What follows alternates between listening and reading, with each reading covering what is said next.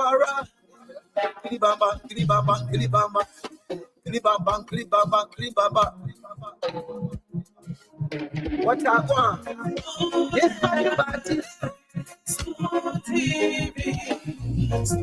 Yes, everybody.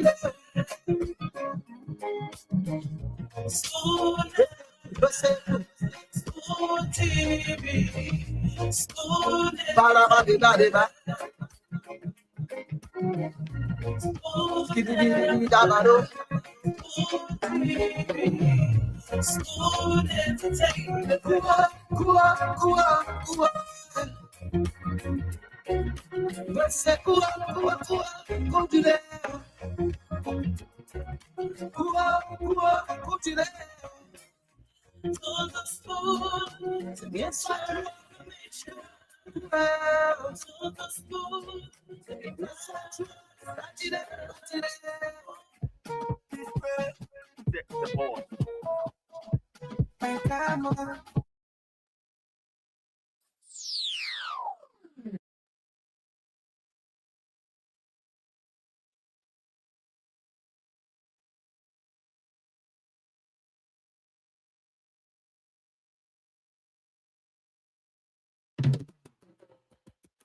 A special one from the CEO, Stan coming with the spoons. And your boy, right at the South Bend. To get your information. For the food to be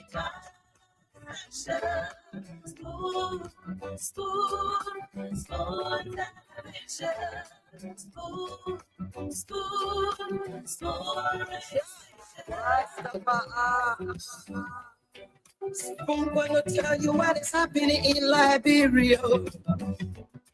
Spoon gonna tell you what is happening in Morovia. Spoon gonna tell you what is happening in Africa. Just to the spoon, you just spoon you know. The children crying for starvation, just don't just spoon. You want to get a news update, my brother, don't just spoon. You want to know what is happening, Moravia, don't just spoon. Politicians want to make their decision, just don't just spoon. You want to know what happening in the ministry, don't just spoon. Yeah, don't just spoon. Yeah, don't just spoon. You from Bonjama, Maryland, don't just spoon. Yeah, don't just spoon. If you eat get found, regular, my brother, don't just spoon. You got a Spoon TV, you got a Spoon Radio, don't just spoon. Okay, good evening, Liberia. Good evening, Liberians. And out of Liberia, we'd like to say you're welcome to yet another edition of the Spoon Talk right here on Spoon 107.5, Fabric 101.1, Super 95.5. The powerful frequencies that we are coming to you live via this beautiful Wednesday evening, the 17th day of the month of December, AD 2025. Welcome to it, and let's have a wonderful time together. This is where the issues that matter to the growth and development of Liberia are discussed. And of course, on this show, your inputs are solicited, and that's what makes it interactive. So welcome. It's 6 minutes on the flip side of 8 o'clock here in Monrovia.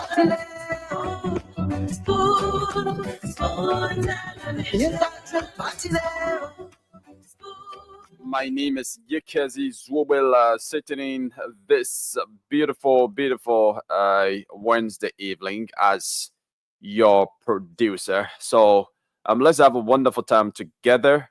The show is being streamed live, Val Spawn TV Live, Fabric TV Live, Support TV Live, and Val, our YouTube channel at Spawn Talk. So you can catch us on any of these platforms to watch or listen to the show this evening. Hey, my name is Yekezi Zobel, sitting in as your producer. Let's go to the lands and talk to Liberians to speak their minds. And this evening, to be telling us about your perspective as regards the stand protest today. Was the protest successful or not? Call us on 0777 771 0777 771 1075 the numbers to call on this evening. Call and tell us about your own opinion about the stand protest action today.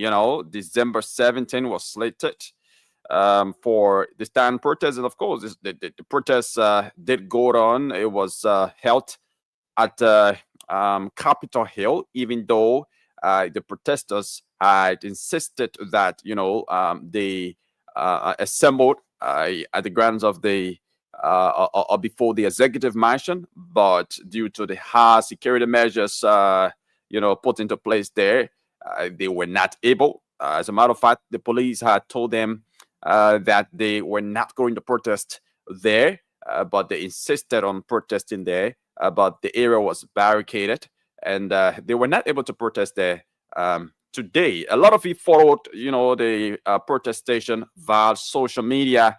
Some of you followed the protestation via various radio stations in the country.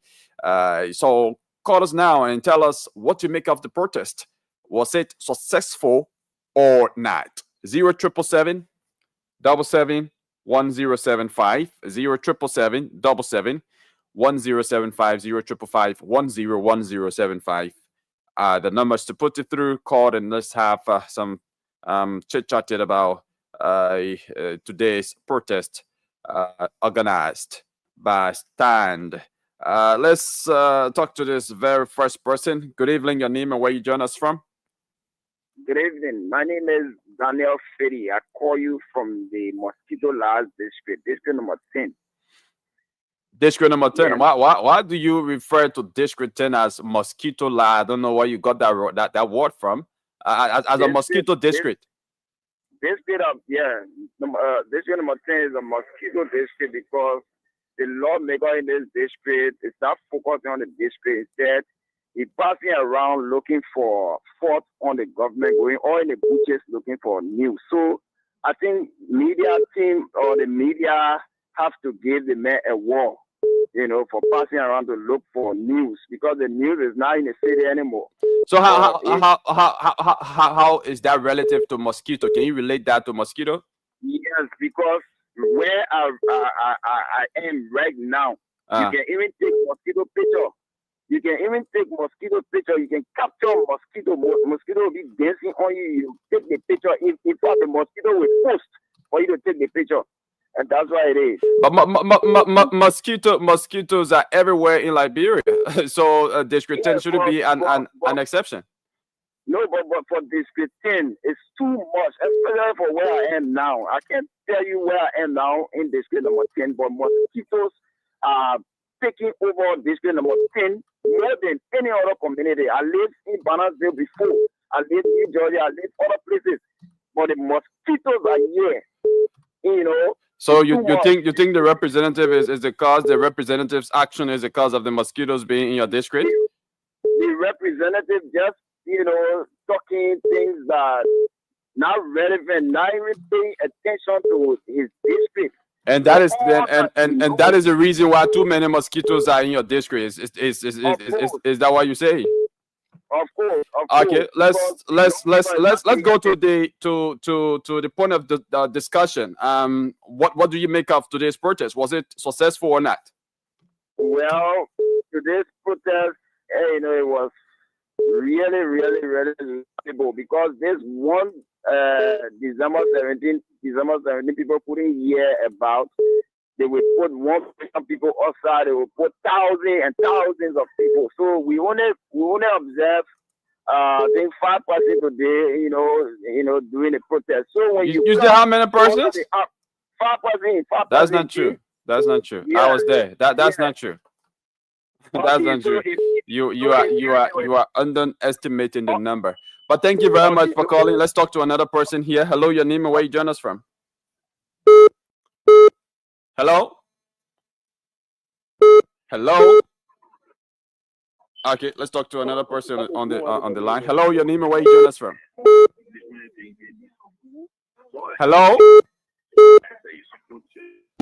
Okay, I don't know what's happening with that line, but let's talk to this person. Hello, your name and where you join us from. I was Nyakwe, calling from Tuporo. Yeah, Yankwe, please go ahead. Thank you very much. The conversation is good. Today, what we witness, we feel that our people's rights were violated, although the Constitution gives them the right to protest. But years back, even when you have the COP posted, I can remember vividly that Mr. President Bwaka himself at the Capitol Building, between the Capitol Building and that of the Executive Mansion, where they got carry copper and they carry all additional things to cook. But today, our people are denied. You said during the COP protest, President Bwaka was where? President Bwaka went to the protest ground. Are you sure about that? I'm telling you, he went at the protest ground. That is not to my knowledge. Okay, thank you. Not your knowledge. That is not to my knowledge. But not everything in this country will be at your knowledge, Chief. And that is not even true. No, but it's not true. Let me see. When they say no to drug people when they protest, where they went to? They went there. In fact, there are a series of protest actions that have taken place in this country that have been held right before the Capitol Building and out of the Executive Mansion. Okay. So we need to take note of that. So I feel that the people achieve, they follow the matter that we assemble, it means that they achieve what they want to achieve. Thank you very much. Thank you very much. Let's talk to this person. Hello, your name and where you join us from. Good evening. Let's hear you. Welcome. Let's hear you. Thank you very much. May God bless you. I send the CEO on the postoto and the another function for the analysis on the stand on the platform. My name is Mohammed M. Kane Tion, and Kane is a member of the Unity Party in the Legislative Bureau, and I still in December 16 legacy. What is on my mind? You have to deal with the Global Business Association group within the Bureau, and I want to kindly appeal to President to see our best legacy for him to lift off the ban, because the President came out with a proposal. Definitely, we believe that it brings civil embarrassment to the local business dealer, more besides those that are doing the local business from the different countries. I think it affects them seriously. So we want to appeal to President Bwaka to see how best for him to lift all the bans so our brother then be able to sell their products for the able to be a beneficial to, because the ban were put on the global business. I think it affecting our brother very seriously.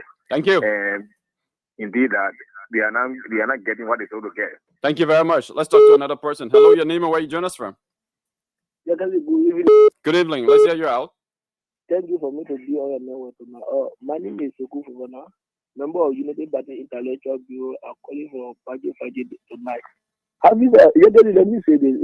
Someone will know they protest today will not come to materialize. People are not today. People are seeing it. You care her.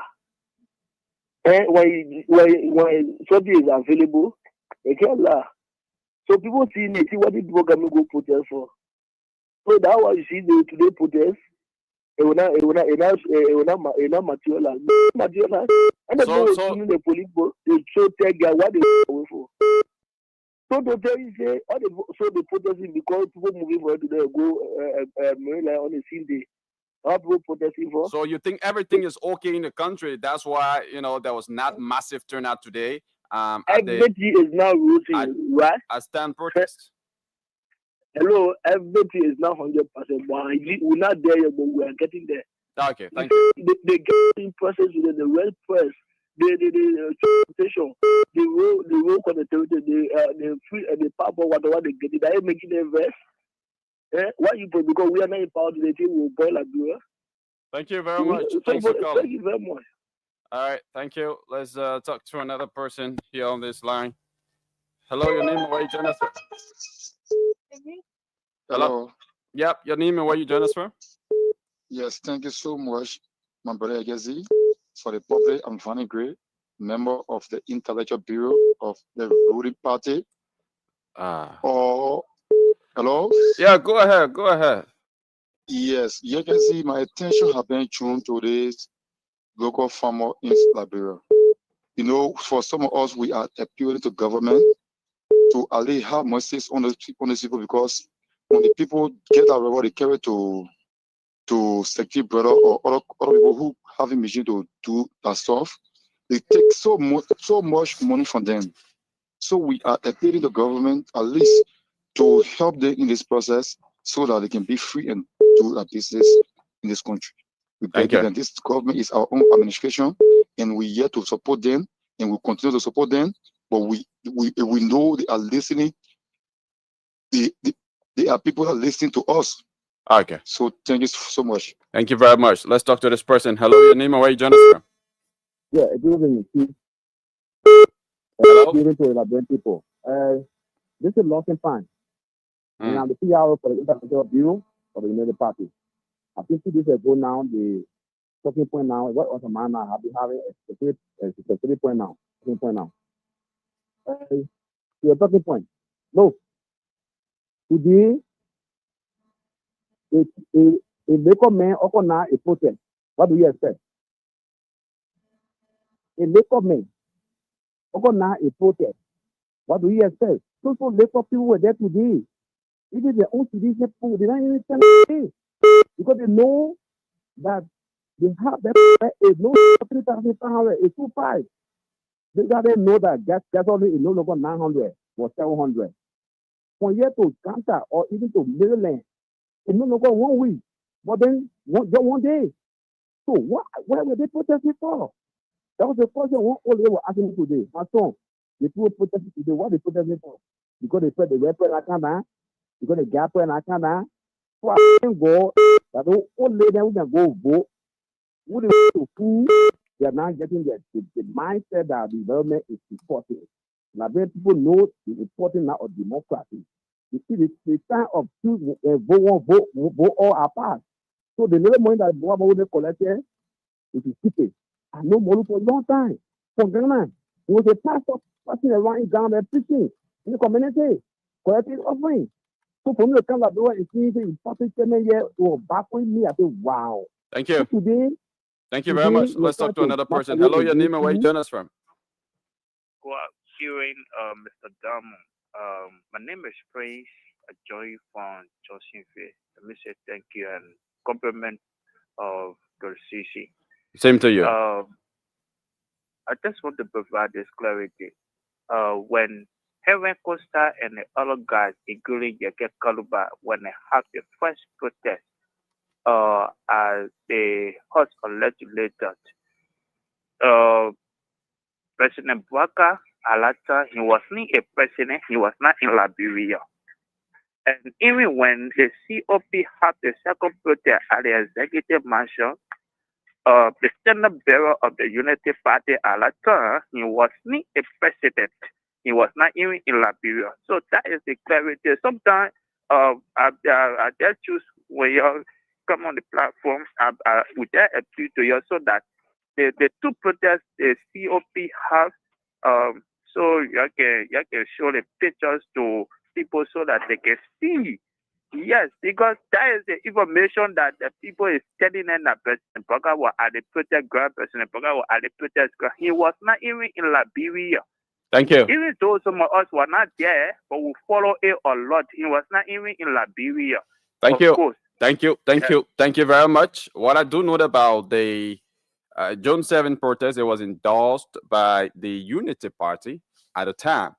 But I've never heard of President Bouaka, going on a protest scene to protest. I haven't heard about that. I haven't seen that. So I mean, I think I attempted demystifying that information that was provided earlier on. But let's talk to this person. Hello, your name and where you join us from? I'm okay. Let's hear you. Thank you for your opportunity. You guys, my concern, Your they name- call me your name Emmanuel first. say Mr. Leopo, commonly known as Mr. Leopo around the Polo Junction. Okay, go My ahead. concern had to do with the way the show is being conducted now by the panelists. Okay. Sometimes we follow the show, the way the show used to be like. I think I call more followers to be following the show. But now the way the show is being conducted, the CEO always do the show like he want to control the minds of the panelists. The last night, he always doing it. The last night I follow the show.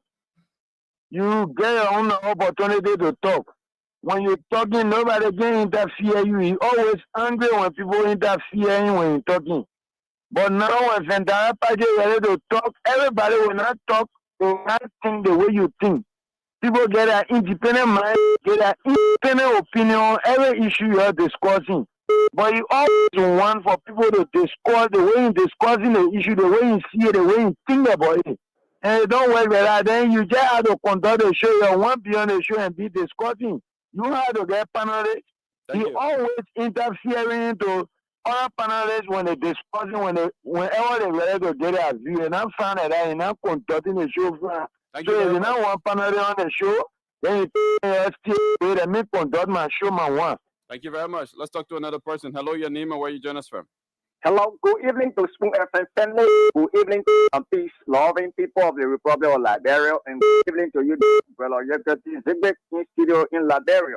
By the way, the introduction and Alfonso A.F. Cameron once again, the great, beautiful Wednesday evening. Alfonso, it took you too long just to introduce Yeah. yourself, and we What got all my limited mind time. have to do with the entire government of the Republic of Liberia, headed by President Joseph Numa Braka.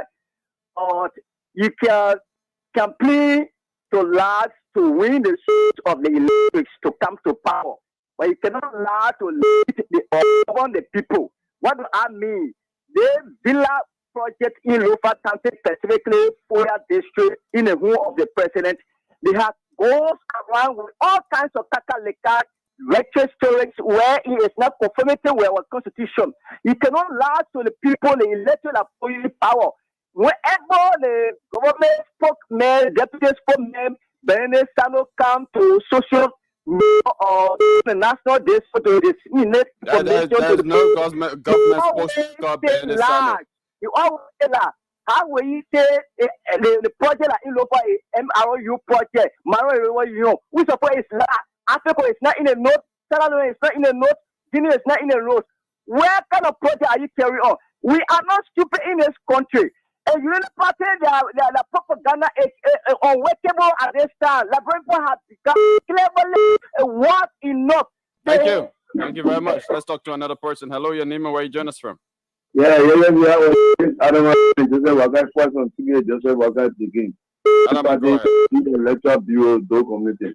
Go ahead. Yegasi, they call Madam Fafana. Yegasi, they woman. You're not coming to province. Maybe they find that you coming back the corner for stand of having a corner of being Bamatan. The stand of Bamatan, red the 17. They will more advocate. Now see yourself playing a pool, but you are advocate for going apart Kubonosha.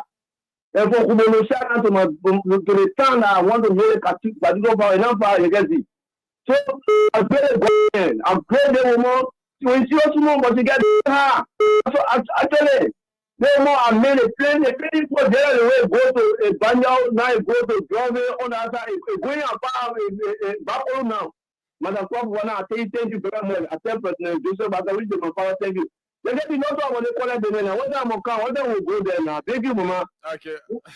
Thank you, Mama. Yeah. Mama, Papa, yeah. Yeah, Papa, thank you now. Let me now to the way, thank you now.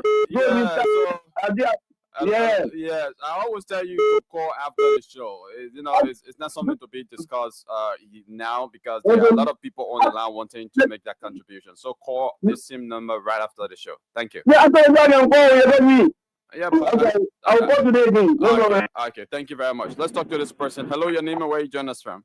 Yeah, good evening. Good evening, let's hear you. Oh, thank you. My name is Paco Apuin from Banana. Okay. This evening, what I really want to talk about, I just want to talk about the program here by Monobabo and his follower. Today is one of the wasted time that we ever went through today. Mono would brag that he can bring 10,000 human beings outside. I could hold breath and stand all the protesters in 20 seconds. Then, Mono and a group that took the street and blocked for nothing and created unnecessary traffic for people that were going for that nature business today. Mono should not be human beings, should not be even taken seriously in this country. A jewelry workshop made a Moru where he look at him so go on him or a finger calling people to go protest. What the Moru have? What the Moru protest for to go protest? Protest for what? Thank you. For what? What? Thank you. Thank you. Moru, you have the credibility to call and bring or to go protest? Thank you very much. Let's talk to another person. Hello, your name and where you join us from? Thank you. So, is it Damo? This is Yekezi. Let's hear you. Oh, yeah, Yekezi. Thank you. My name is Pastor David from District 6. So, let me say this, Yekezi. Everybody in Liberia can be the government donkey. You can ride everybody.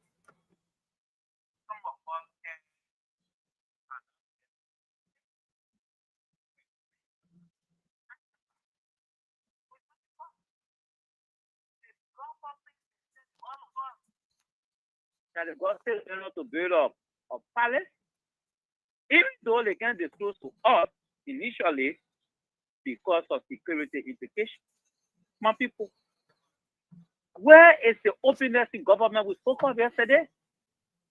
Where is the transparency we spoke of yesterday? I remember there were people asking some requests. You say you get 25 minutes to whip out, but we can see it. So rather we can see it at the street. Where is the trademark of the 6.1 million they claim they use? You can see, as the government, as President Bouaka, he talked about accountability and transparency. Where is the openness in government? You hear this project from us. Even if it is bathroom to be dedicated, President Bouaka is there.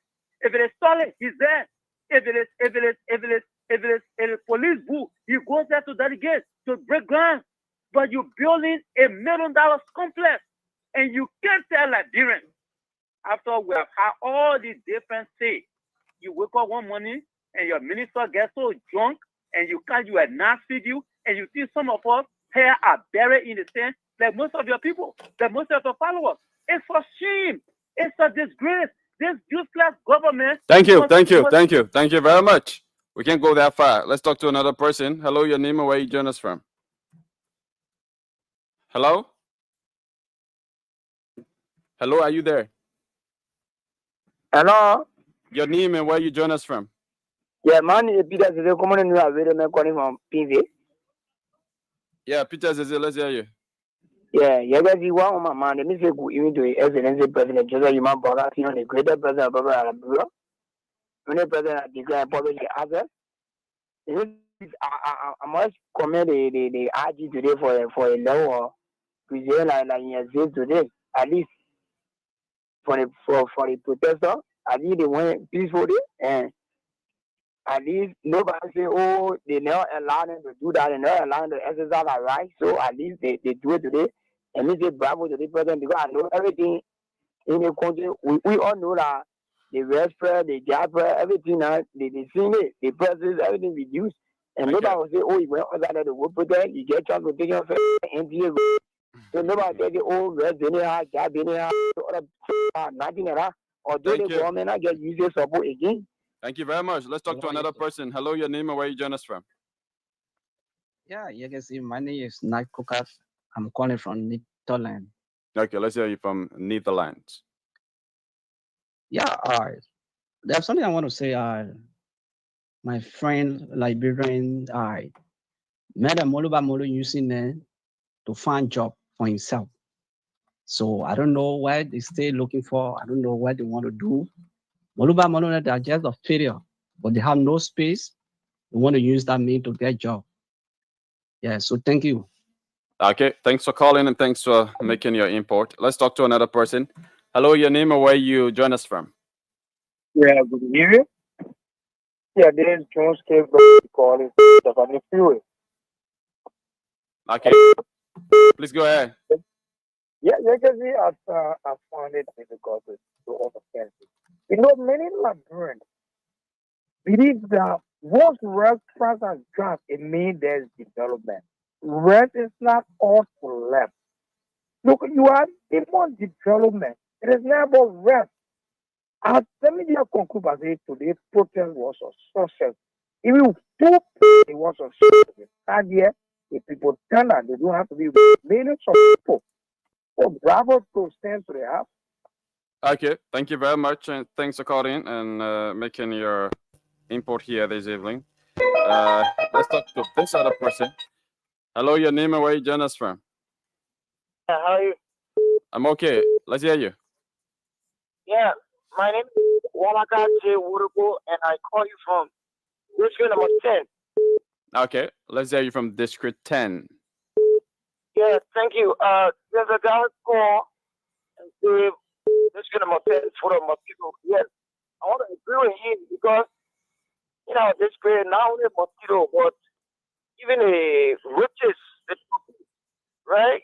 So they are here, but I think what he was saying is true because our lawmaker is not really focusing on the district. We are focus on the district instead of him talking all sort of things and doing research for the government all around the country making information. So that's what I wanted to say. But for the issue of the protest today, I think the most talk about protest, people are talking about, I think they didn't yield any food because the country right now, I think under Joseph Boakai is trying to go forward. We are seeing that prices of rice coming down, the price of fuel and other things. You know, we are noticing changes. So we just want to tell this government thank you for at least putting things into order. Thank you very much, Jagadi. Thank you very much for calling. Well, you're listening to the Spawn Talk right here on Spawn 107.5. It's now 35 minutes on the flip side of 8 o'clock. 25 minutes climbing up to 9 o'clock. That's the initial time checked right there in Liberia. And welcome. This is your most preferred nighttime show from Odious Congo Town in Monrovia, Liberia. And of course, this is the Speak Your Minds segment of the program. All you've got to do to be a part of the conversation is to dial the numbers 05551010750 777-777-1075. Those are the numbers to put it through. Once you call those numbers, your calls are likely to be taken here because there are a lot of calls coming in. So if you are looking for your call to be okay, well, that is good for you. But we are looking at today's protest up Capitol Hill by the Solidarity Trust for a New Day Stand, and that was organized by, the protest was led by the executive director of Stand, Moba Molu Jr. What do you make of it? You did follow the protest on social media, radio stations in the country. What do you make of it? Was it successful? Was it not successful? What's your input? Call us and let's have some conversation around that talking point. Let's talk to this person. Hello, your name and where you join us from? Yeah, my name is Alexander Jackson, calling you from FPROC, Connellsville. Alexander, let's hear you. Yeah, for me, really, let me first say thanks to God for our life and also the presidency of Joseph Boakai. My brother, I'm from the Southeast. I cannot look at myself indeed to go protest because seeing myself as a human being from the South, I produce president. For the fact that my leaders at that time, leaders from Southeast, they make an attempt. In fact, not even attempt, but they make a mind to travel to Africa to enter. Today, we cannot. I give glory to this government. I even regret why I have to vote for CDC. I'm not telling you that. I regret it, and I will never do it in my entire life. Thank you. See my leader passing through Africa to enter. It is a shame and disgrace. Thank you to Joseph Boakai. Thank you. Thank you very much. Thanks for making your input here this evening. Let's talk to this person. Hello, your name and where you join us from? Hi, my name is Victoria Tay. I'm calling from Minnesota. Victoria, let's hear you from Minnesota. Okay, so yeah, Casey, how are you? How you doing? I'm great. I'm okay. How are you? I'm good. Okay, so I wanted to talk to your two previous callers that were talking about District 10 being place that infected with mosquito and roaches and stuff like that. The lawmaker don't have to come to your house to clean your house. All you need to do is clean your surrounding, clean where you live. Don't wait for rainy season. I mean, for Yeke Koluba to come clean your house. Yeke Koluba will not come to your house to clean your house. Clean your house. They all stop living in field and start blaming the government. Say, oh, the government not doing this or the government not doing that. Clean around your house. Yeke Koluba got nothing to do with your house. What's supposed to come to your district? If Yeke Koluba get it, he will bring it to the district. If you don't have it, he will not bring it. All you need to do is clean your place, clean your house. Thank you, Yagasi. Okay, thank you. Thank you very much for that advice, and I think I do agree with you. Thank you. Thank you very much. Thank you. All right. All right. So that's it. Clean your house. And I mean, I think she was just on point. You don't expect the lawmakers to, because what bring about everything you talk about, the cockroaches, the mosquitoes, I mean, is filth. That's what bring about those insects, you know. So once the surrounding is not clean, I mean, definitely you have these insects around. Let's go back to the lines and talk to more individuals here. Hello, your name and where you join us from? You say your name? Yeah, good evening, my brother. How are you? How are you? I'm okay, and you? I'm managing Convery. I'm Lawrence Spencer. I'm in Johnsonville here. Okay, Lawrence, let's hear from you. Thank you. I mean, you know, Liberia is such a hypocritical country. And that's the reason Liberia is still lacking in all aspects of basic essentials of life. Because some of those who are condemning protests today, we all protested against the previous regime, in fact, the immediate past government, but some of the very things that we see happening today, you can see where we see villas. Oh my God. Okay, so folks, we need to get an alternative orange line here. Orange line is having some issues currently. Yeah, so we need an alternative orange line. We'll be announcing an alternative orange line for you to call on very, very shortly. Yeah, let's talk to this person. Hello, your name and where you join us from? Hello. Hello? Hello, are you there? Hello?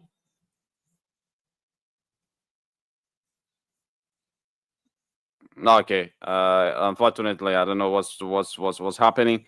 But our alternative orange line, yes, I'm trying to get an alternative orange line here to announce. But let's talk to this person in the meantime. Hello, your name and where you join us from? Yeah, I'm you from Grand Cape Mount County. Okay, let's hear you from Grand Cape Mount County. Yeah, you know, my brother, Other people that that their opposition they always can be criticizing the government. But we know the government are doing better to let it pass. Okay. All right. Thank you. Yeah, Thank you so for calling. Yeah, I told you from Pogba, yeah. Thank you. Grand County. Thanks for calling from Pokba, Grand Cape Mount County. Yeah, my son is my name also. Okay. Welcome. How is Jenkins? There's a popular journalist there called Jenkins, right? Yeah. You know Jenkins. His last name is just escaping me, but I mean that's it. Thanks for calling. Yeah. Thank you. Thank you very much. Let's talk to this person. Hello, your name and where you join us from. Yeah, you get good morning and good evening. Sorry, bro. Good evening, my man. Good evening. Let's hear you.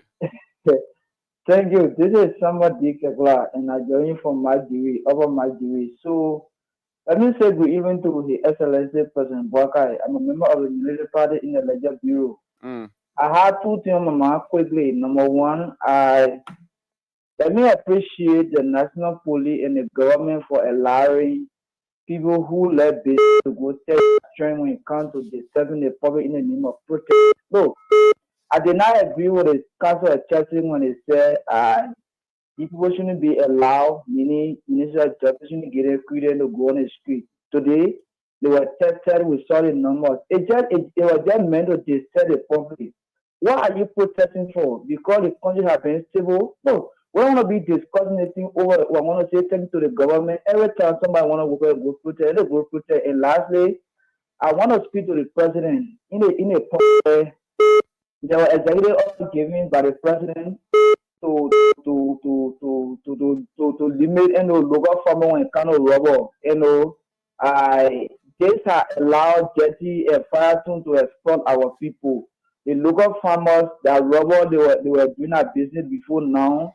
Jetty and Firestone are allegedly exploiting the people buying a rubber very cheap for them, and some people are struggling. So I want for the government or the president to rethink about that decision, because I mean, whatever makes my government uncomfortable with the people is concerning to me. So it's a thing that some all have been going on. We are hearing people, we're seeing how things have been around the country when it comes to the local farmer in rubber plantation. Is a thing that the government had to rethink for that decision. Thank you for the show.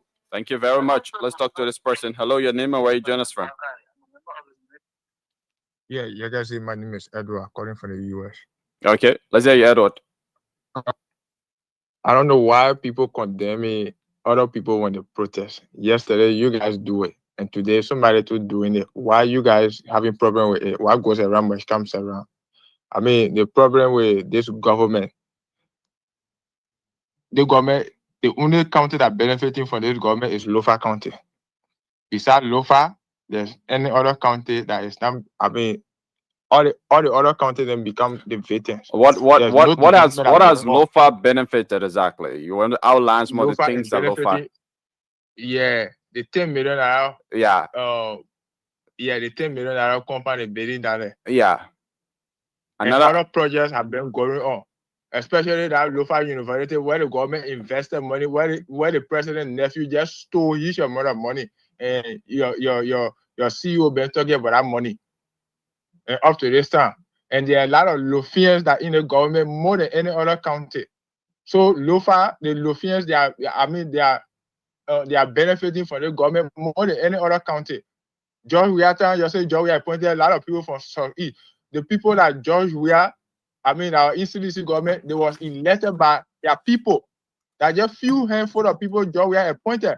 But George Weah appointed a lot of people from Nimba, people from Bon, people from Maryland, Grand Bassa, Bomi, Grand Kema, all the places. They may appointed everybody from all over the place. But check this government. The Lofians are more than any other counties. Okay. So this government, Lofa County, is benefiting more than any other county. So the government doing nothing. Other counties, they benefit. They are not benefiting anything at all. But George Weah, Nimba County benefit the most. And George Weah from Nimba. There are a lot of projects that they make carry on.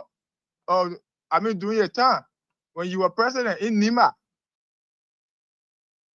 Okay, thank you. Thank you very much. Thanks for making your input here. There's a link. Happy New Year to the Spoon family. Okay, many happy returns. Let's talk to another person. Hello, your name and where you join us from? Hello? Yeah. Yeah. Yes, I'm Gasengo calling from Soaking Lake, Pisaze, 11 Jaffe. Okay, please go ahead. Let's hear you out. Yeah. No, I appreciate the government today for allowing Liberians to come out according to their own will. They had a constitutional right to do that. But one thing I was disappointed about is why should people listen to Moloba Moro, who said he was intoxicated when he was leading a whole party as a party chairperson? So it's such a limited being. Why should Google people listen to him? So I was so disappointed in those people that follow him today. Thank you for the show tonight. Thank you very much. Let's talk to this person. Hello, your name and where you join us from? Hello, are you there? Okay, there's an international call from the Ivory Coast, and we are having connection issues. Let's come back here to our local lines. Hello, your name and where you join us from? Hello, my name is Azabayan. I call from Kingsville. Okay, welcome. So you on the international line, just holding a little bit. Let's end this call. Yeah, let's hear you. Yeah, what's on my mind tonight has to do with the way Mr. Waterspoon moderates the Spoon Talk program. Okay. I mean, he doesn't really respect the other panelists. He tries to dominate and he doesn't want to accept other people's view. Last night, he did it on the Mandela Party how to cut us. You don't do that. He shouts at other people. He doesn't want to listen to them. He thinks that he's the master of all. I think that being very respectful to other panelists, he has to change. When people say, I'm moderating, I can do this, I can do that. In my mind, where he can be saying that I own the station so I can do anything that I want to do. So you need to be respectful to other panelists. Thank you. Thank you very much for calling. Okay, let's talk to another person here. Hello, your name and where you join us from? What's up? I'm okay. Let's hear you. I'm Daniel. You're calling for the owner. Daniel, go ahead. Yeah, but they protest today about Moloba Moro. Yeah. I mean, John can papa is smart. I mean, I can power again. Without I mean, I'm going to go rest. Unja akwamen. For again, Bap. For you to my own Nima. For me, I want to say Nima. You sure you got Bap? Hello. Hello, I'm listening to you. Yeah, You're I want to correct for Nima. Two of the same Nima for this. You move for Nima. You go we get for Praga. Let's do work. We certify with but the government. Nima has been okay ever since. Yeah. Under the same unity party government. Ellie was president. What chairman you know where Goshen, where especially was that time in past. Let go say now. When why ain't selling get money? They make a lot of going and ain't selling get money. So that part yeah, let go say that. Thank you. Who tell something? From me. Thank you very much. About you going to school. I get my own house. Other people say that you're not going to school now. So because you're going to school, you want money from government? So if you devote government, you're not doing it for yourself. Okay, thank you. You're supporting your family yourself. Simple. Yeah, but the government has got to, create the enabling environment for all of that to happen. Hello? Yeah. Whatever you don't government, you will not work us. Thank you. Thank you very much. Thanks for calling. Let's take others on the line. Hello, your name and where you join us from? Hello. How are you, kid? I'm okay. Okay, this is Benego Nijo from the State Mosera County. Yeah, Benego, please go ahead. Okay, no problem. Thank you for the time. Look, I think it is condemnable for the actions of the police against the peaceful Liberians that protested today on their rights. The Constitution of the Republic of Liberia gives every legit citizen the opportunity to petition government through grievances. And the citizens of Liberia, the appalling situation in the country by this government, countries like so they gather today to petition state authority. But the attitudes rendered against the citizens from the national police, I think it is disingenuous. I think gradually need to retract from such attitude. It is wrong to be this article, this enchanting labyrinth on state authority. I think every labyrinth has a responsibility to express their grievances, and through Article 18 and Article 17. So if that is so, they have the full right to do that. I think we all have the strength to condemn the action today, running against citizens from the national body. Thank you for the time. Okay, thank you very much. Let's talk to another person here. Hello, your name and where you join us from? I call right on the orange line. I'm Lawrence. I think just through. Yeah, please go ahead. Oh, I got the reason the guy who Your line is breaking up. Your line is terrible. Morris. Am I better now? Let's manage to hear you. Hello, I'm finally lost. I don't know what's going on with the Yeah. Hello? Please go ahead. Please go ahead. Let's manage to hear you. Yeah, so the guy was the other fellow started to cast expressions on the way the CEO conduct the show. That man was another party man. That's why. Okay, so I'm going to see the I'm sorry, your line is terrible. You want to do some adjustment and call us back. Let's talk to this person. Hello, your name and where you join us from? Hello, Yakezi. How you doing? I'm good. I got Brian Kamara calling from the US. Yeah, let's say you Kamara from the US. Look, Yakezi, it's not bad to protest. Liberians have the right to get out there if they are disenchanted for any reason. But when you look at the leaders of the protest, when you look at the mobile model, Asobian, Logan, the Alvin Whistle, these are people that just need to go sit down. They just need to go sit down because what they were not doing, this is what the government doing. And everything they're protesting for are things that they were doing. And they are not seeing some of those wicked things that they were doing in their administration. So they just need to sit down, man. Let the people do their work. Because they can't come back to power. Thank you very much. Thank you. Thanks for calling and making your input. Let's talk to this person. Hello, your name and where you join us from? It's Amon. I'm calling from John. Amon, let's hear you. Yeah, brother. I listen to, I don't call it, some of them say that the government, first of all, we're not discussing government, and Senator always say we're discussing like we want for level to be better.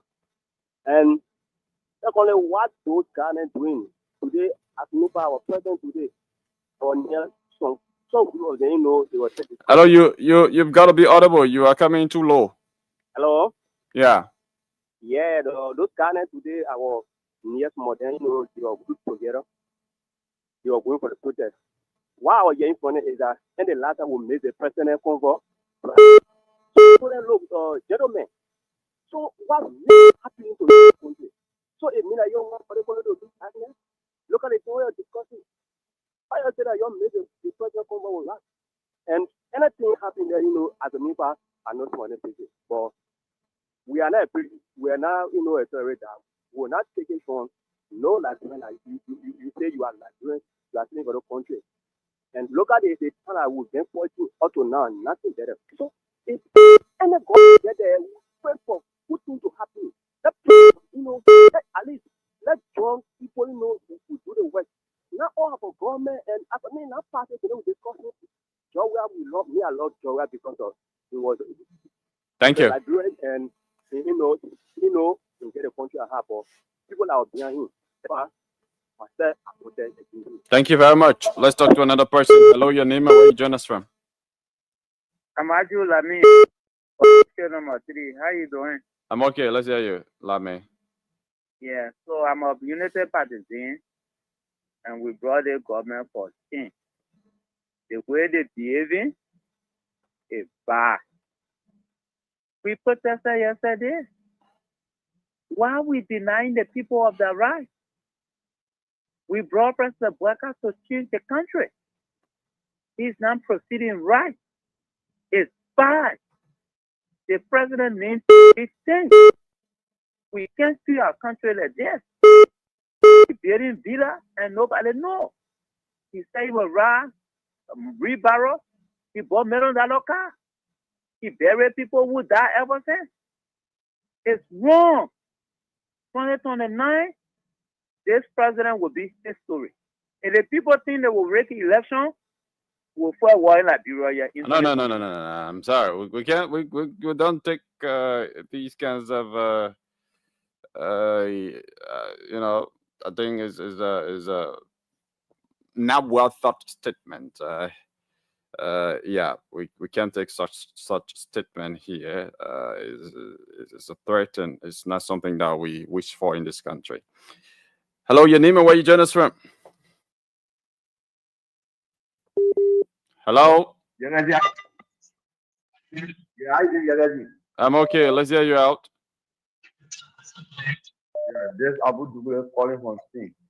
Abu, you want to listen directly via the phone, not your monitor. Well, in my mind this evening.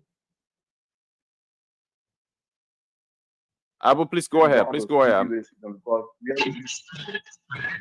Yeah, so I'm getting a feedback. So just turn down the monitor, what you're listening to, turn it down and listen directly from the phone. You get me? I'm hearing you, but there is a feedback.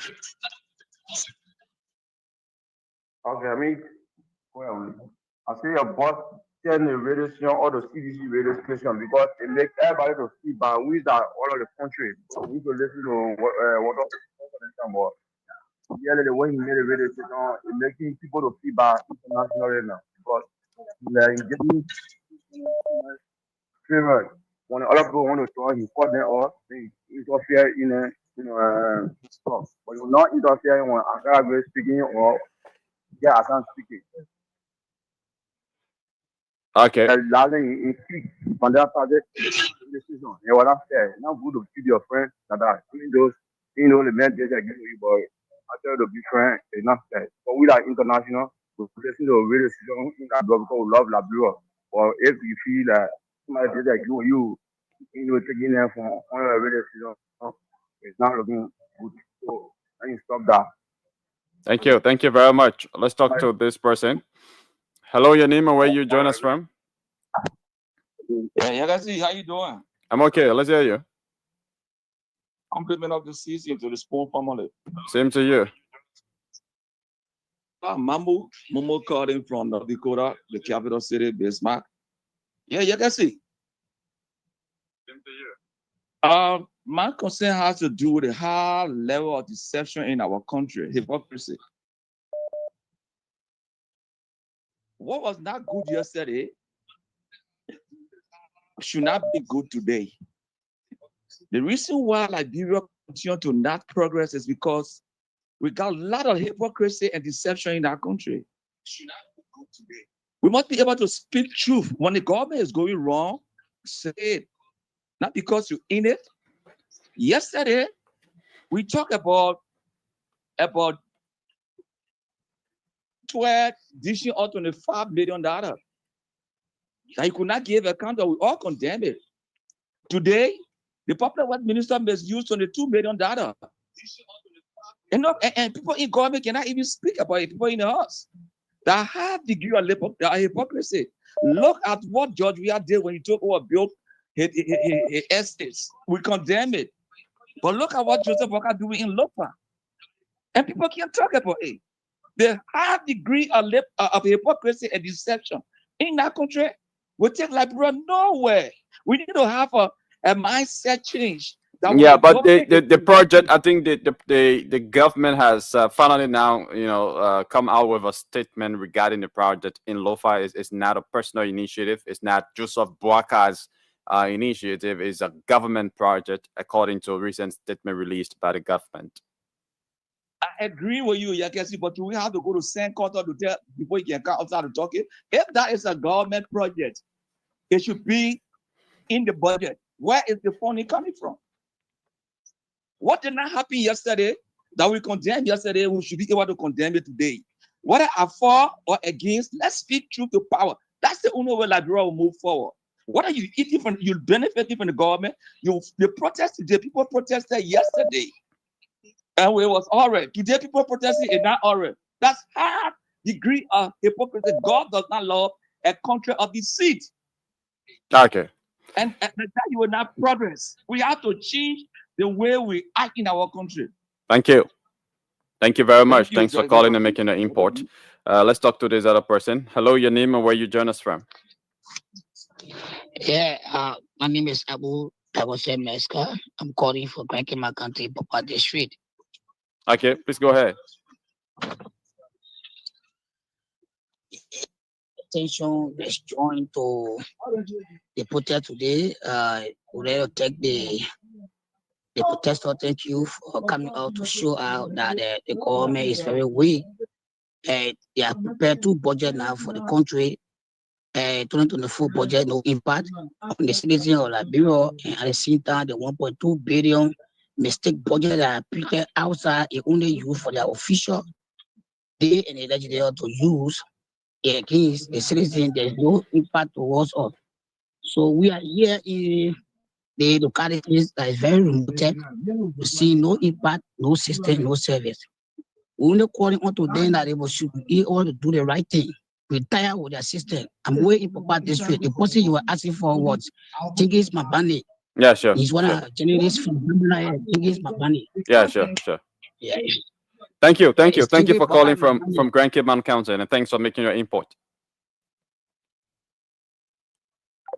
Okay. So you were listening to the Spawn Talk. Is 3 minutes on the flip side of 9 o'clock. That's the initial time check here in Odious Congo Town in Monrovia, Liberia. And of course, we are soliciting your views about trending national issues in the country. And top on our agenda here this evening has to do with today's protest. What do you make of it? Was it successful? Was it not successful? And of course, you can speak to other issues that are on your minds. That will be allowed as well. So our alternative orange line is 0770417724. So you can call us directly if you're in Liberia. You can call us directly on that line. And for those of you watching from outside the country, call us on the WhatsApp number. I'm rolling down the screen, and of course, you will be taken live here to make your input on some of the issues that matter to the growth and development of Liberia. Let's go back to the lines and talk to this person. Okay, we lost that person. Let's talk to this other person. Hello, your name and where you join us from. Hello. Good evening. Let's hear you. Thank you. I'm listening to the Spoon every Sunday, and this is the voice of Lawrence Quia. I'm the first chef of operations. This is my youth league, CDC chapter of Mosoro County. Please go ahead, Lawrence. My attention has been drawn to today's protest. You were asking a question as to whether the protest was successful or not, right?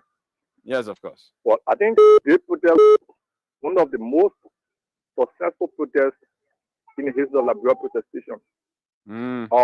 First thing, let's understand that there is nothing cataloged in the Constitution of Liberia that says that a protester should be 200,000, 300,000.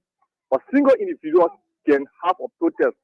That is to send the message, and the message reach to who or whom you want to send the message to. The message today, you think it reached the president because the demand was to assemble before the executive mansion. That wasn't the case. The demand was to, present the petition directly to the president, that wasn't the case. All right, that's true. But yes, right. We are all aware that we have a president who is adamant. We have a president who doesn't care for hostility. We have a president who have no interest in listening to the blacks of hostility. We have a president who can instruct the police director to kill hostility at any time at his will. Well, the current president has not instructed any of his lieutenants to kill anyone. That is not to my knowledge. I don't know about that. The previous president as well did not do such. No president in our post-conflict history has, done that. outrightly, as you are saying. Hello. Yeah.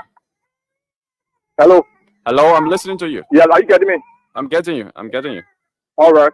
So Mr. Bwaga did not accept our petition today.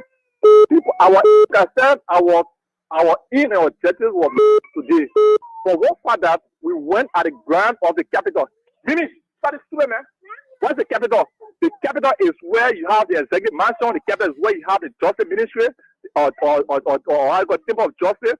The capital is where you have the seat of the legislature. And that particular area was referred to as the capital. So we did not tell anyone that we were going to see Mr. Bwaga. We did not tell entering the office of Mr. Bwaga. We did not tell anyone that we were going to the ground of the executive mansion.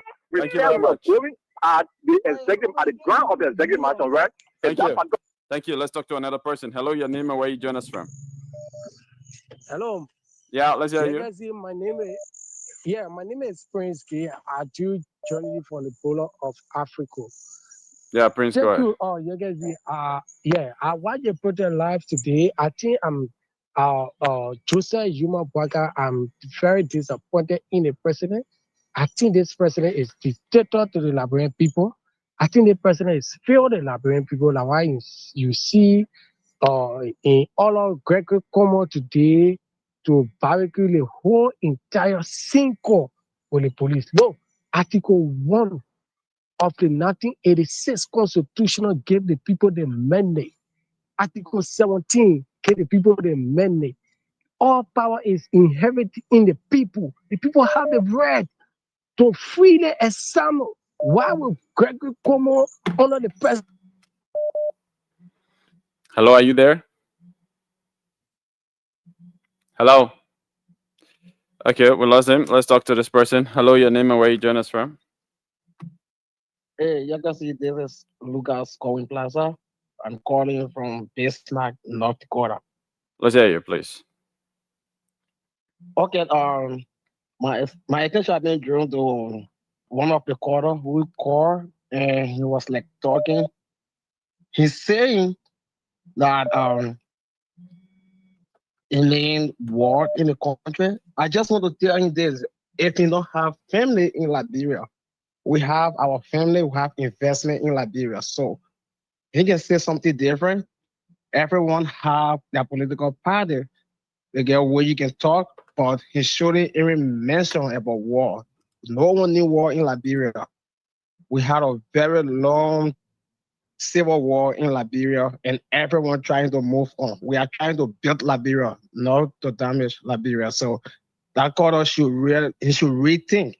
We have to rethink, and then there are so many ways he can address issues. He can go and protest and stuff, but it should never come from old guys like that more talking about war in our country. We don't need war anymore. We have investment there. We have family in Liberia.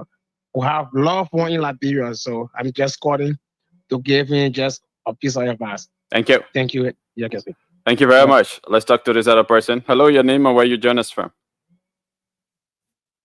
Yeah, you can see. Yeah, let's hear you.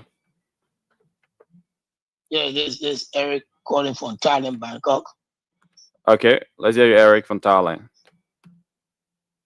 Yeah, I want to say thanks to the panelists of Spoon. This is Spoon, right? This is Spoon, yes. Yes, I want to say thanks to each and every one of Spoon, and then I want to say thanks to the IG for today ceremony. The people did over there, and there was no any major chaos that went on. But the problem here is that the sedition or whosoever that decided that they wanted to bring chaos in the country, it was peaceful and there was no chaos in the country. Let us all know that we are all Liberians, and let us all focus on Liberia first. We are not here to run after political issues and other things. The people that carry them on the front line, they are not there with the children, but they are sitting aside and carrying people on the front line. So, big respect to the Spoon Radio and the Spoon TV. I give you people, I implore you people for last courage today. Thanks. Thank you very much. Thanks for calling. All right, you listening to the Spoon Talk right here. So a lot of time today given to you, our listeners and our viewers, to call in and speak your minds on trending national issues. Particularly, we're looking at issue that unfolded up Capitol Hill that has to do with the stand protest today. What's your take about the protest? Was it successful? Was it not successful? Well, it is yours to say. Call us on 0777 7710775, 0777 7710750, 0555 101075. Okay, so the orange number I just announced is now on. So the alternative number is 077041 7724. That same number is rolling down the string as our WhatsApp number, but the SIM cards are in two different phones, so the local call is now going to interfere with the international call. So call us on that number, and of course you will be live here on Spoon 107.5. The show is being simulcast on Fabric 101.1, Super 95.5, and across our various social media platforms here. Let's talk to this person. Hello, your name and where you join us from? Good evening to you. Good evening. Let's hear you. Well, good evening to the panelists. You can see, I'm kind of speaking to you on this system. You can see, let me say a compliment of the system to you again and to our panelists and our viewers.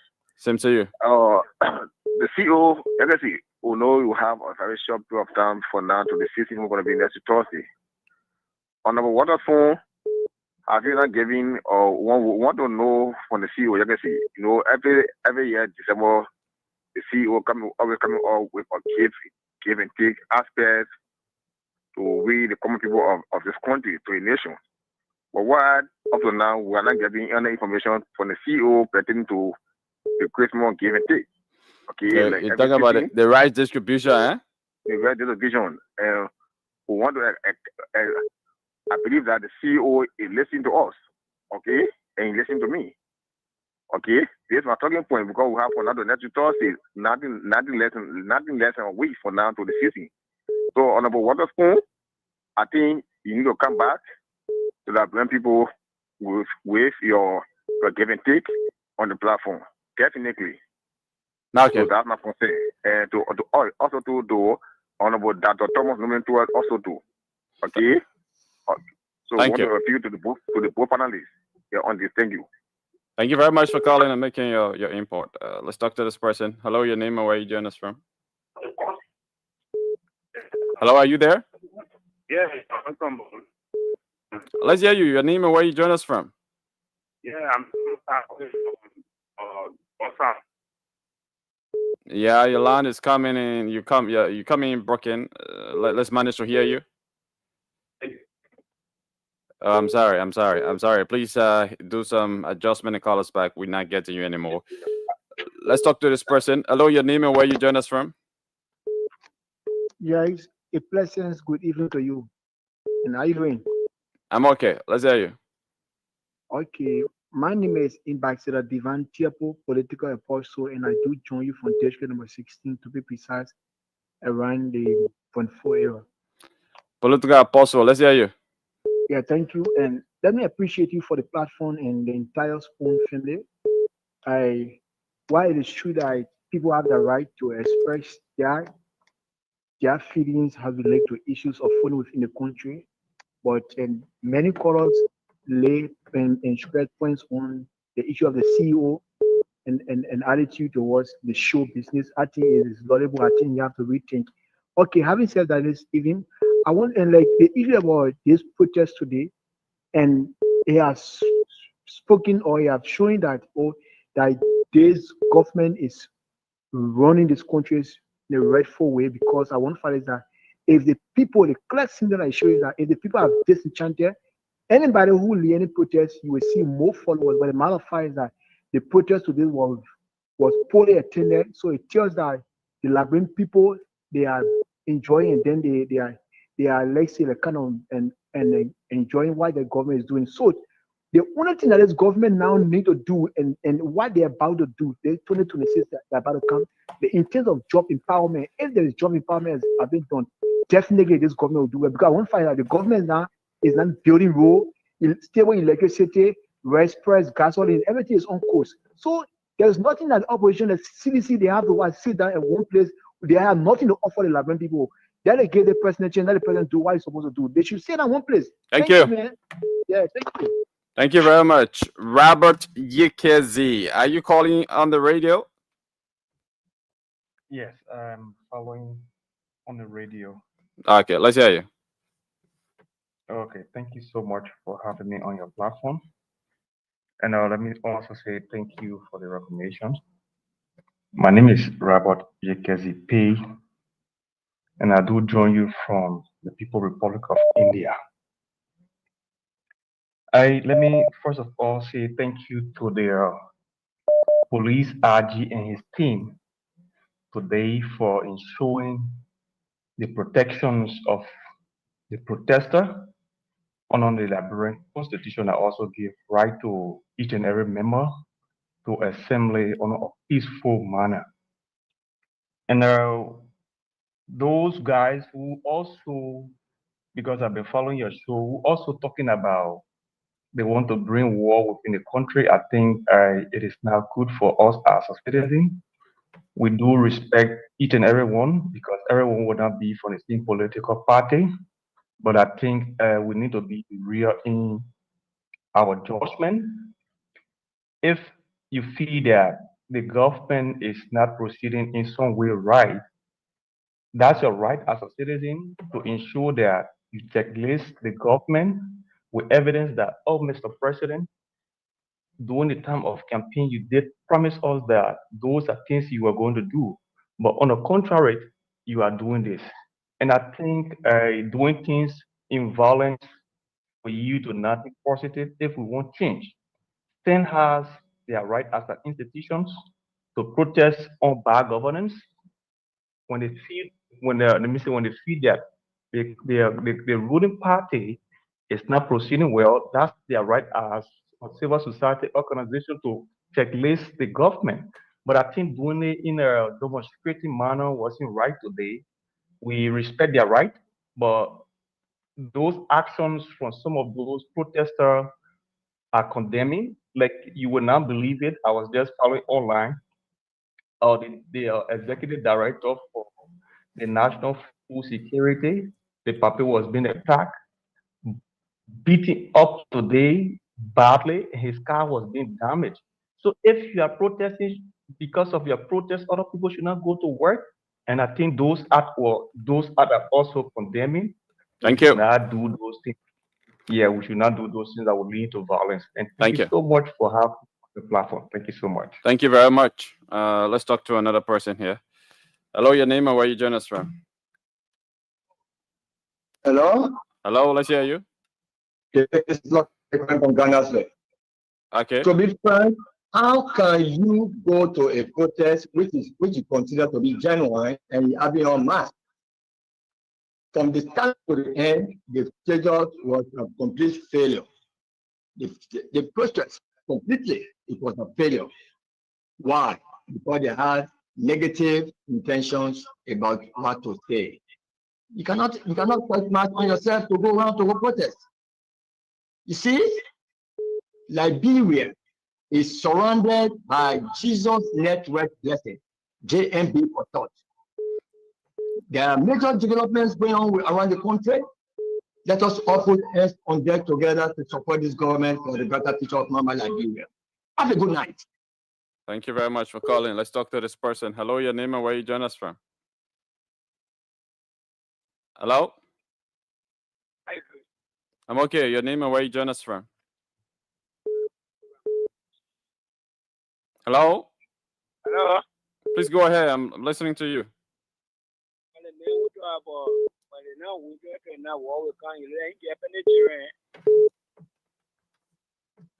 You are coming in very, very low. Very, very low. You've got to be audible.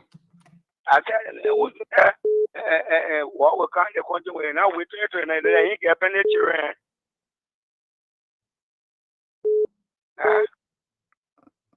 I think you're not asking me that question. Are you there? Okay, thank you very much. Let's talk to another person. Hello, your name and where you join us from? Karim Soka. Your name? My name is Abdul Karim. Yeah, and what's your input? Let's hear you. What is on my mind to just commend the MD of Library Legislative Corporation. Okay. Kudos to him to thank you for your hard work. We appreciate him to continue and the changes he brought to the Library Legislative Corporation. Thank you very much. God should bless him and give him long life. Okay, thank you. Thank you very much for calling. All right, let's talk to this person. Hello, your name and where you join us from? Hello? Okay, let's go to the New Star line. Hello? Yeah, you guys. Yeah, let's hear you. Thank you. So, I mean, I keep listening to people saying the government allow people to protest. Government do allow people to protest. It's our right to protest as citizens of this country. You know, the way people sometimes sound gullible in Liberia is quite mind-boggling. That's the reason the leadership of the country continue to rely on many of us. I mean, for us to have seen the handle this today,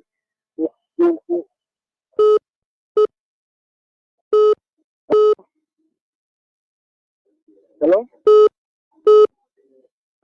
So, yeah, like I was saying, right?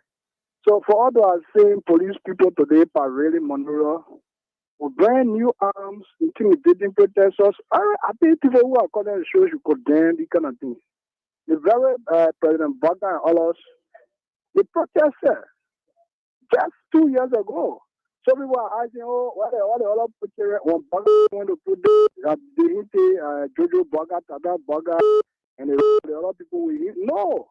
Why we always said you know, stand up for other people when we didn't say I said stand up yesterday. So because Burger is president now, all of them going to protest him, part of family to go protest. Is that the issue the family thing? The house is the 30 minutes will go. So if the man say, I'm sorry, I want to go and protest, the woman goes to go protest. So it's not making sense. What we say here is our right. Government, even think that the government is facing on the right of the protesters today by deploy scare tactics. You will go outside the far end, you deploy police, parading, or have other things across the city as though enemy are invaded the city. They are wrong. Can I intimidate people that don't want to express themselves? Their country is not owned by Burger family. Their country belongs to every one of us. Thank you very much. And let's welcome Mr. Rothschild to the show. Oh, how are you, brother? How are things? How are things back home? Yeah, good. Everything's good here, except for the protest up Capitol Hill today. How did that turn out? Yeah, so the turnout today compared to previous protests hosted by this same organization Stand, it was far low compared to the July 17 protests. Yeah, the turnout. Why do you think that was the case? Why do you think it was low? Yeah, probably it was because there was not much publicity given to this protest compared to the previous protest, because I know that a lot of publicity, a lot of mobilizations, were done for the July 17 protest, but little was done to this one. So I think that might be just one of the reasons why the turnout was. Do you think the Christmas holiday, now that a lot of people are in this sort of Christmas mode, and they're going out there trying to find their Christmas, do you think that had anything to do with it? Yeah, I mean that could be one of the contributing factors. Because right now we are in a festive season. Everybody is hustling. Everybody is looking for money to buy Christmas clothes, to buy for their children. To celebrate the Christmas and the New Year. So people are actually busy out there, and some may think that going to protest is not going to put food on the table. It's not going to buy their children Christmas clothes and all of that. So they just were busy and decided to kind of stay away from the protest. But the turnout was actually low compared to their previous protest. The turnout may have been low, as you say, but do you think the message that they were trying to get across, do you think that message went across? Do you think people, especially the powers that be, do you think they received that message loud and clear? So even though you didn't have a huge, number of people there, but was the message carried across? And do you think that the authorities embrace that message? Yeah, the message. I think that message went across. Not just today, but during the July 17 protest, because they gathered July 17, and they read their petition out loud. Okay. To the public. There were online, media platforms there, that took the message live, and I believe government officials were, listening to, those credible media platforms that are providing coverage. So I think the message went across. It's just that they had a specific demand that the president comes out to get the petition, and that if the president doesn't get the petition, it means the president is not ready to address some of the concerns or some of the contents of the petition. But I think the message went out loud, and if the government wants to address some of those concerns, they would have begun addressing some of those concerns ever since. But again, I mean, they know their own reasons of coming out today. So tell me, how's the atmosphere in the country now? I mean, we're in this, as you describe it, this festive season, and the city must be buzzing everywhere. You have traffic jam, I imagine. But describe the mood in the city or in the country, for that matter. How are people feeling? I mean, what can you give us some sort of pulse test as to how people are feeling and how they were doing? Yeah. So usually during the festive season is a busy time, especially for market personnel. The commercial. Yeah, is a very busy time. The market areas are very, very congested. Like you say, there's long-lasting traffic congestion in the city at major points. The ministerial complex, there's long-lasting traffic congestion there of recent on Capitol Hill. At the various market area, Douala, Red Light. I mean, there's long-lasting traffic congestion at those places. It just tells you that a lot of people are coming from the counties and maybe outside Liberia, into the country to celebrate the Christmas, but. The traffic congestion could also be due to the construction of the overhead bridge, because there can be a very, very long lasting several hours of traffic congestion along the Boulevard route around the ministerial complex because of the construction of the bridge. So I mean, the mood is a celebratory mood, you know. Children are happy, moving here and there, going for vacation, Mm. and expecting themselves to celebrate Christmas and New Year very soon. So the town is congested to do the so-called Decembrists from overseas, from the U.S. and other places, other parts of the Liberian diaspora. Are they now arriving in town, in the city especially, and is that contributing, you think, to the festivities and the excitement within the city? Yeah, I can say yes because I have a couple of friends from United States who have already arrived. So I can say yes to that. And I know there are other Liberians usually during this time who come from outside the country to celebrate the season with their loved ones, with their friends and family members here. So yes, the Decembrists are here, and I Okay. think, yeah, sure.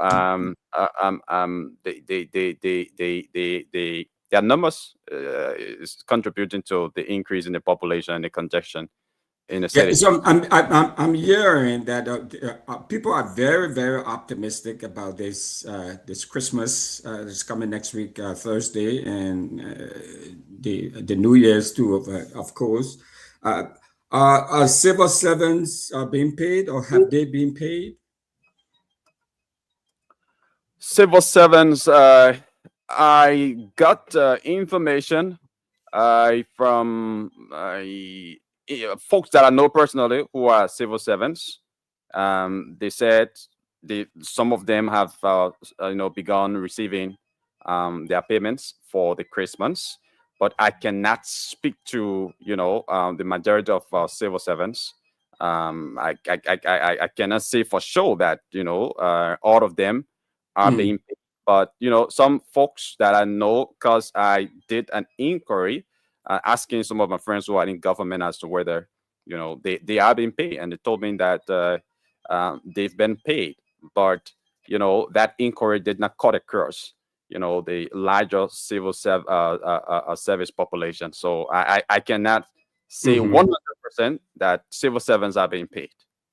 Okay, but nonetheless, people are still in a very radiant, festive mood, and they're having a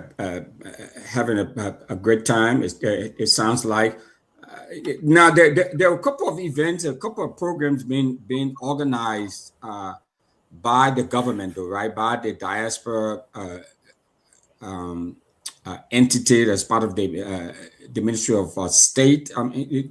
Aren't there some programs also being organized? We're not trying to, I imagine there are a lot of festivities, a lot of activities going on, though, right? I mean, I heard that there are some programs being hosted by the government. Is that right? I can't speak to that, Clay. Okay. I'm not certain about that, so I can't speak to that. Okay, all right. No, yeah. So I heard there are a lot of things there to welcome to folks who are coming from overseas for the Christmas holiday, and there are a number of things that I don't know what those things are, and who is having what, or where are they having them. But anyways, I'd like to say welcome to you all. If you're just joining us, I'd like to say welcome to Spoon Talk. Kef Hassan, Mr. T, Wanoke, Fangalo, welcome as well. So we just here chit-chatting with my guy, Yakazi, just telling us about what the atmosphere is like in Monrovia at the moment, considering we have Christmas next week. And so he's just been sharing some things with me about the mood and the pulse of the people in Monrovia now. There are tons of people apparently coming from the Liberian diaspora all over the U.S., primarily Europe and other parts of the world. I mean, he's saying that they all are converging there in Monrovia, and they're having a wonderful time. Some folks have received their salaries. He's not sure if everyone has received, those who are working and employed either by the government or other places, if they all have received the salaries for the holiday, but he know of at least some of them have received the salary. And he also talked about the protest that took place today. The impact may have been felt. It did not draw a large number of people, but apparently the protest organizers did succeed in getting the message across. So those are some of the things that we were talking about just before you guys joined us. So I'd like to say welcome.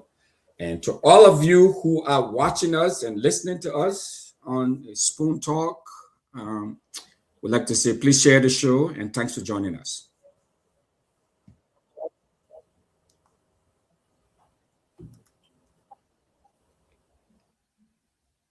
Mr. Wanake, where are you? Are you in Monrovia?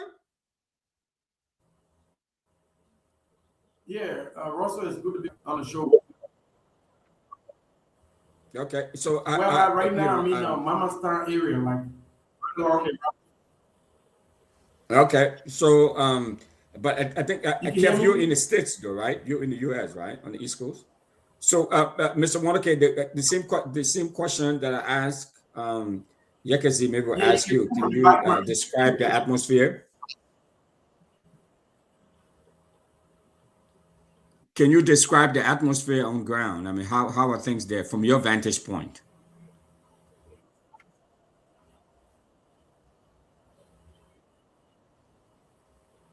From here, from my vantage point. Okay, so this afternoon, like around between 1:30 and 2:30, I drove from town, came through Cinco, around the executive mansion area there. It was a little tense.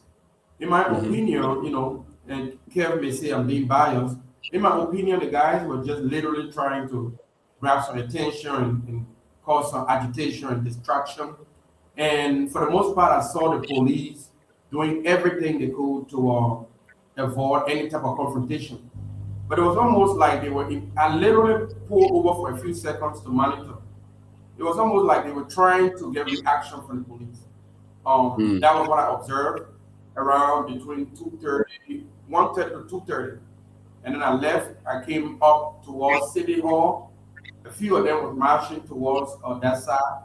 And you could see the police trying to joke with people, trying to be friendly with them and say, hey, why are you doing this? Why are you trying to, it's your right to protest as long as you keep it peaceful and respect the rule of law. And then there was a moment when the police gave the timeline. At that point, I had left the Cinco area. That was like 4 o'clock. The police, I told them, hey, you guys got to leave the corridor. So you got the impression that they were inciting the police? They did not get anything close to the number that they talk about. Nothing. Yeah. Okay. Fubi, that's Chief. my observation, especially around the Polytechnic. Okay. Fubi, like to say welcome and thanks for joining us today. We're just chit-chatting, waiting until others can join before we can get the show started. Kev Hassan, what's on your mind? I'm sure you've been talking to your contacts in Liberia. What are they telling you about how the protests unfolded today? How did things go? We heard from Yekezi. We heard from T. Wanake. What are you hearing from your sources? And then we'll get to Fubi after that. Yeah, so let me say hi to you guys. Before I go into the protests, I think the Christmas fever, as you and Yekezi were explaining, I'm not sure if that's the Liberia that we asking people. Maybe it's a different, maybe Liberia is too, because Yekezi interviewed a gentleman today, and he said, I was not part of the protest. I was just passing around, I just came here. I have not eaten since this Monday. I'm hungry. That sounds to you like a Christmas fever? So I don't get. Yekezi interviewed the gentleman. He said, I'm not a protester, but I've not eaten since this morning. Then Yekesi, when I asked him again, what about the past 6 years? He explained, say, I was doing my hospital, at least we were eating. He was not a protester. So I don't know which Liberia, you guys are saying. But anyway, Yekesi say his friends said, yeah, so he probably. But I'm not there. I mean, Minnesota. No, yeah, I know that. And maybe, his friends sent back, maybe that's the fever. Because back home, we'll get our friends, family member come. The fever is in your home. But you guys can test it. But let's go to the protest. Whether the protest was successful or not, a lot of people coming out, what was the outcome of the protest? But I'm beginning to be afraid for Liberia. Some of us, although we were not and old enough at that time, but we understand what went on. When stuff happened from 80 to 85, stopping the right of people, that brought the 89, 20, December 20. Why am I saying this? Fubi here on this platform protested on the mansion ground. He was there live and direct. They cooked there. Nobody stopped them from going there. President Joseph Hima Boakai protested on that ground. But it sold things to the Liberian people that President Joseph Hima Boakai is coming to free Liberia, freedom, everything. But today, he said nobody should go on that ground. This is the second time. The first time folks were on that ground, they tear gas innocent civilians because Joseph Hima Boakai was leaving the mansion to go sign a book of condolence. If you remember, Russell, you're a true Democrat, my brother. It is right. You don't have to agree with the protester. The only time you stop there if they become violent. But the June 7th protest, but on that ground, they went there twice. Fubi was there. We can play his video there. So you can't deny that. We can play his video tonight that he was there. So why stop? And I'm saying this as a taxpayer in this country, in America, I'm saying to the government, the embassy, the United States government, you are sitting and watching Liberia is going back to the dark days. Why that people cannot protest under Article 17? They just ask, just be peaceful. That's what Article 17 says. Peaceful assembly, just be peaceful. I'm calling on the United States and saying, if you will sit by and allow the 90s to reign on Liberia, we are watching. I'm calling on the European Union. We should not allow this. We should not allow, you can disagree with the protest. You can say, but we should not allow, because I'm telling you, this will be a precedent. And precedent can be good, it can be bad, but this is bad. Because what will you say if next government comes and say you cannot even protest again? I call it all truthful Liberians who love this country. And we have sense. We have sense. We were not 2-year-old. We have sense. What happened? We have sense. We know the reason. What happened during the 90s? during the 80s to the 90s, people decide to take the law into their hands because people feel that never had it right. And this is not politics. People can flip it any way they want to flip it.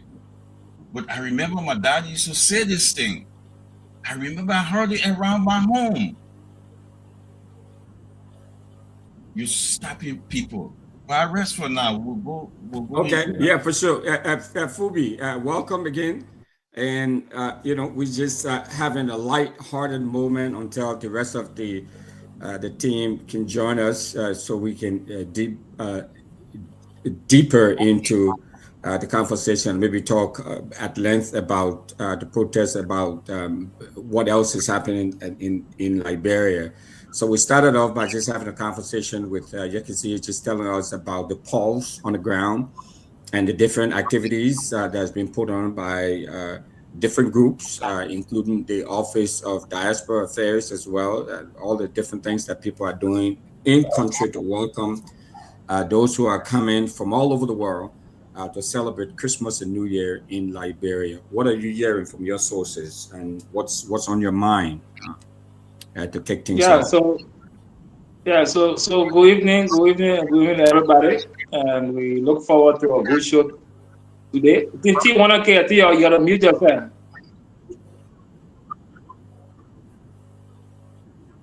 Fangalo, I think you gotta mute yourself. Feedback. Yeah, so we look forward to a good show today. On the issue of the protests, I just enjoy my CDC man, and their tone change. So they will now speak the energy that they had to speak before the protest. They have toned down, and I just love my man. What a guy! After we said, he became the running pedestrian today. And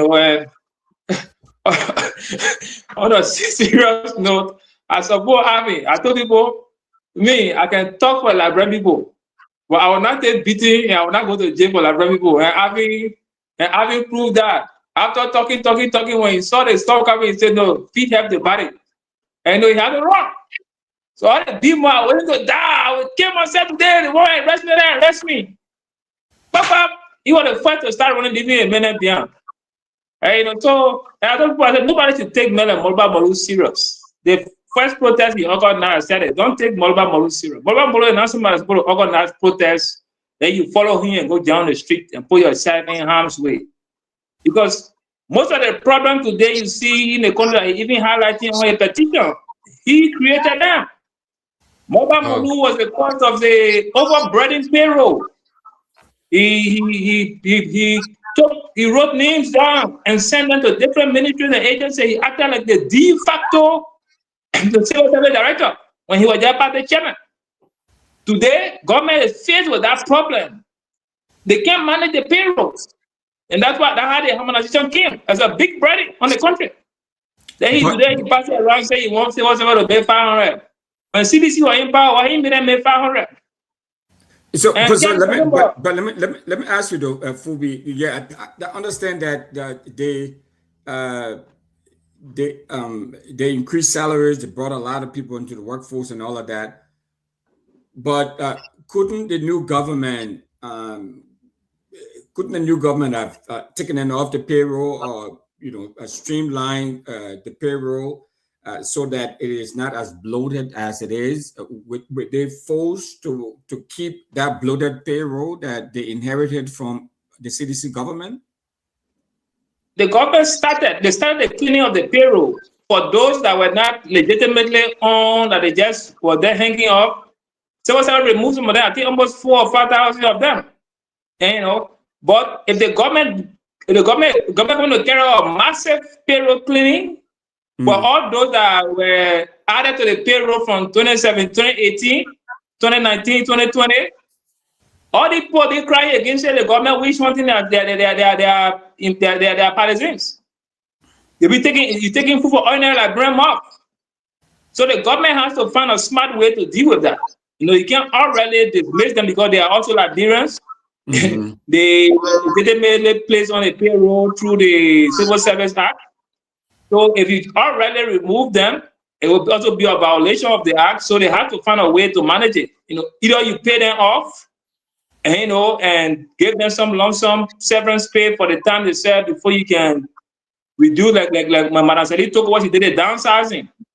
And you can use that approach to clean the payroll, but you have to have government have to have a package to ensure that all of them receive a package before moving. You can't just do it. You can't just do it abruptly. So that'll be an extra burden they have to carry. So what the government is doing now? So the government is systematically trying to streamline or reduce the payroll, the wage bill that it inherited from the CDC. Is that what the government is trying to do now? Is that part of what you're saying? I mean, but they're doing it in a methodical way, I guess is what you're saying. I mean, they have to be very responsible about that to avoid. Yeah, they have to be responsible about it. They did some cleaning initially, and the government also they need to like I said, it can be done abruptly. And but one thing that was done that was good. This the approach that was used by Molu to be sending people left and right.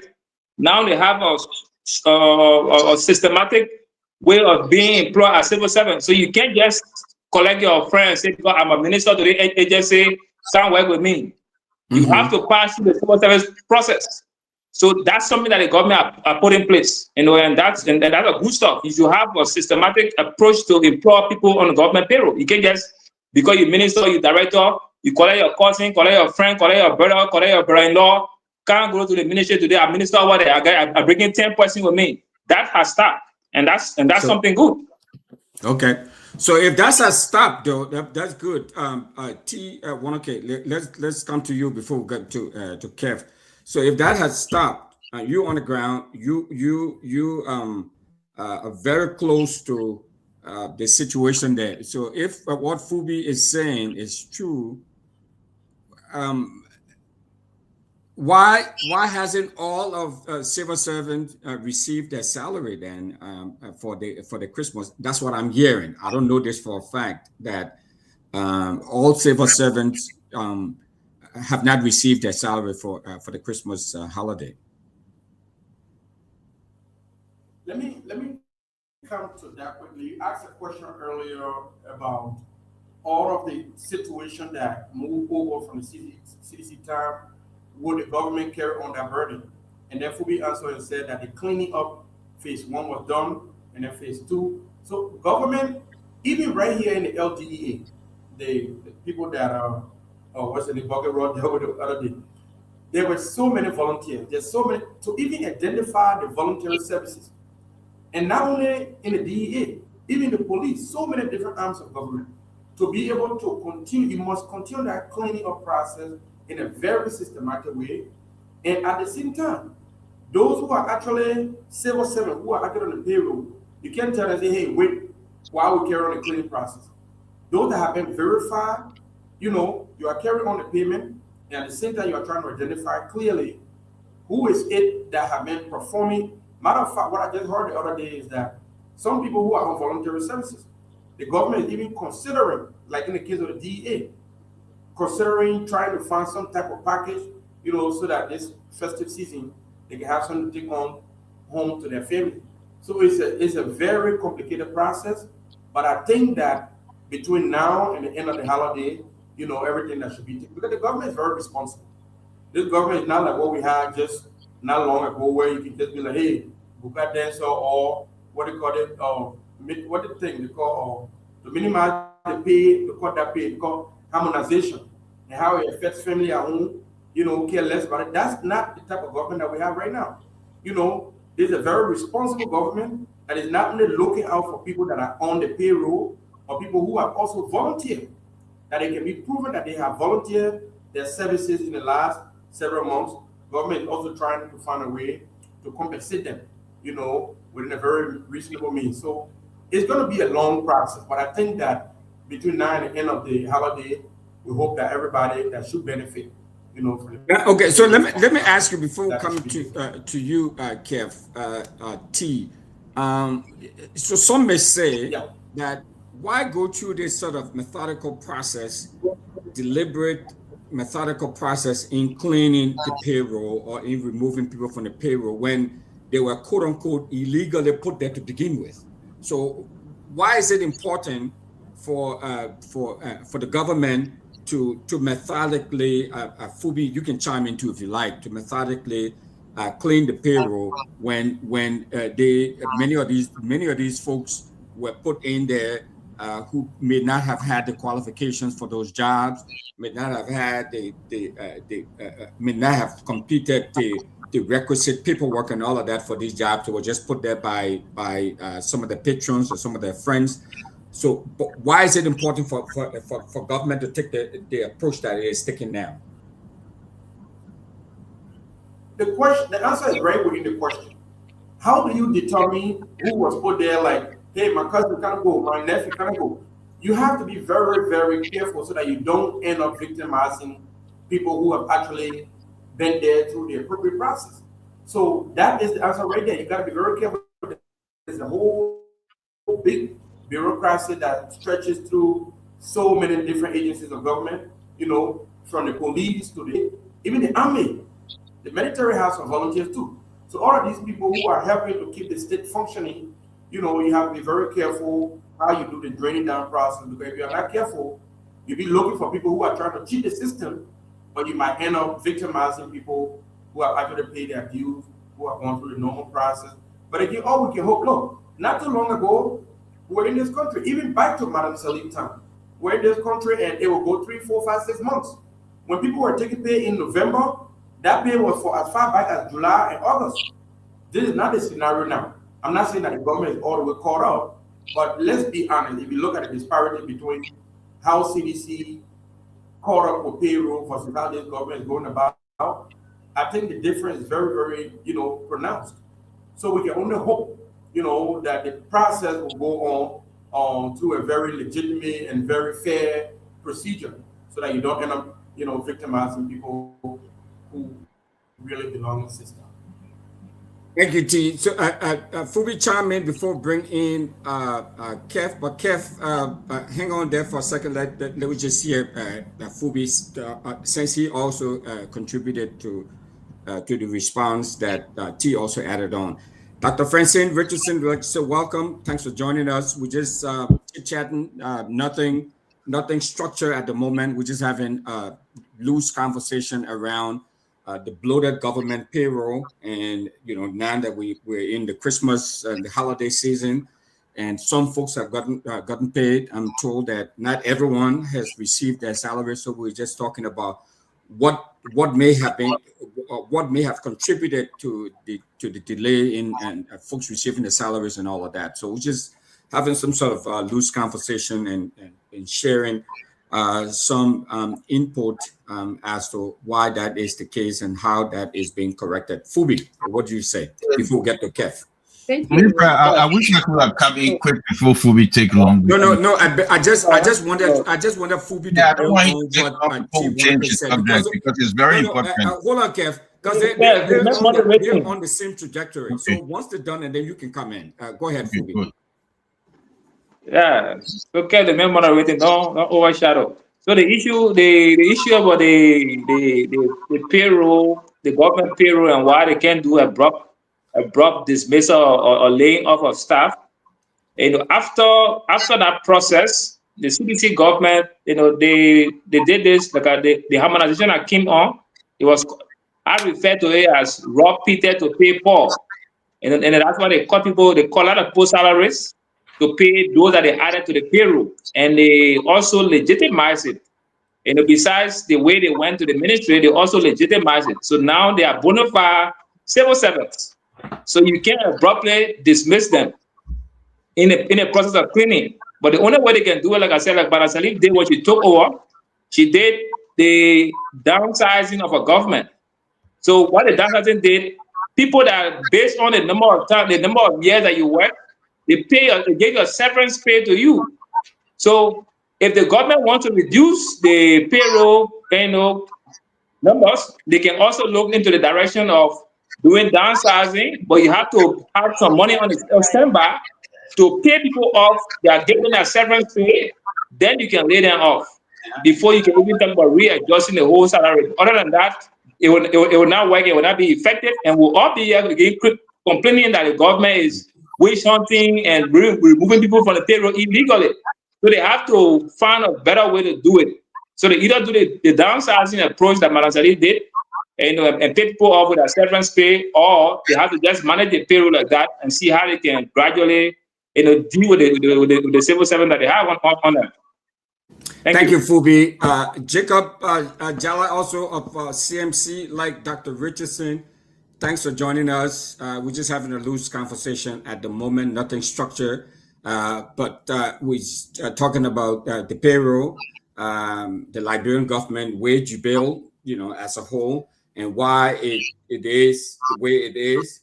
And people just are throwing light on that, giving us some historical context as to why the payroll is as bloated as it is now, and what can be done about it. Kef Hassan, you have something to say. What can you share with us? You see, this is the problem we have in Liberia, right? The broad day face lying. Just lie. Just lie. Wilfred, I don't think Phoebe need to tell you, because this is simple. The government of George Weah, President George Weah, is the first government in post-war to be on her own. First government in post-war. We have no international support, budget-wise, in everything. No. We only left over $500 million left the shore of Liberia. Somebody need to tell you that. You cannot read it. So some of those sectors that were under the NGOs were helping, like you talk about health, education, all those sectors. My friend, with the left, what do you want government to do with the people? You have to find a way to put them on payroll, because they are important. The health and education. Remember, Liberia was a failed state. We needed help. So after President Weah came to power, the international community said, we're leaving now. We can help you. 12 years. The Unity Party government had help. 12 years. So why would we sit here and allow folks who then lie to the people? Just bull-faced lie. But even at that, the wage bill was not even over 300 million. With this government, the wage bill over. If you say you manage it, why the wage bill way over? Why is way over? So are you saying that this? Hold on, Kev. So are you saying that what the CDC did to compensate for the withdrawal of on-mail, bringing all of these folks into the workforce, when the Unity Party government came into power, when Joseph Boakai administration came into power, it added on to that, further increasing the wage bill? Is that what you're saying? They further increased the wage bill. Check it there. They further increased the wage bill from and CDC is there. I think Jacob can attest to that. They further increase it. So when folks, Jacob, yeah, you can attest to that. You see, we cannot be doing this to our people. Hold up, Jacob. We'll bring in Dr. Richardson, and then we'll bring we in. cannot be doing this to our people. Lying. After Omir left, Wilfred, you know what Omir left, money leaving. The economy will be in a total mess because the funds Omir were having It was stimulating our economy. Okay. So I think yeah. what do you expect? So when you get COVID, and you know why? Lastly, you know why this government? You know why this government at this moment you're not saying that? Because the CDC government stabilized it. So what they inherit a better country. Okay. So you know what happened? You know what happened? You know what happened when Obama took over. You know what happened? The economy crashed. You know, you're a Democrat. You remember the economy crashed. So when you're taking it from one government to another, if that government has some issue, the government that coming in will have problem. So this government made a better country than what we inherited. Because wait, let's stop right there, Kev. You made a sound point, right, from your vantage point that that the Unity Party government inherited a really good, sound government. Yes, but it has squandered things. It has made things worse. Dr. Richardson. Exactly. Dr. Richardson, what do you have to add to this conversation? What is your recollection as to what the CDC left the Unity Party, or what the Unity Party inherited from the CDC vis-a-vis the wage bill? What we have now, we have a bloated bureaucracy. And so some folks are looking at why some civil servants are not getting paid, because I mean, it's just a mess. And so if you listen to Fubi, and what T. Wanake had to say was that this current government is doing a responsible thing by systematically trying to address the mess, quote unquote, that was created by the CDC in increasing the wage bill that it did not have the revenue to take care of. What do you say, Dr. Richardson? So first, I just want to tell our audience hello. It's good that we all are here today. I also want to tell you on the panelists, how are you doing? Especially to Jacob Jala, my fellow partisan from CNC. How are you? It's my first time actually meeting you and talking to you. So Spoon does wonders, right? I like to add, I believe before I came in, someone was talking about structural hiring without just adding your family members, adding who know you, to the payroll. We are looking to a country that require competency. What are you able to do? What can you offer to the country? I know, when we say stuff like that, it sounds like we're coming from outer space, but there are a lot of qualified Liberians who know how to do jobs, who know how to do certain things. And I also want to take into our culture and context into consideration that whoever is going to be, looking at the wage bill should be looking at the culture of Liberia, the thinking of Liberia, and the processing of Liberia. You asked a question, why do we have such a large wage bill? What did the CDC, blowed up the wage bill, and versus what is the Unity Party doing right now? To me, it's about communication. The way wage bill continues to be like it is because nobody's talking to the Liberian people. I believe, in fact, not only about the wage bill, but about nothing. They just take advantage of Liberian people and think that we're stupid, as opposed to coming in and saying, yes, if you inherited a large wage bill from CDC, talk it, say it. And what are you doing about it? How long would it take you to clean up the wage bill? If you claim that you inherited this large wage bill, how long would it take you? You need to communicate and have that conversation with the Liberian people.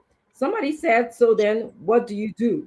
What do you do with the people on the wage bill? Do you just sack them, fire them? Well, there's something called retraining. There's something called educating people.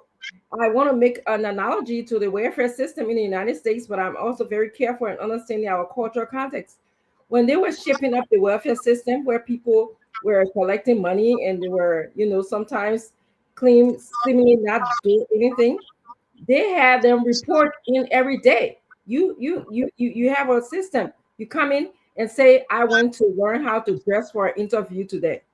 You have to tell, okay, I look for a job, how many so and so hours, even they even taking that to unemployment. I look for a job for 2 to 3 hours.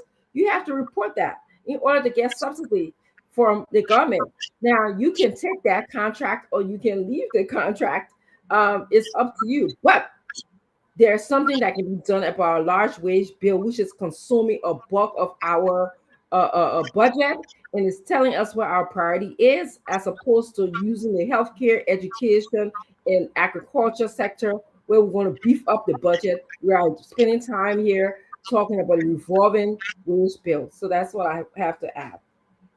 Thank you, Dr. Francine Richardson, the CMC Global Chair. So let's bring on another CMC partisan, Mr. Jacob Jalla, and you seem to know a thing or two about what is responsible for where we are today, and why is it taking so long to clean up, quote unquote, the mess that was left by the CDC.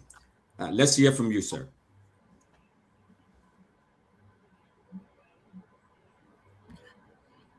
Yeah, sure. Thank you. Thanks. Good evening, everyone from this side of the world. Thank you for honing me in. So I would like to make a contribution or two. First of all, I think I was listening in the background before joining to Fubi, for example, and I think there's a lot of historical inaccuracies here in terms of where the wage bill has gone so far and how government has approached the whole thing about public sector wage.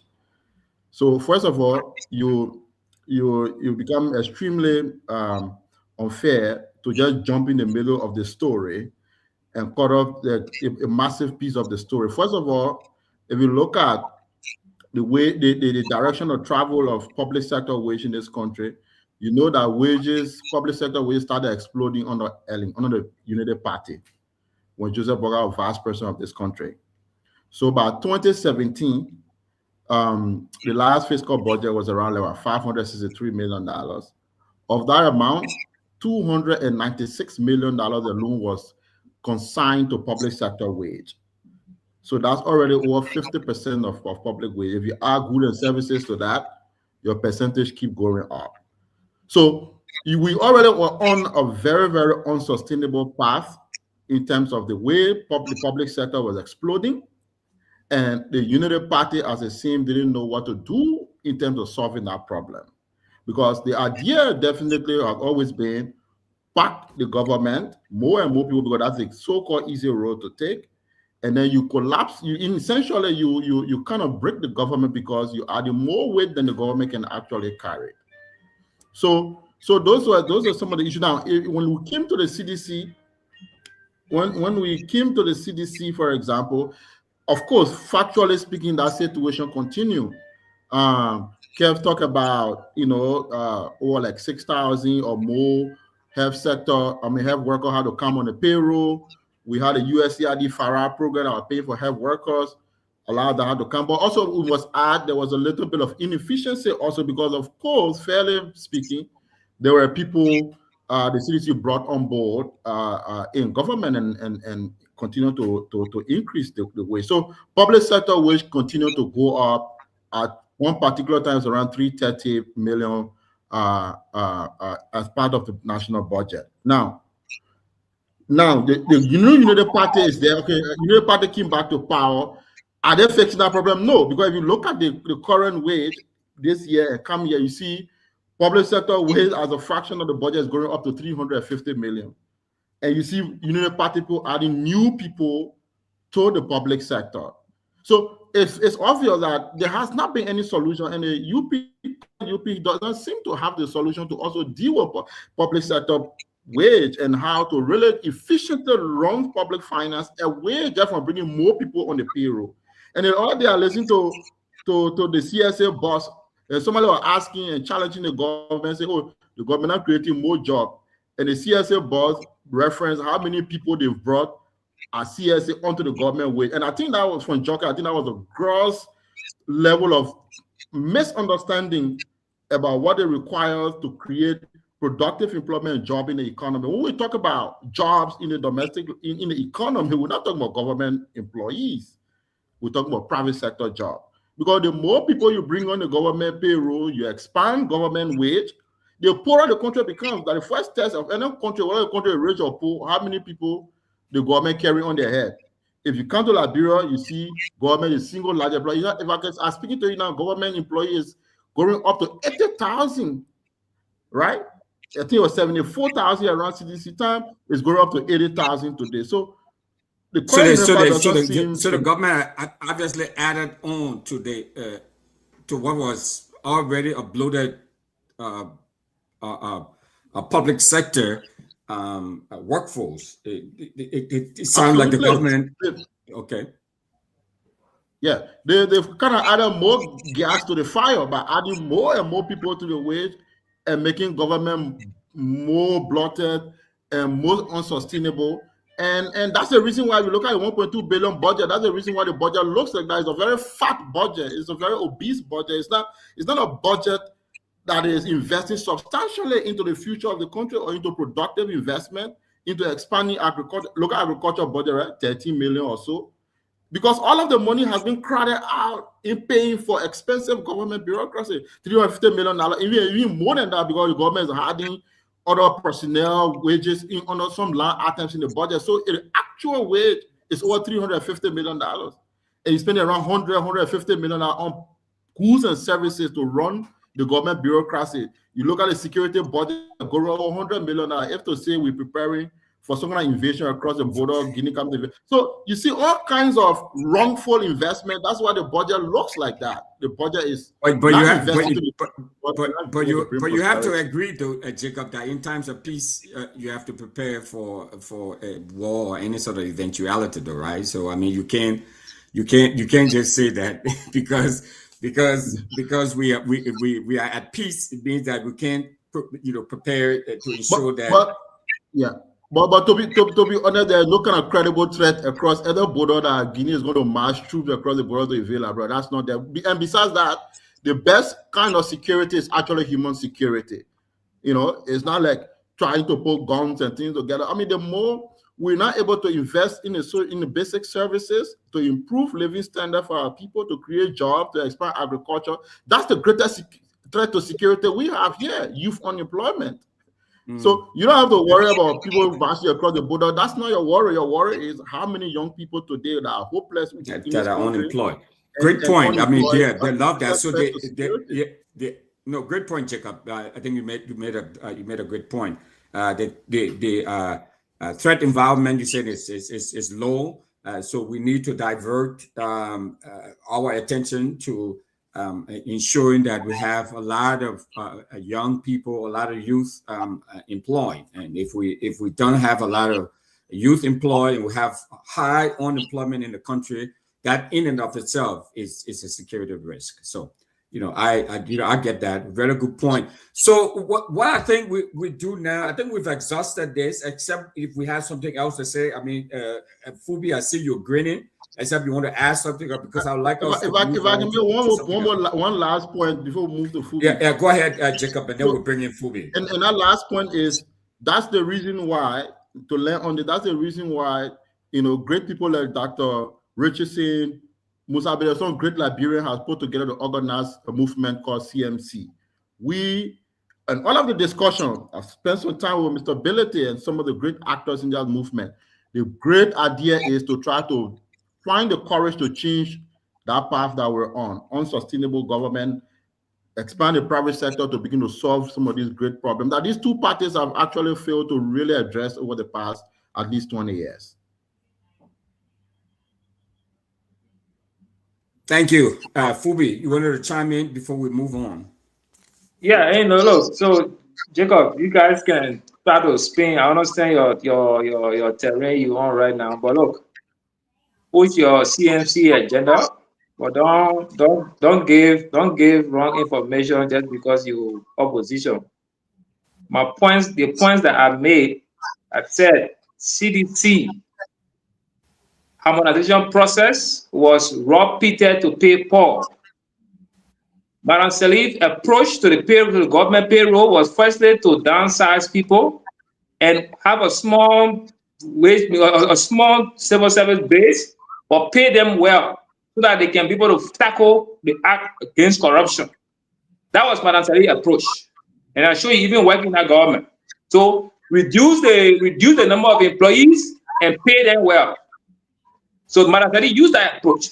When CDC took over, Moba Malu became the de facto civil service director. As party chairman, he was writing names of employees, names of partisans, giving the position that he wanted them to take and the salary he wanted for them to be paid, and sending them to different government ministries and agencies. And those people were added to government payroll. Those people were added to government payroll. Yeah, man, where about those people were added to government payroll. And what happened? What happened next? What happened next was CDC to sustain that. They had to reduce other people pay to accommodate the other people that Baba Balu sent to the different ministry and agencies. So that was wrong because they couldn't find money from anywhere. And for Cap to even okay, go ahead. For Cap to even sit here and say CDC had no support internationally, we were running all over the place and say I inherited a broad nation. They were clapping here saying U.S. government getting 200 million, the other government getting money, France getting 10 million. Maba Malo even told them that the 10 million that France get the government job we are in it. In a Lekotor leak audio. You come and sit here and want to put a fee that CDC was suffering. CDC was not suffering. The guys were just inherently corrupt and petty criminals. That's how they messed the country up. And I said, anybody that will inherit the CDC administration or the next leadership, I will give them 3 years to stabilize. 3 years. Because the mess that CDC created, no government could solve that mess in 1 or 2 years. And that's why the government said we're solving. Thank you. Okay, let's stop there and then move on. James, good day, Flomo. I'd like to say welcome to you. Thanks for joining us. And again, please share the show. And thanks to all of you who are watching us and listening to us across Liberia and across the world. We heard things are very active, very festive, very sunny and hot in Liberia. Good day. What can you share with us about the pulse in the country, on the ground? How are people feeling? What are people doing? What are you hearing before we move on to I think what we're going to discuss here after we hear from Good Day, we just look at where we stopped yesterday. If you followed the show yesterday, so we're looking at all the different ministries and agencies and trying to come up with some sort of grade as to how to perform throughout the year under review. Good Day, let's hear you. Yeah, good evening to everyone. I don't know if you talk about the protest. There is a portion I think majority of the population did not see. I'm about to drop it in the chat room. Okay. Where we did talk about it. Yeah, where protesters were on their way home and they attacked this. Let me call it specific ministry. I'm coming. They attacked the Director General of the National Food Assistance Agency, and they broke into his vehicle and got him injured everywhere while he was on his way. I'm sending the video right now in the chat room and trying to upload it so we can play it maybe when everyone shall have come up with their point. We did not see it. Even me, I did not see it. I just saw the video because it happened almost after the entire ceremony when they were on their way home and they saw this government vehicle coming. So I don't know, because they were angry that the protest did not materialize or what they expected did not happen. So they started to attack every government vehicle that they met on their way while they were going home. So I'm trying to upload that video. I think you can cross me. I will be back as soon as I'm ready. I will show you. So in short, you're saying that the protesters became belligerent and became very violent. Yes, and they damaged and injured the Director General of the National Food Assistance. They damaged his vehicle and got him injured as well while they were on their way home after their quote-unquote protest. Okay, thank you. We look forward to receiving that and hearing from you later on in the show. Thank you, James Good Day Flomo. Thanks for your contribution. So let us, folks, I think we've exhausted the whole budget issue and the bloated budget and the huge wage bill and why we are where we are today and all of that. I'd like us to turn our attention now to where we left off yesterday and the day before, talking about I think it was put in the group chat already about the different ministries and agencies we were going to be talking about, looking at them, trying to evaluate them in the year 2025 under review. What is your assessment as to how the Ministry of Finance and Development Planning, we start with the Ministry of Finance and Development Planning. What is your assessment? Dr. Richardson, we'll start with you. So if you can give us your 2-minute assessment and a grade for how you think the Ministry of Finance and Development Planning under Minister Gaffouin, how did they perform? Tell us what's your assessment? So I want to start by saying I have mixed opinions about the assessment of Ministry of Finance. The first one is that Gaffouin was there. We also remember that he took a ministry from Boyman Kamara. And we also want to remember that he was finance minister before, and the ministry that he had is different today because his ministry that he had was heavily supported. Some people can say by different NGOs and also by UNMIL. Some people can say that. It can be argued that. However, though, I believe that his development of the budget was poorly done. There was a conversation about how he put in numbers in the budget that he couldn't justify. That was number one. Number two, he also did not communicate again. Talking to the Liberian people is something that we have problems with in government. He did not communicate to the Liberian people about the budget. What was in it for them. I didn't hear that. Lastly, we know that, as has been argued by a senator who was also a former Minister of Finance, Senator Amara Kane, he has said that this budget is not in the interest of the Liberian people. So, yes, I would say that he was there previously.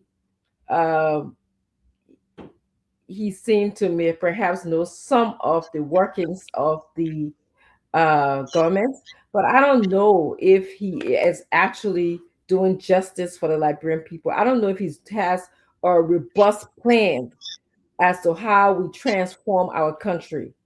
And this is what I expected this government, the rescue government, the Unity Party government, to be doing for our people. In my thought process, they are doing the exact same thing that they accused previous governments of doing.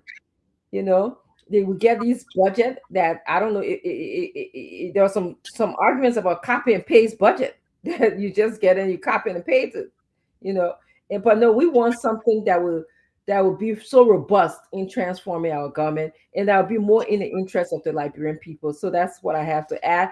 If you ask me to give him a grade, I would a letter grade. A letter grade would be a D. A D. Okay, D for Dr. Richardson. Fubi, what do you have to say about the Ministry of Finance and Development Planning under Minister Augustin Gaffouin? How did the ministry perform? What is your assessment? We're looking at the year in review, 2025. What do you have to say? And then at the end, if you can give us a letter grade. Yeah, so for me, I would grade the ministry in comparison with the performance of also Samuel Twe. And comparing the first 2 years of CDC, the first 2 years of the Unity Party government, you see with Samuel Twe, the economy nearly collapsed. But this time, there were massive protests that were complaining about the We Are Step Down campaign. And civil servants were not being paid for months. Those are issues. The government was looking for a shortcut approach to print money to pay civil servants. So the government had the economy was in a free fall. They didn't even have clue of what to do because they bloated the payroll and there was so many things that they couldn't do anymore. They are just completed their putting money in the wheelbarrow and passing around the street. They are mop-up exercise. All of those stuff was hanging on the government. Poor economic management stuff. But 9 embassies wrote the government, asked them to put their money back, accused the government of taking their money from the central bank. When you add all of those things and comparing them to this regime with Gaffouin, Gaffouin done far better than Twe. So and my own point about the economy, which is a general point, the issue of the economy still remains a big stuff. You can't put that entirely on the Ministry of Finance because there are other ministries and agencies that are also tied to getting the economy to revamp the economy, like the Investment Commission, the Ministry of Commerce, and all these other ministries. When you tie them, they all tie in to support rejuvenating the economy. And the government wage bill increased massively. Civil servants could not, even with the raw Peter to pay Paul, the minimum wage was not adhered to the gross salary of at least 150. And this government has taken it to that level. And so the payroll cleaning, all those stuff, and people being paid on time as compared to previous government. So Gaffouin have done a better job than Twe. And at the end of the day, we ended him after 6 years. He ended up being sanctioned by the U.S. government for all the wrong things that he did because he was actually a serious mess with Liberian people. So I would give the government, I would give the Ministry of Finance C+ for now because there are still other things that they need to do to clean up and drive the country forward. Okay, so Dr. Richardson gave the Ministry of Finance a D. That's a failing grade. And Fubi gave the Ministry of Finance a C+. So that's like around 70 to 75. So that's a passing grade. So let's go to Kef. Kef Hassan, you next. What is your assessment? How do you think the Ministry of Finance and Development Planning, how did the ministry perform under Minister Gaffouin this year, this 2025 under review? Russell, sometimes. Thank you. He coming to me. Please mute a little bit. We're going to Kef. After Kef, we're coming to you, and then we'll go to Jacob Jala. You're going to Kef now. Yeah. Kef, go ahead. I'm sorry. And sometimes when you're talking about, with folks with serious amnesia, you tend to want to worry, that, sometimes it's a one-off amnesia, but if it becoming to be rampant, then it's a serious mental health issue there now. Because The platform that Phoebe is sitting on, people call, open the line, and they say Gafwan is the worst. Sametwe beat Gafwan on this platform, and I believe the platform is credible. They open the line. Unless Phoebe wants to dispute and say maybe that Spoon took buses and put it in one corner, like, you know, the information minister always say that Spoon can take people and put them in the corner to call. Maybe they all have that kind of mentality. Because let's go into it, right? The Inter-Party ran against Sametwe policy. We're talking about the harmonization, every other thing. The president said they won. His finance minister will overturn it. Everything. With that, by keeping all Sametwe policy, it's not an indication to show that Sametwe is doing something right. 2 years now. Check out.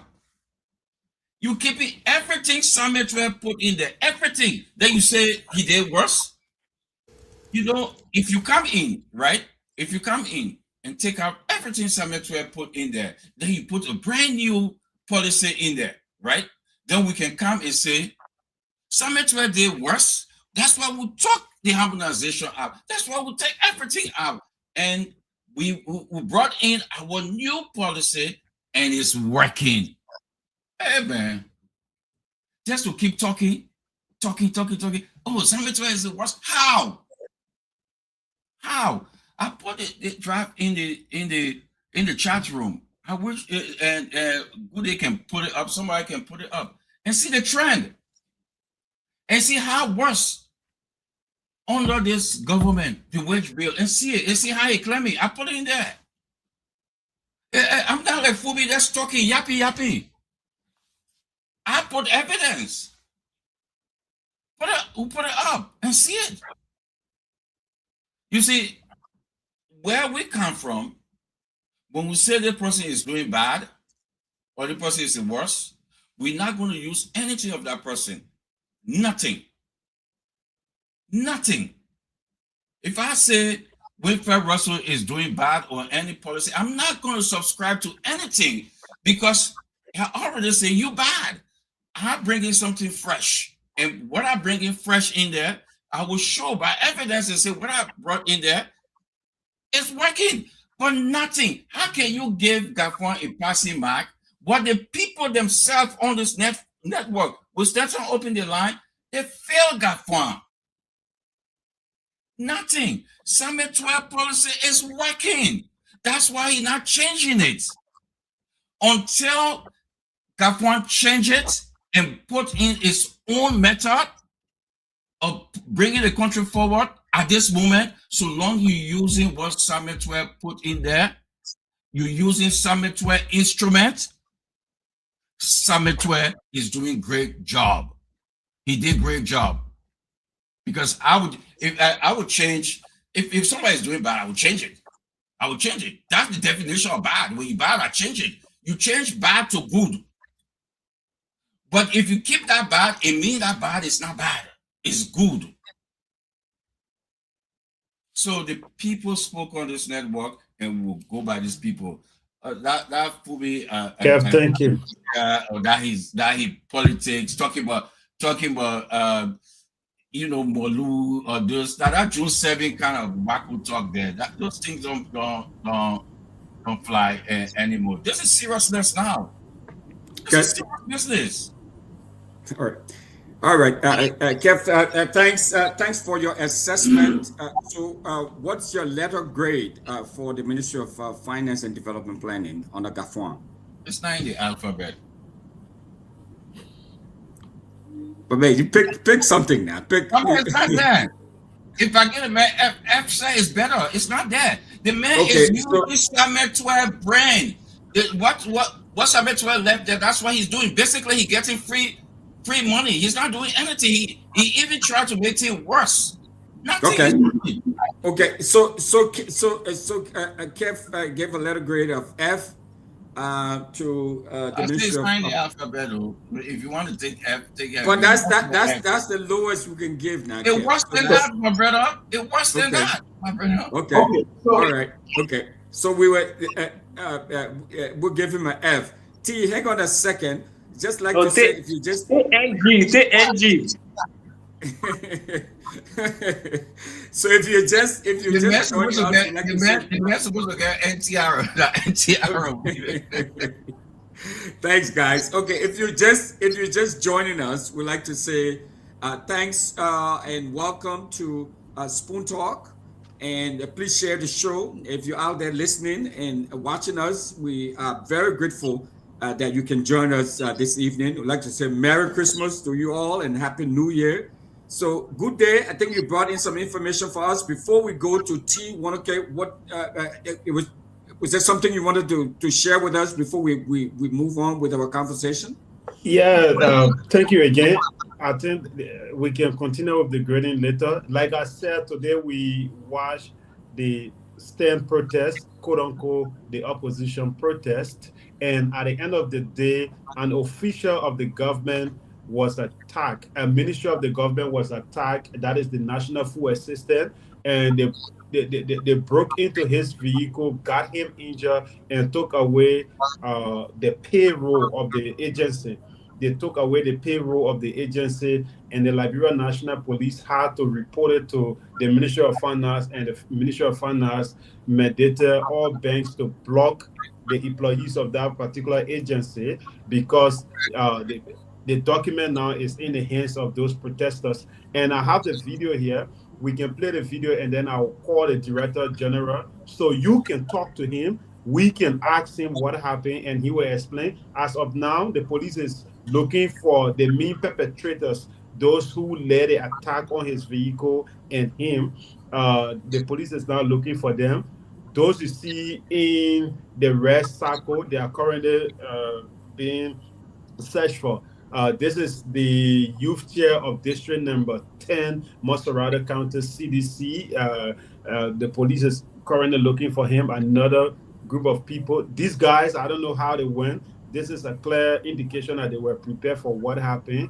You cannot identify them, but people within the security sector were able to figure who they are. So they are also searching for them.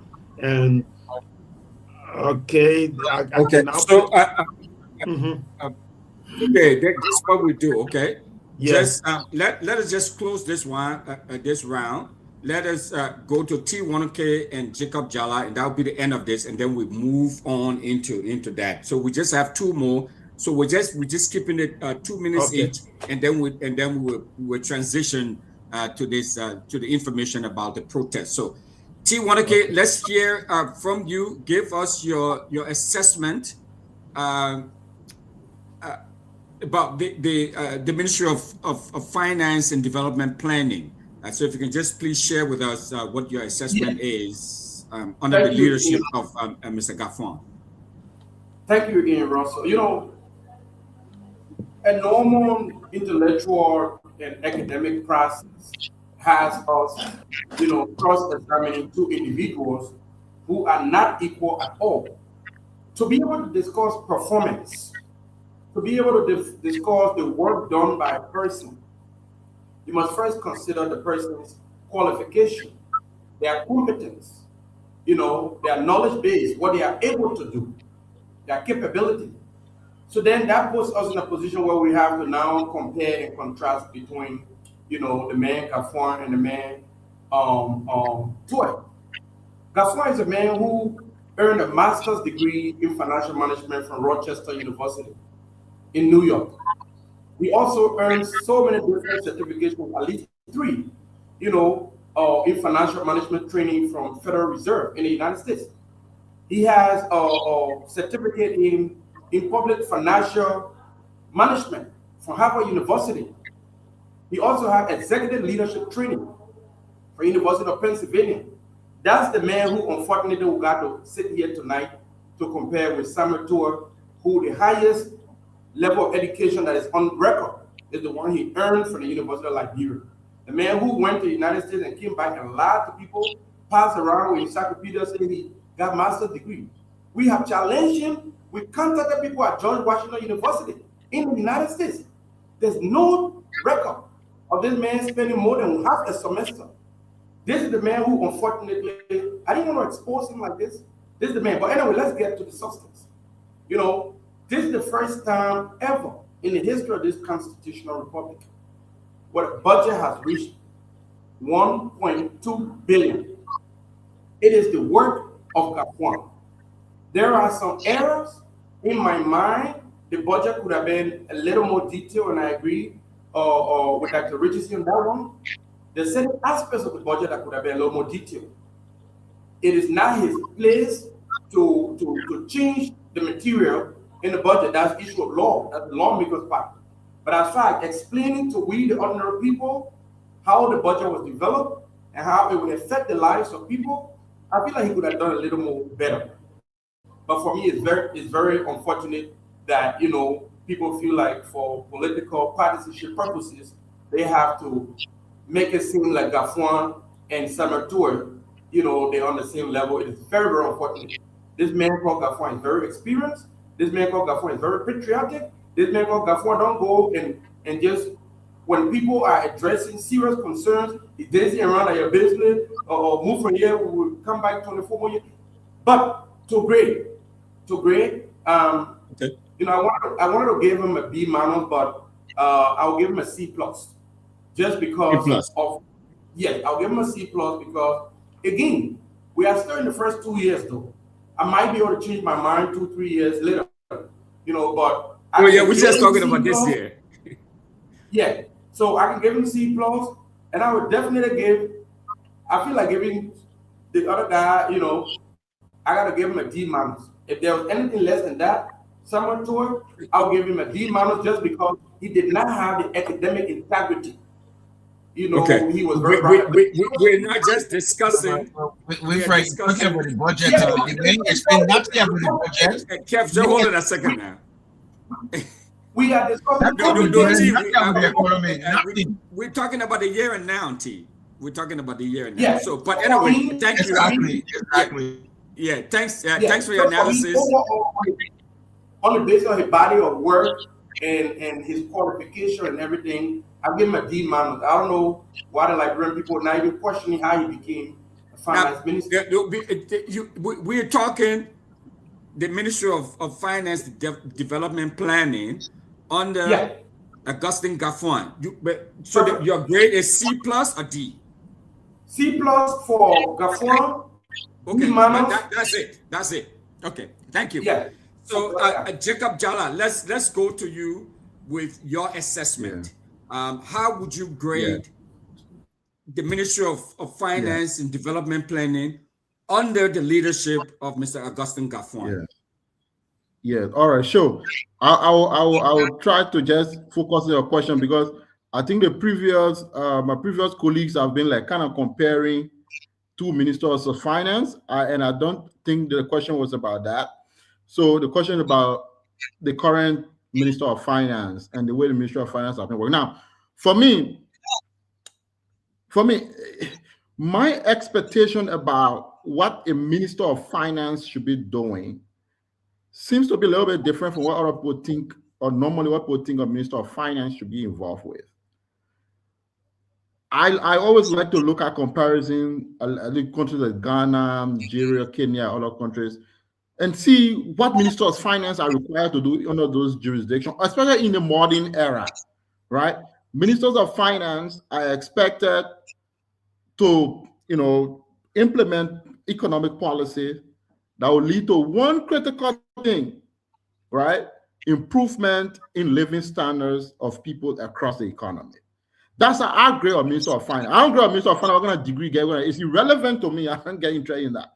You may have all the degrees, but you flop on the real core economic policy issue to solve the real problem. It's useless. You can go hang your degree where we have no value. My thing is, what are you doing on the job, right, to tackle the real issues on the everyday basis? Jobs for young people, expanding and creating new vibrant economic sectors like agriculture, investing in the right areas, in infrastructure, we unleashing the constraints, for the population so that people are able to live good life in their own country. For me, that's the test of a Minister of Finance. And I want to see the policies that are aligned to that kind of goal. Then I say, oh, you're doing well or you're not doing well. Now, if you look at what Minister Gafwan has been doing, right, even his approach to the way he's expending national resources, his budget proposal, for example, if you look at it, just go all the way back as someone who's been following, budget process in the country.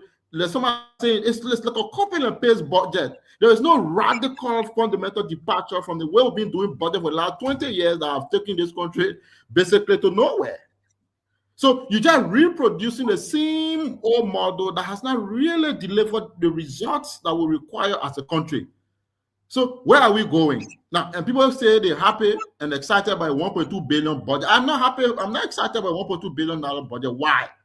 Because the operating logic beyond the same old budget that have failed and have created results, the same operating logic is present in the 1.2 billion budget. So as the budget size grows, right, the same wrong decision, wrong way we spend all our budget grows in proportionate to the growth of the budget. Say, for example, when the budget was $500, let's say $600 million, waste in the budget was as high as it is high today as the budget moves to 1. So as the budget go up, we become more and more wasteful in relative to the growth of the budget. So even if the budget go 1.5 billion, it will still not be a productive budget because waste in the budget keeps going up relative to the growth of the budget. So to conclude, my thing is, I see Gafwan increasing budget for the NSA. For God in heaven's sake, at a period where the budget for the Ministry of Agriculture are not going down or not increasing fundamentally at all. When that's the sector, we all have agreed we'll create a job, we'll create a job for the Liberian people. And in fact, it's the first pillar in the president arrest agenda, agriculture, right? $200 million rainfall from ASILO signature bonus. Instead of GAF creating something like a wealth fund or investing that, it's going to agriculture investment bank to create a growth, it takes about half of that money, invest it into all kinds of programs, and other half of that money is to get 50 million to LEC, 50 million to public works. Should we be spending 200 million windfall that should be expanding economic activity to give it to LEC, where LEC should be even contributing to the national budget and finding other innovative financing to expand electricity? So I don't think it's taking the right decision that will create jobs, that will bring prosperity to our people despite the rising budget. That's my position. And what's your school? Thanks, Jacob. Sound analysis. What's your school? I'm forced to give him an F because I'm disappointed for the fact that this man has been Minister of Finance before. I thought he has learned the lessons of the past and he was coming now to do something radically different that will give us the solutions that we need. Okay, so there we have it. All of you spoken about the accomplishment of the Minister of Finance and Development Planning under Minister Gafwan, and you scored him. So before we go to Good Day, a number of people would like to hear what happened, today on Capitol Hill and the protests and all of that. Dr. Richardson, you're a professor. You're used to this, so grading students. So we will go to James, and he will give us. We're going to play the video, and we're going to talk about that later. But I have a little homework for you. So if you can just come up with a score, the final grade for the Minister of Finance and Development Planning. So Dr. Richardson gave him a D. Okay. Fubi Hendricks gave him C+. Kef Hassan gave him an F. T. Wanake gave him a C+. And Jacob Jala gave him an F. Okay, so if you can give us a final score when we get back after listening to what James Goodday Flomo what he has to share with us, and then we will continue the conversation from there.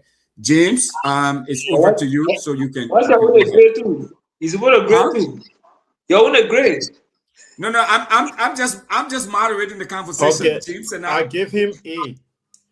Okay. Oh, okay. Okay. So if James is going to, okay. So James is going to give him A. So Dr. Richardson. So you got A from James.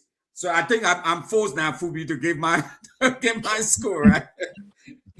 So that's what James trying to do is to boost him up. That's so James give him an A, and I'm going to give him and I'm not going to sort of belabor the point. But I think all of you, if the public call on Spoon and fill him. Kev, can you please allow the moderator to talk? I can repass him. The public who feeling the pain, the public who feeling it. Fill him. Kev, thank you. Okay, all right, okay. So Dr. Richardson, my letter grade is C. So I will give the minister a C. So you have all of the grades. So we're going to come back after and then get a final score for the year for the Minister of Finance and Development Planning, Mr. Augustine Gaffon. Good day. Let's hear you. Share the information with us, and then we're going to discuss it. Thank you. Yeah, so just a little background. Today, we witnessed the second protest of STAN, Mobile Molu's organization. And the protest, though it was not successful, but at the end of the day, they became loose. They started to attack government vehicles on their way home. And one of the agencies that suffered from that attack was the National Food Assistance, where they attacked the Director General. He was on the vehicle. I'm told he was taking the payroll of his agency to the bank or to Ministry of Finance. He's going to tell us exactly where he was headed. And the guys attacked him, got him injured, and also destroyed his vehicle. Like you can see before we get to the video, this is the vehicle that the protesters damaged today after their failed protest.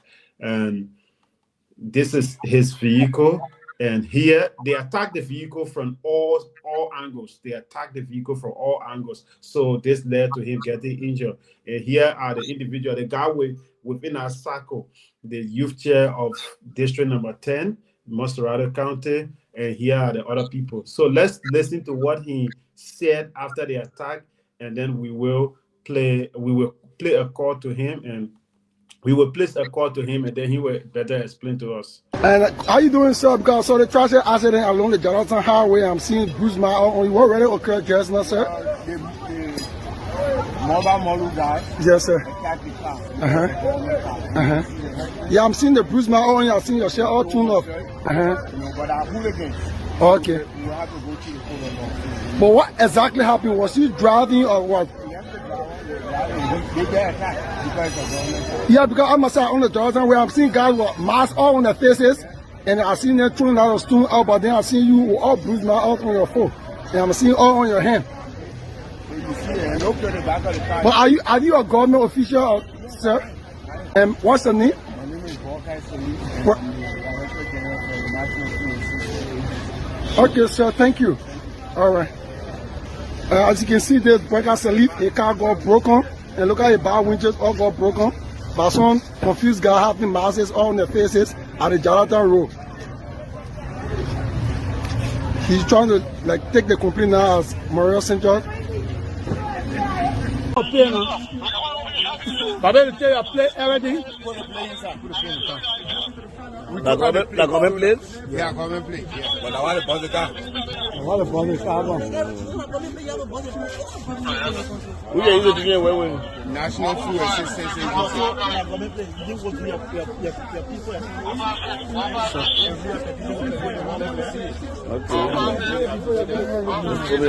National Food Assistance Agency. The car was bossed by some of the protesters right down Jonathan Road. As you can see,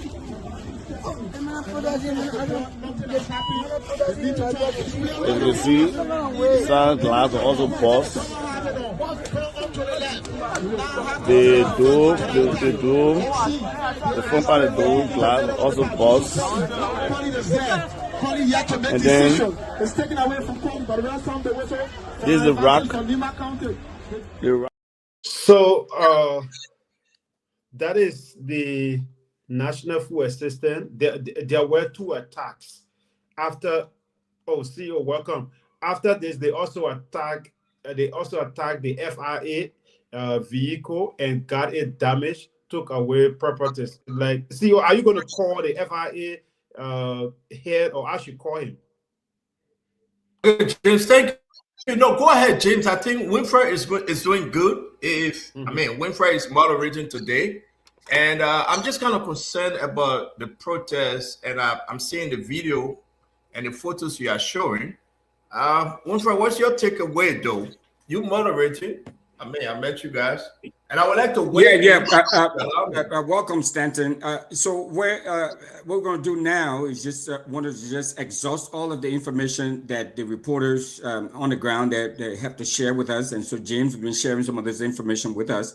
And then the plan was to call the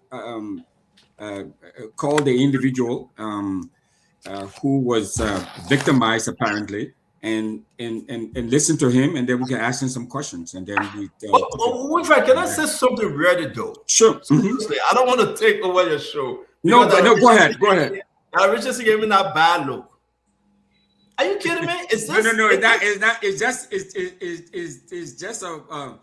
It's just a concerned look. It's a quizzical look. Yeah, I think that Kanyo, that government bone Kanyo gave me that bad look.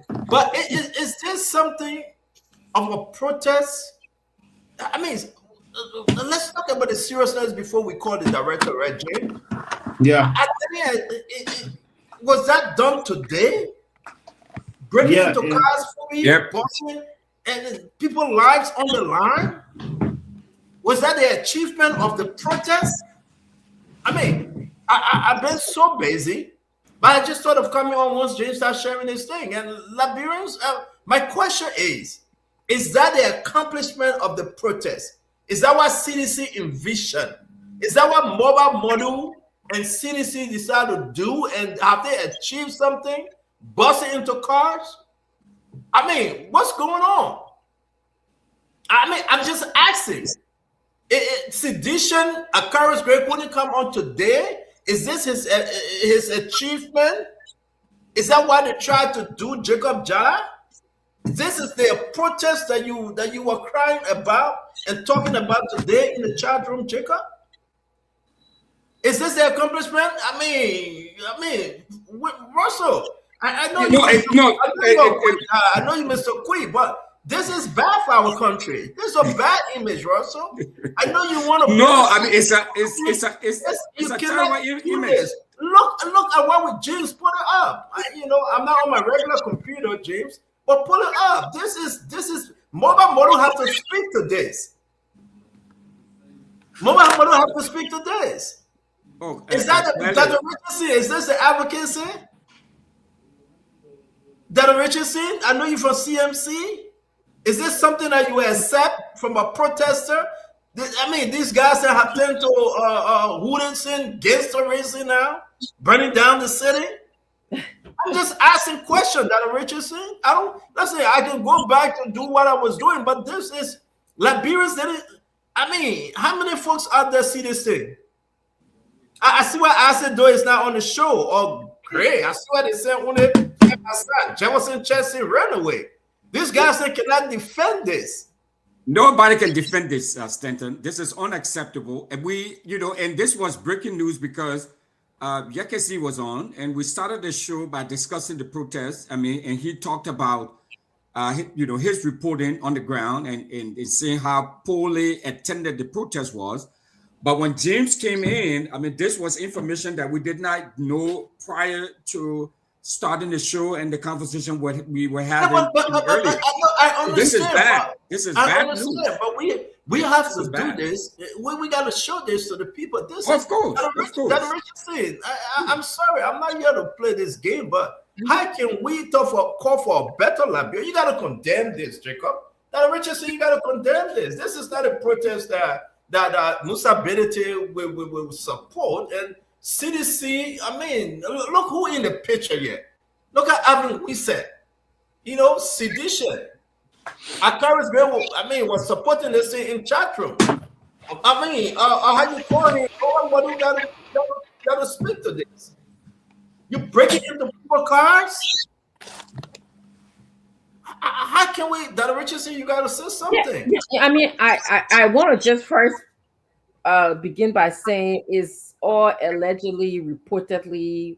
We can see that the cars are broken into, but you know, I hope that the government handled this through the court process. Okay, I will not condone it. I want to condemn this kind of violence. I don't think protests should be held like this, but I think we should look at the protests holistically. You know, I don't know, maybe you guys talked about it before I got here, the reason why the protest was held and where it's reached now. But I really believe that a proper procedure, which is the court system, will be able to much better handle this. I don't think anybody should drop the ball, because what we are seeing, it has been alleged that protesters broke into the cars of government employees. If this is away the employees' paycheck for the month of how you call it, of December. The month of December.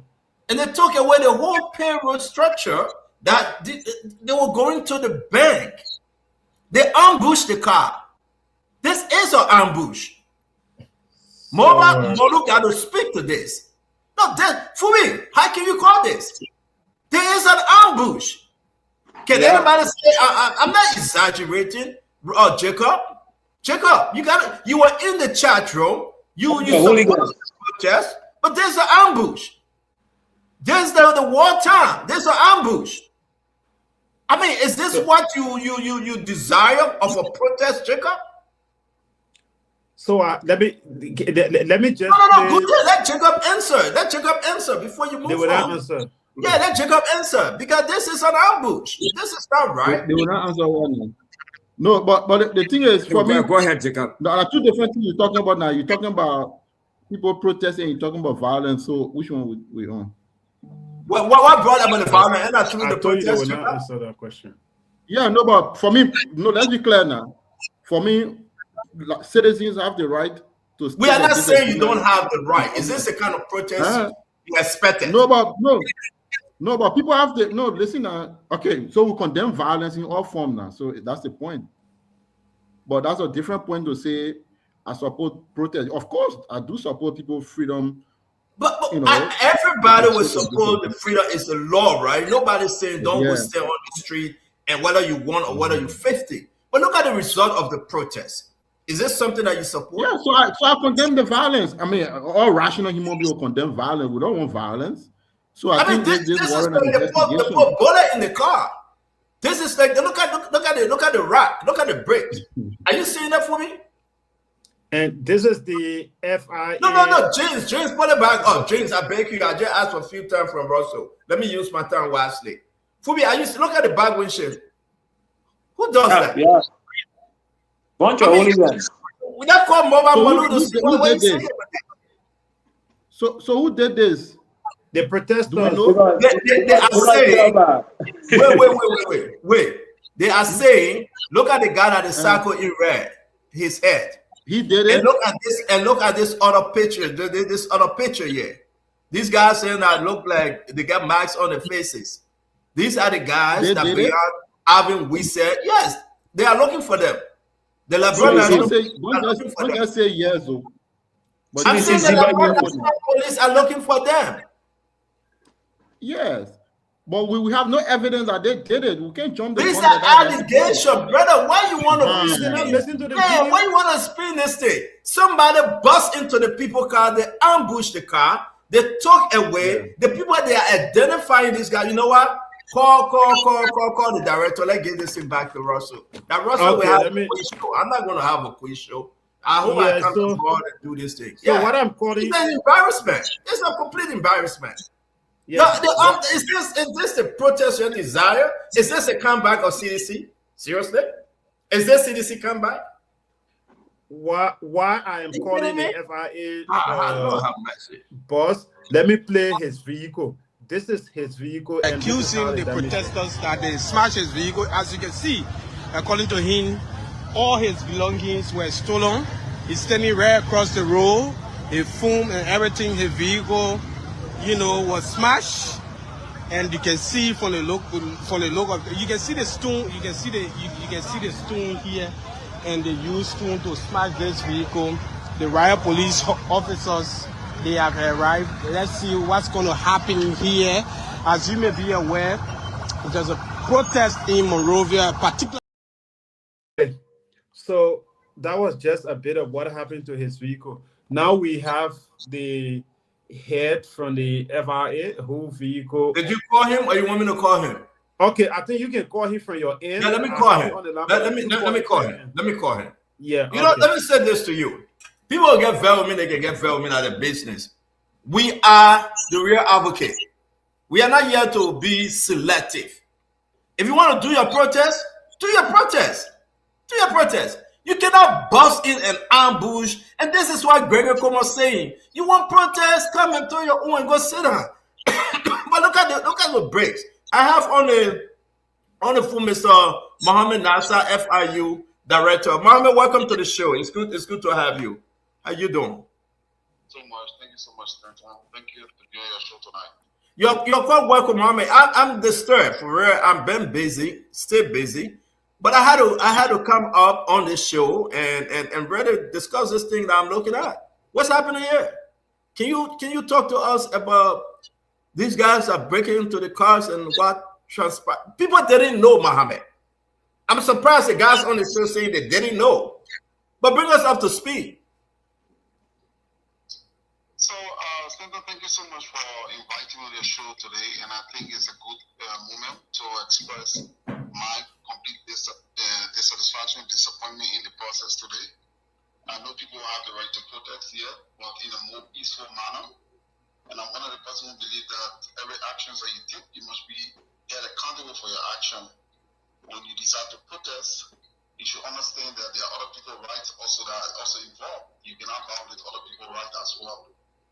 So we have some of our staff today. Our finance team was on our way to Central Bank today. They received the check for salary for the employees of the entity, and they was on their way to drop it. So they were diverted by the police to use the Jalatan Road because of the protest action before the mansion. And while on their way through the Jalatan link, a group of guys from up the hill came down along. Molu was also present. With some of the pictures you guys just identified out there, they was present. The one that's in the orange shirt was the one that said, "This is a government vehicle," according to the lady that was in the front seat. This is a government vehicle. You have killed them. That was the exact statement he made. He said what? What did he say? What did he say? He said you have killed them. Wow. So the lady said what she did, she locked the door, and every other person in the car locked the door. So the other fellow with the mask came running on the side and tried to force open the door, and he couldn't open the door. So what he did was that he bust the windshield and jumped on her and drove her out of the car and began to beat her up. She had a bag with the checks and other things in it, her personal belongings, her cell phone, and he took it away. And that's how the rest of the other people started throwing steam on the vehicle. They bust it from the front, they bust it from the back. You can see it if you watch the full vehicle, you find out rocks are all in the vehicle. Like they wanted to kill those guys. I mean, for no reason. A peaceful employee of government just basically going to do that job that have nothing to do with your protest. And you just go ahead and say you want to kill them because they are in a government vehicle. You know, look, I'll tell you this, Stanton. When I took out the FIA, I don't care about which political party you're from. I've never fired a single person from a political party. So even those people that you think you want to kill, they might even be from your party.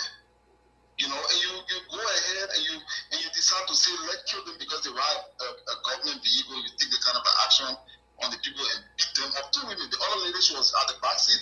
She's one of the finance people. She's pregnant. They beat her in her stomach and took her bed from her. And she pregnant? Hold on, Mohammed. They beat on a pregnant woman? Yes. She was also taken to the hospital today and later on carried to the police to make a statement today. She's in serious pain today. You know, you beat a pregnant woman who's you see the same people, right? You know, and when you do the kind of action, you think it's a positive feedback, you know, by just, you know, beating on people and think that's all to it. But all of these people have been identified. To be honest with you, we've been able to identify them, and I think we've done a formal complaint to the Liberia National Police. We're looking up to the Liberia National Police to take the next course of action. But the neat thing is that for Mulbah Molu to be present at that point, and his people was taking such an action against a government vehicle or an ordinary citizen, you know, and didn't even act. He never even made a word to say, gentlemen, let's stop what you guys are doing. So like that who you right there, Mohammed, and this is the FIA head, Mohammed Nasser. We want to say thank you, but that who you right there, right? Are you putting Mulbah Molu on the spot that he was present when these things were happening? Mulbah Molu was present on the spot. Everybody saw him when the action was going on. Mulbah Molu must be held accountable, must be held responsible for his action. What was this? What was this? Mohammed, what was this? Where did this take place? This took place on the Jarata Road, down from the LU campus, where they have the small police checkpoint. Before reaching to the small police checkpoint coming down from the University of Liberia, that is the road that they always take. As long as police disperse them up the hill, they always run down that hill, and that's where they cause the problem. So if you watch the video that's online right now, I myself watched it, you will hear people testifying of Mulbah Molu and the rest of the other people present. It's on Wow. the video. The eyewitnesses, the people that were standing out there, the people that were standing watching the separation, they admitted on the video as well. Not just the people that got victimized. We have to stop this. We can't be this arrogant. We can't be this lawlessness in this country. It has to stop. You know, we can't keep doing this. It's not changing anything. It's not making our work better. We have to be more responsible in the way we take our action. Let me hold you, Director Nasser. 1 minute. Russell is the one that moderating tonight. Russell, we have the director on. Mulbah Molu is there. They are planting him. He was there. He's on. I mean, this is huge. If Gregory Coleman have opened an investigation, you heard what the director said. But just to recap real quick, before you come in, Winfrey, we have the Honorable Akaris Moses Gray joining us. These are the culprit, the allegation. The gentleman in the orange shirt, right, 2 persons away from Mulbah Molu, beat on a pregnant woman, allegation. These gentlemen with the black face masks, as you can see behind Alvin Wiset and Mulbah Molu, they were involved. But look at the damages that were caused. Look at these things. And Liberians, home and abroad, got to condemn this thing. That's my own argument. Somebody did this. Somebody did this. So, Russell, let me give it to you. I still have the director on. I mean, thanks, Stanton. And Director Nasser, we'd like to say thanks for joining us. Really, really, really sorry for this clearly unfortunate incident. Like I said, when we started the show and we're discussing the protest, we did not know about this incident until our reporter brought it to our attention, and now we're discussing it. So what we'd like to do is that go around and just ask a question from each panelist, if you can spare us the time. But clearly, this is a condemnable act. I will be the first to say this, that people have the right to peacefully assemble and protest and demonstrate. And the beat on pregnant women. Pregnant woman is beaten on. I hope she went to the hospital. But Mulbah Molu bears full responsibility. He organized this protest. He needs to be questioned. Okay, he should be questioned clearly. So let's go around. We'll go around the horn. We'll first start with the guys who were here. First, Fubi, let's start with you. If you have any question for FIA Director Nasser pertaining to this unfortunate incident. Yeah, so not necessarily a question, but I would also add my voice to all the voices condemning this. This is completely out of order, and I'm no surprised. This is just in the DNA of the CDC guys. I know them. those guys are capable of doing any kind of wicked, evil act. They are very evil in practice. Those guys are wicked. They are capable of killing people. And that stuff that they did to even beat on a pregnant woman says a lot. I'm a victim of CDC hooliganism. I know them. They are capable of killing people. Very wicked bunch of guys. So that's how all those are affected today. I want to ask my brother to say sorry to you guys, but we hope that the police will not let this be one of the regular political talk and let it slide. Like you said, Mobile should be held accountable for this. Even being present to see your guys busting the people car and beating on pregnant with me is unacceptable. Those guys are hooligans. They are killers. Thank you. Very wicked. Thank you, Phoebe. Thanks for having me on today. What Russell going on? Can you do the other video because people want to see the video? Our audience are asking to see the second video. You need to play it. You have it, James. Please go ahead, Brother Russell. Yes, Jacob, we'll go to you. Do you have any question for Director Nasser? And then from there, we'll go to Kev, and then T, and then Mr. Gray will come in. But Jacob, let's start with you. No, I have no question. I mean, I just will say basically that I think, I definitely condemn violence in all forms, of course. And I think I saw the footage up here. That looks so bad. And the story about pregnant woman, even the big brother who from the National Food, Food Agency. Also, I didn't even know he was in government. In fact, yeah, I know him. He's a very peaceful man. So I think that's wrong. At this point, I'm not in a position to say who did what and not. For me, that would be too irresponsible on my part to jump that kind of conclusion. We should allow the Liberia National Police to investigate this matter.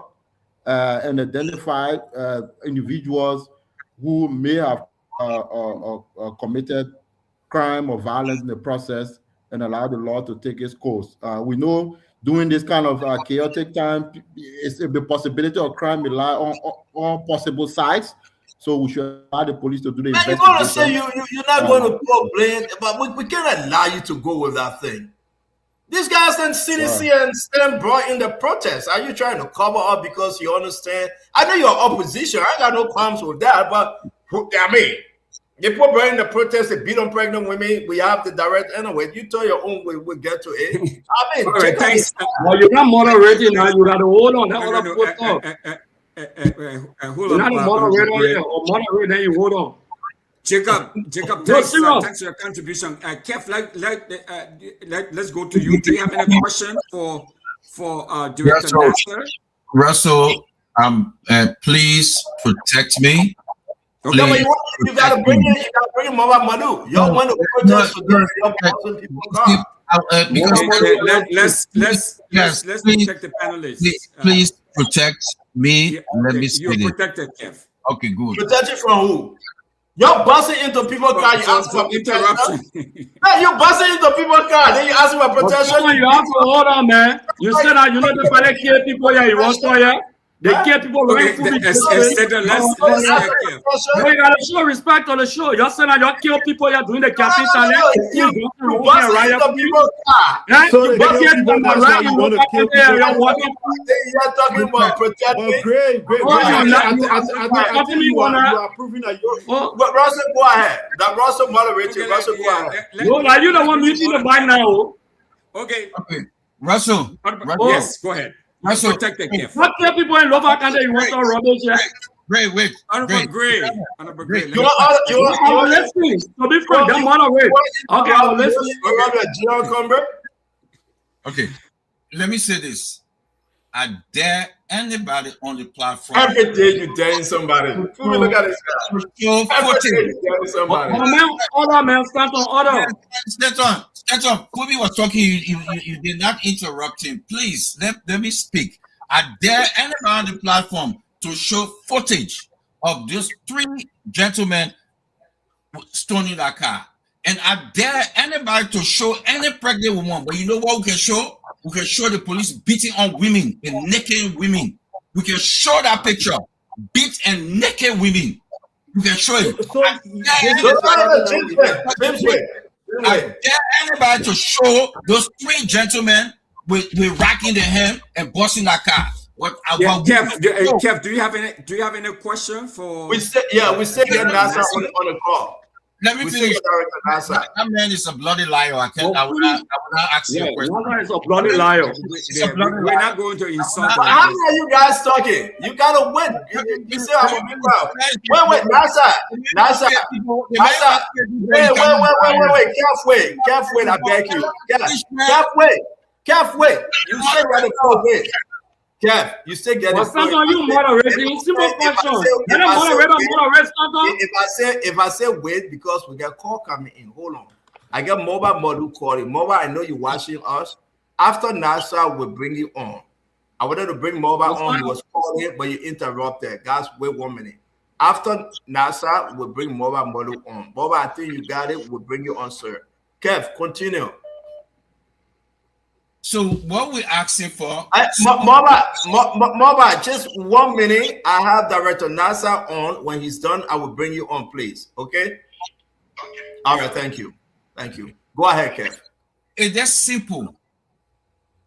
Dr. Richard said it well. It's an allegation, alleged, but come up with picture, come up with evidence to show. But he talked about pregnant women, but we can show if James will put it up, we can show with the police naked a women on the street, beating on women. We can show it.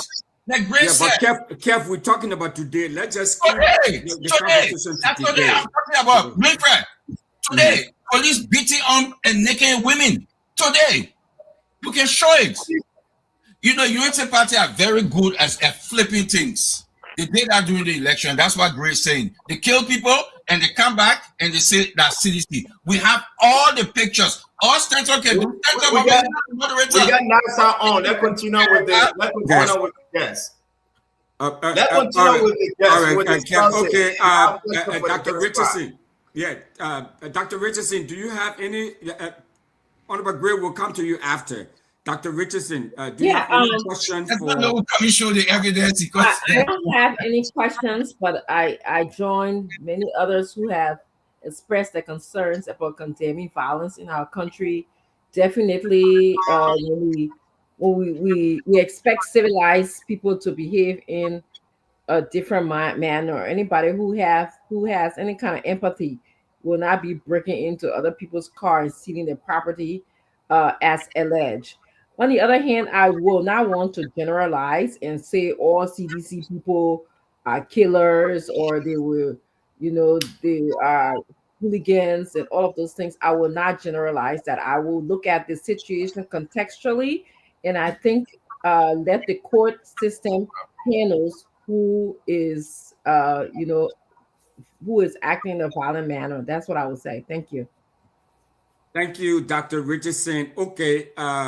Mr. Gray, can we get your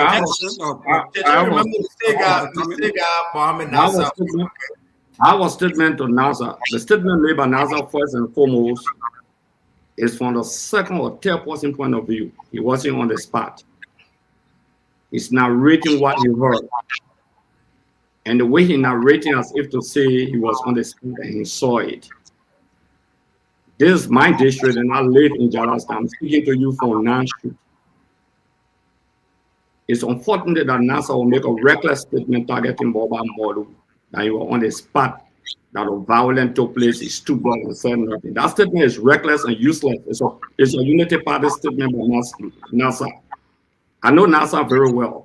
It's an ardent supporter of the Unity Party. It's compromised.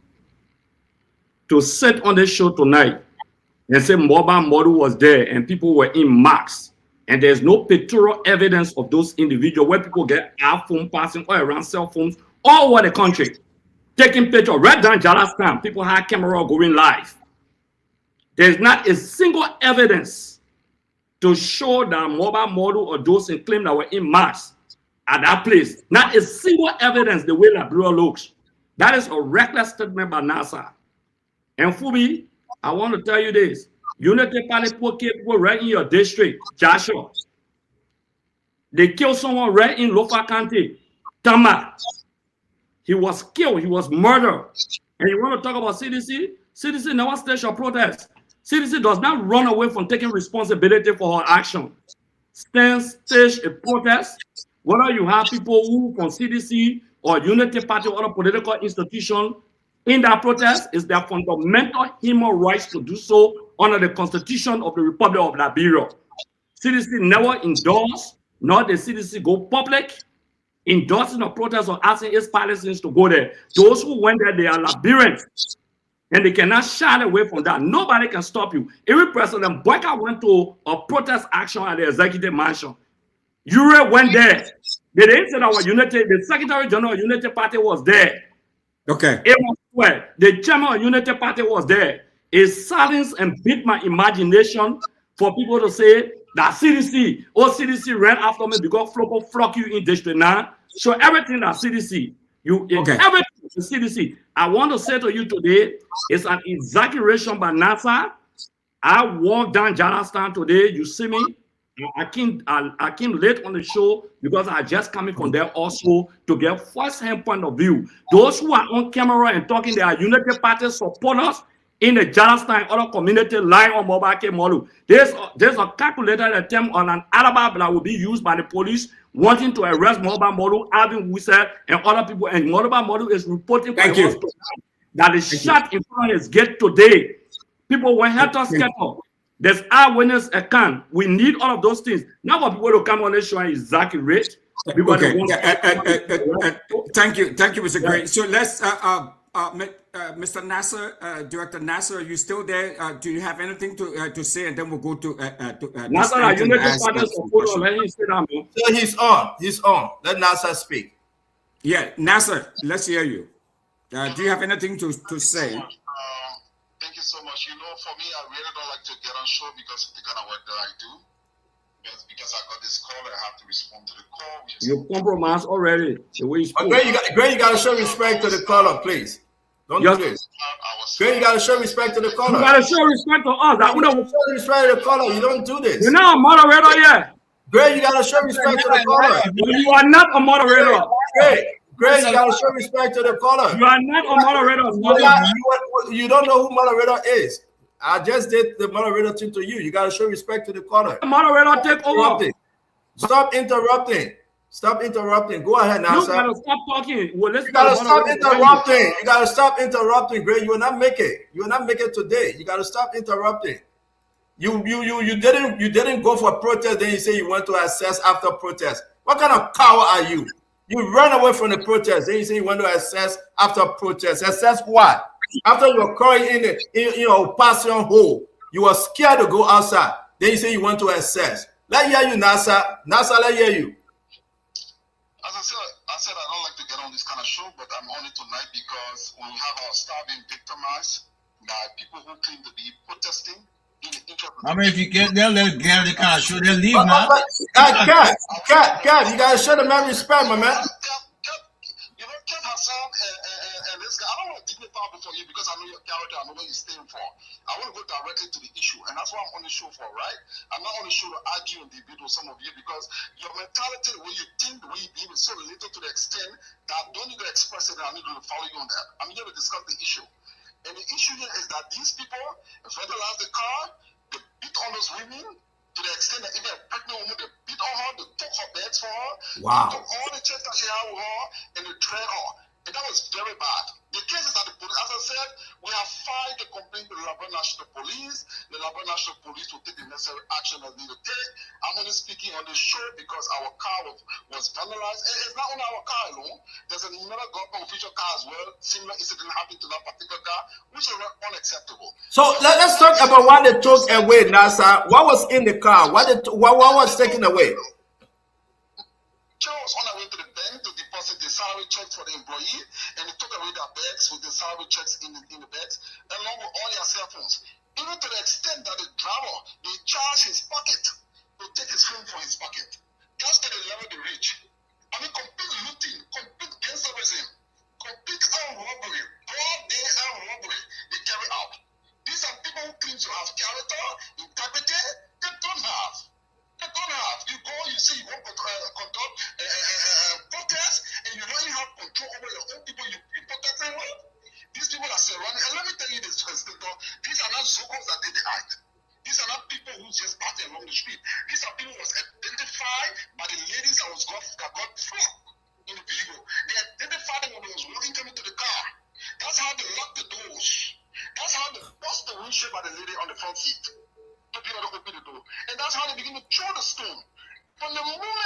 make a statement. This is a government car. You tell them.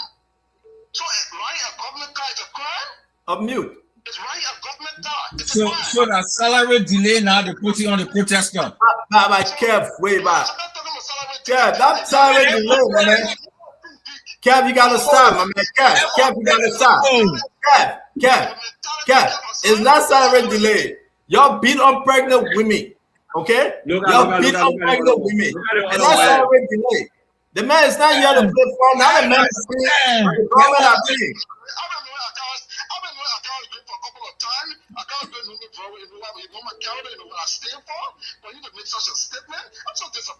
You are a liar. You gotta be disappointed.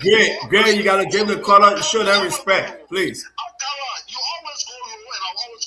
You Unity Party may I know you. That is the reason why you are. I don't care. You don't care what I'm Unity. This guy was Unity Party. Woman say Unity Party. You are a liar. You lie. You stole the check. You say Unity Party. You call me a liar. You know, let me ask you a question. Let's come back. Let's come back to the question. Now, sir, Kev, I don't want to put you in the bag. I beg you with all due respect. Don't do this. When Molu come on the show, you don't want us to behave like that to Molu. Let's show the color of respect, please. Molu is coming on next. Ask our question. If you get question, ask question. But you shouldn't go back and forth. That's how. Let me ask you. No. I mean, the man on my phone. That's why I got to control this thing. That's how. Let me ask you. Okay, I'm the moderator. I'm the moderator. I took over from Winfred Russell. Now, sir, let me ask you a question. Moderator will agree. Yeah. Thank you. Now, sir, let me ask you a question.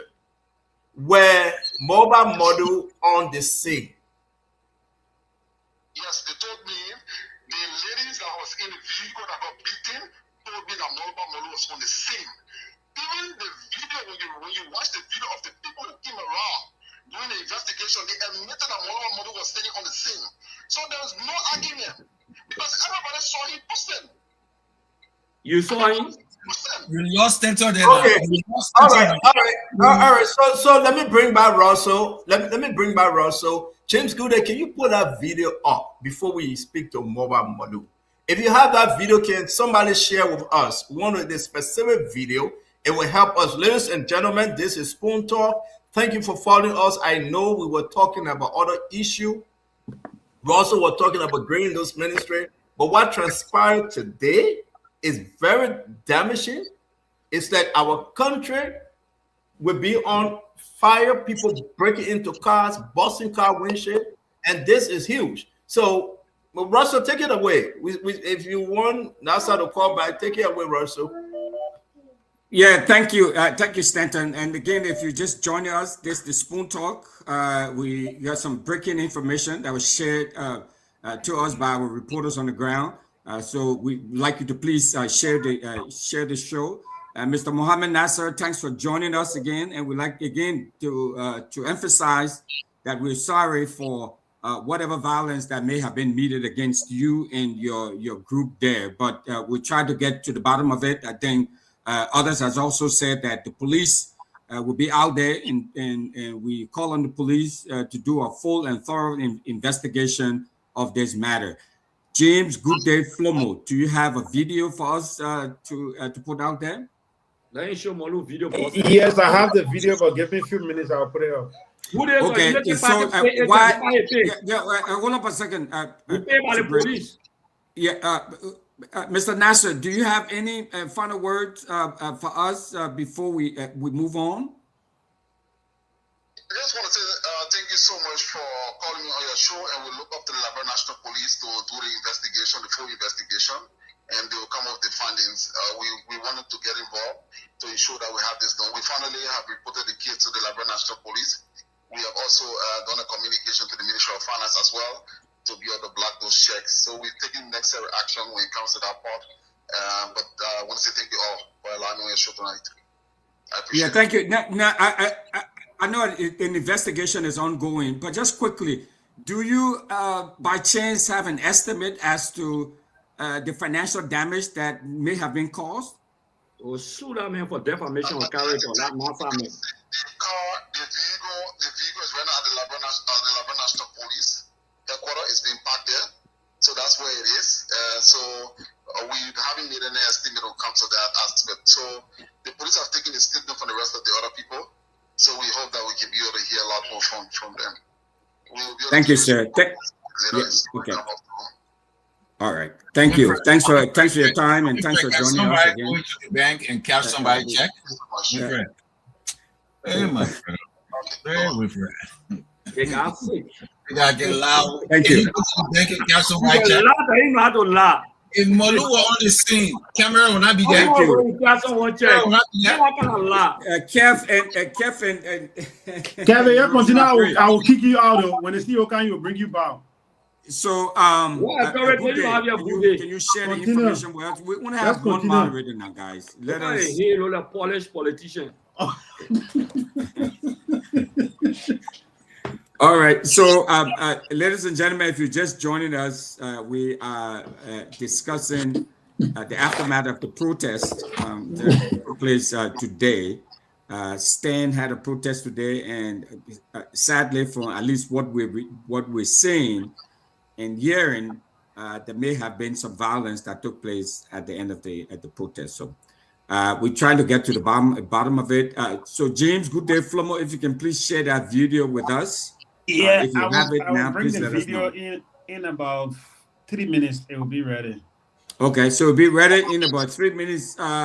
Dr. Richardson, do you have anything else to add? I know, Mr. Nasser, are you still there or you left us? I'm sorry. I'm sorry. I think Mr. Nasser left. Okay, so you left. Okay, thank you. We are now going to Dr. Richardson. Are we ready to call? We have about 3 minutes to spare until the. Are we ready to call Mobile Madu? So the pregnant woman in the hospital. Who hospital is she in? Wait for it. Are we ready to call Mobile Madu? Yes, about waiting to hear the video to watch the video first, and then we'll call Mobile Molu. Okay. Yeah, so and we have 3 minutes to spare. So I just wanted to bring on Dr. Francine Richardson to share any final thoughts before we get the video on. I don't have much to say, Winfrey, except that we just want to contain the violence, and we hope that in as much as people are free to protest, it's the constitutional right to do so, but they should also respect other people freedom as well to move around and to continue with their daily business. So I want to wait to see how this whole process unfolds in terms of the court system. I would urge the government employees who were violated today to utilize our court system. So I don't want to make any judgment, and I don't want to be generalizing on who's good, who's bad, who's ugly, who's beautiful. But I just want to say that let's wait and hear the court system. Thank you, Dr. Richardson. Fubi Henry. Dr. Richardson waiting to hear the court system, right? we know the police will investigate. That's our word. Liberia is the country of law, right? But just seeing the mere fact that Richardson that I'm going to call Mobile Model. But at the end of the day, though, if even one person did that, broke into cars, ambush, daylight ambush, something my brother Jacob Jada don't want to speak to. It made Jacob Jada to quench and feel bad. Look at this ambush, right? What ambush? Yeah, look at the brick. Look at all look at the rock. What do you think they intend? They intend, Dr. Richardson. I mean, don't tell us about the code of law. Don't tell us about how good Labrador system is. Let's talk about ambushing and saying that you having a peaceful protest. I'm not condemning Mobile Malu. I will not do that. But that is to prove the reason why today, Akaris Gray were absent from the protest.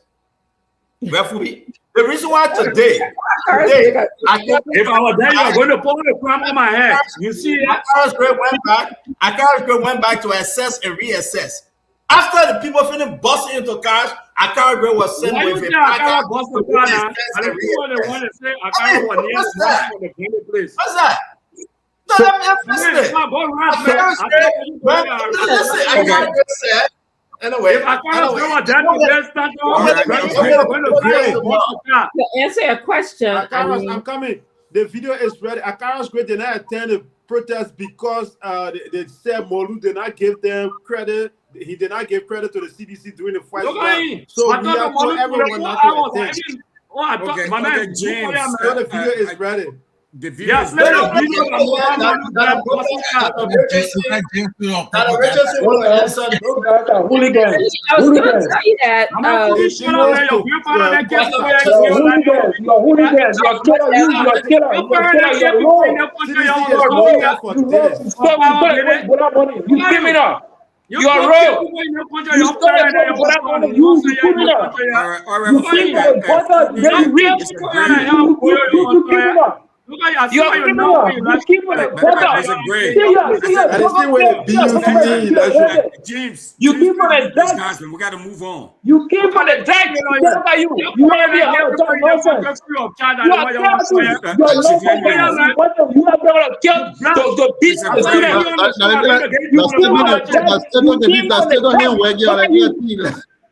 See your people. You came from the Can we mute those? You are damn criminal. These two panelists You so we have stop some it. order. Fubi talk. You said it.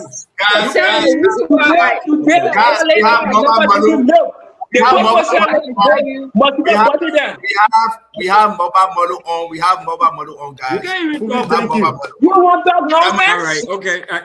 We have mobile model Mr. Gray. Fubi, please. The Honorable Gray, please. We have Chairman Mobile Model on. Mobile Model, welcome to Spoon Talk, sir. James, can you change the name? We got Chairman Model. Mohammed Nasser is now on. Chairman, welcome to the show, please. Thank you, sir. Chairman, you had a long day today, and thank you for taking our call to discuss these different issues. We are seeing footages, we have videos of massive destruction, and I think you're following the show. Can you speak to these different allegations that the FIU or FIA director is placing you on the scene of vandalizing cars, breaking into cars, you and some group of your followers? Welcome to the show, sir. He claimed I vandalized cars. He put you at the scene. He said you were present. People admitted that you were there. Yes. And I was part of the vandalizing of vehicles. Again, he said you were present. He didn't say you took rag and threw it, but he said you were present. That's surprising because I have no idea of these kinds of baseless allegations being leveled by the individual you just referenced. I think this is an extension of the usual attack from government in an attempt to cover up their crimes. The police should be answering to brutality against peaceful citizens, peaceful protesters today. There was mass arrest, people were arrested. As far as in the community, they were arrested just for, showing out to peacefully protest against abuses in the governance sector, against rule of law, against lawlessness, etc., etc. So it is interesting that the police is seeking to, or the government is seeking to incriminate people for doing things that they are still guilty of. And as a matter of fact, we are also contemplating suing the government and the police for the acts of brutality that were meted out today against peaceful protesters. So that information that the allegation just leveled is completely acknowledged, is baseless, and it's not true. It's just a falsification intended to distract from the actual crimes committed today by state actors, the LNP. Were you informed of what took place today? The breaking into cars. Were you informed? Did anyone call you, question you, or your guys? Did you hear anything that some folks broke into cars? Not at all. The Liberia National Police, did they question any of your guys? No, I just did a podcast of the police shooting at my residence. That podcast was done like 3 hours ago. It's on my page. So I have absolutely no information surrounding breaking vehicles. Two guys then, if you look at the photo I put up, if you're watching, two gentlemen in a face mask, behind you and Alvin, we said. It is alleged that those were some of the guys that broke into the cars and vandalized the cars. They were standing behind you. If you're watching the video, did any of them call you? In all my utterances before and after the protest, I've always called on our people, protesters, supporters, sympathizers to remain peaceful. Now, I had publicly elected the media today before the protest early this morning that surrogates of the regime and their supporters were being planted to cause problem, to throw stones and attack protesters. That was demonstrated today at the protest scene. There were surrogates of the government, supporters of the government, throwing stones from within the premises of the University of Liberia. There were surrogates and supporters of the government throwing stones and attacking protesters from within the premises of the building. So any of these is possible. So I'm not going to allow people to create the insinuation that just because there's a picture of people standing behind, so therefore I'm linked to the behavior of those individuals. No, I cannot answer the other people's crimes. It's possible that people who may have, which I don't have any information about, committed these crimes, if I call it did, could be regime supporters or they are protesters, then they were acting on their own, because we are very clear that our protest actions are always peaceful. In all of our utterances are not going to be violent. So if anyone committed acts of atrocity, violence against individuals, they have the answer to that. I cannot be linked to protest organizers. Mind you, regime surrogates are capable of being planted to cause upheaval and havoc, to place the blame on peaceful protesters. But Chairman, the question I'm asking right before Russell come in, there's a gentleman, just one individual away from you in an orange t-shirt. He had a black goggle. If you're watching the show while you're on, do you know him? I just said that I have no knowledge of individuals. No, I'm not asking whether he did it. I'm just asking you, do you know him? Those are one of the individuals that they allege. How we expect me to identify people that you claim to be in masks? No, he's not in masks. Even the guys that were in the masks, they were walking behind. You're not watching us live, are you? No, I'm not. Okay. So I'm not thank you. live. Thank you. I thought you were watching us live, because these people standing right behind you, and one of them on the right hand side of you, and these are the three individuals I believe are hurt, yet to be confirmed. The police are concerned about, and these were the three individuals that the people allege that they got involved with these disturbances and beating on the pregnant woman. Let the police, if I thought that is an establishment to go by, let the police invite them for questioning. So why are you trying to harass, intimidate, and falsely indict an innocent person for the crimes of other people? I mean, that's outrageous. That is preposterous.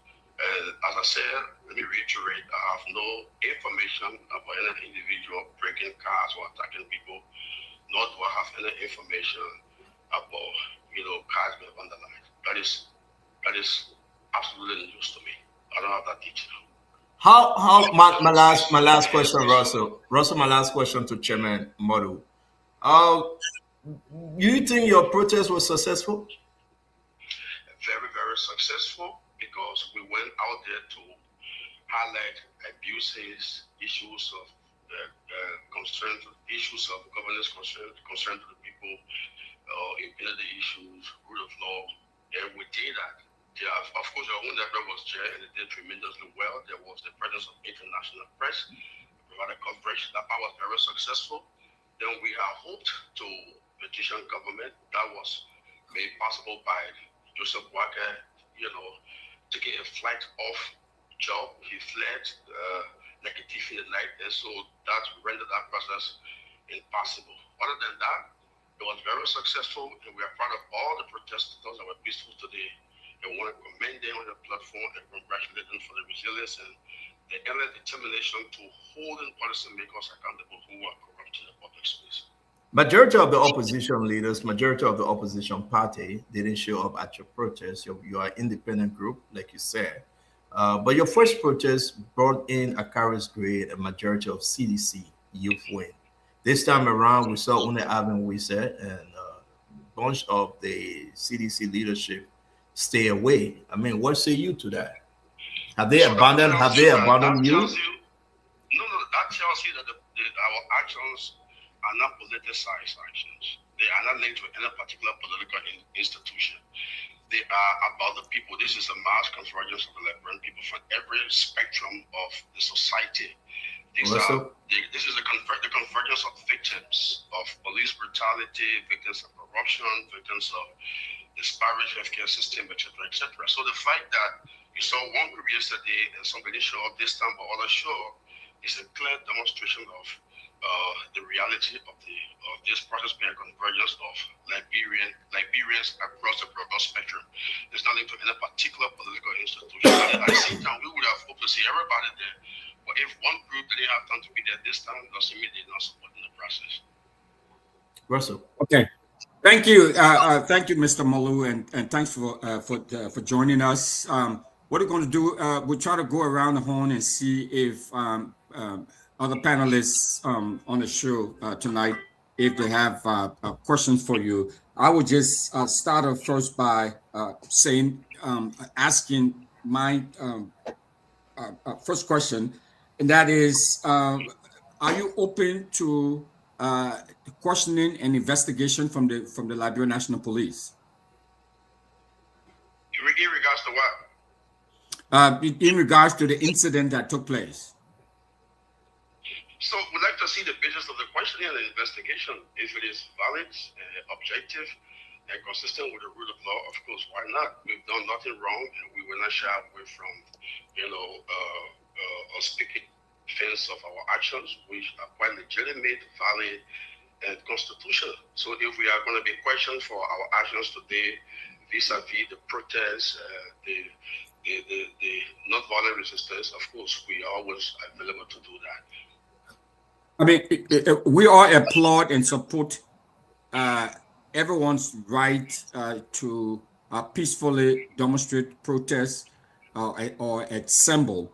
But of course, we all will condemn violence. Do you, as chair of this group and organizer of this event, do you condemn the violence that took place? We condemn the violence that took place starting with the Liberian National Police. You saw clear, visible violence perpetrated by state actors, here the Liberian National Police, and we are going to file a proper lawsuit in view of the evidences adjudicated against police actors.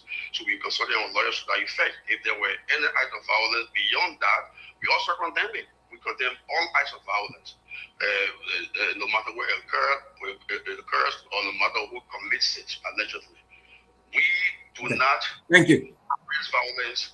We do not embrace violence. Wherever violence occurs, we condemn it to the letter. Thank you, Mr. Malou. I would now bring on Dr. Francine Richardson to ask you a question, if she has one. Dr. Richardson.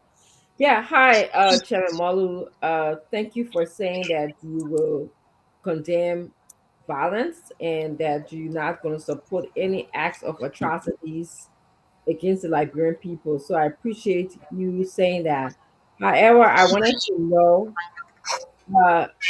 there's allegations that someone, you're not watching us live, but there was someone that was very close to you in terms of the march that is reportedly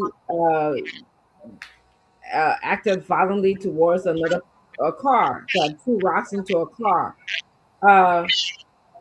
If that person is found to be, a suspect, would you cooperate with the police in an investigation? Anyone that is or that constituted membership to our process or that is a sympathizer of our cause that is clearly found to be in acts inconsistent with the rule of law, in acts that may be considered violent or acts of atrocities, with valid proof to substantiate, we will of course not only distance ourselves, but we will also be very cooperative in ensuring that such persons are brought to justice. Provided there's a valid but there's a justifiable basis to indict, and that is not a process of witch hunt or it's not being insinuated. So if such things were to occur, of course we will be cooperative. So I heard you say that you are currently working on pressing charges against the police of Liberia. Can you kind of tell us some of the acts you thought that were violated against the protesters today by the police? Yeah, they are members of our assembly acted very peacefully and lawfully, but yet they were arrested, they were malhandled, some were beaten. In fact, there are people that were arrested from communities who had nothing to do with the protest. And so we will take up these issues legally against the Liberian National Police. Beyond that, also the musical truck that we have rented to use for this process was impounded without any cause. The truck driver beaten and also detained. So we have not less than anywhere from 15 to 25% that were arrested today for different reasons, all of which cannot be substantiated within the confines of the rule of law. So their rights have been violated, their detention is arbitrarily, and as an institution that believes in the rule of law, we will test the court process to bring charges against members of the National Police who are found to be wanting in abusing the rights and the fundamental rights of Liberians. I want to keep outside to build solidarity with the Liberian people in demanding that accountability is guaranteed for them. Thank you. Thank you, Dr. Richardson. T. Wanoke Fangalo, do you have any question for Mr. Malu? We're not hearing you, Wanoke. You have to unmute. Yeah. Mr. Chairman, good evening. Good evening. The protest today, you just said that people who may have conducted violent acts, if people did, they are on their own and that they are not part of your team. Are you aware that when you organize a protest or whatever crimes that are committed by members of the protest group, that the organizers of the protest can be held liable for that? Are you aware of that? Yes, an echo. Can you please restate your question?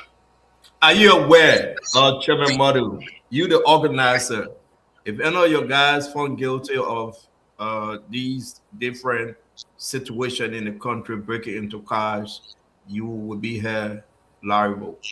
That's his question. Which law are you quoting? T, which law? Well, I do not have the exact law in front of me. I can post it here to you in a moment, but I can tell you clearly that there are several precedents that when you organize protests, whether in the United States, Europe, Liberia, anywhere, when you organize protests, as a consequence Party Constitution. Let's speak one at a time. So I beg you guys, we have the echo because I'm using a different device, but can we get T the chance to complete his question? T, can you complete your question? Yes, I'm saying that I will forward to you shortly, something that relates to precedent. But anywhere the world over, when you organize protests, and as a consequence of the protest, crimes are committed, that the organizers of the protest will be questioned. That's something that we know for a fact. And finally, Chairman Molu, my last question to you. You said the last time you were here that you do not believe? You said No, last well, time. Chairman Madu want to clear your first question or concern. Sure. Allow him, then you can ask your second, please. Sure. So if I got you right, sir, you are insinuating that there are provisions of the Constitution of Liberia or within the context of our jurisprudence that allows for individuals to bear the penalty for the actions of other people, or that provides that there may be collective punishment for actions allegedly committed by an individual. Well, let me inform you that I'm not a lawyer, but such an assumption is far-fetched, it's business, and has no standing within the interpretation of our jurisprudence as a state. There's no law that convicts one person for the actions of the other. Every individual stands indictable before the law for the commission of crimes, and such individuals are to answer the crime that they commit. Not one person answering the crimes that others commit. So that is not even a law to consider. It does not exist within our jurisprudence, so it's not worth dignifying. And besides that, I didn't say people are much money than I said. If there is Go ahead, Chairman, please. Mute yourself, my man. I said. If I mean to say you will not hear him, I beg you, my man. They were on my phone. Chairman, go ahead. Thank you, sir. I said, if there are allegations levied with prima facie regarding members of our protest that stands indictable before the law from objective and valid prosecutorial standpoint, we will cooperate in ensuring that such person is prosecuted. But as far as I know it, without such situation, and I think whatever is being alleged appear to be trumped up, and except where the police substantiate these allegations by bringing valid proof. Thank you, Chairman. Thank you, T. Money against time. Okay, Fubi, let's You said, Chairman Molu, that this protest was called Lead or Leave, and that you guys will not vacate the premises of the executive mansion. You will not stop your protest process until the president leaves or leave. And you said to Stanton not long ago that your protest was successful. So as a result of your protest, did he finally leave or leave? Well, in the first place, we said that we would not leave the premises of the executive mansion until our demands were met.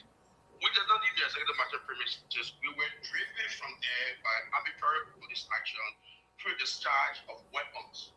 People were beaten and arbitrarily arrested. We are unarmed civilians. We are not carrying guns. If we were carrying weapons, it would be a different thing.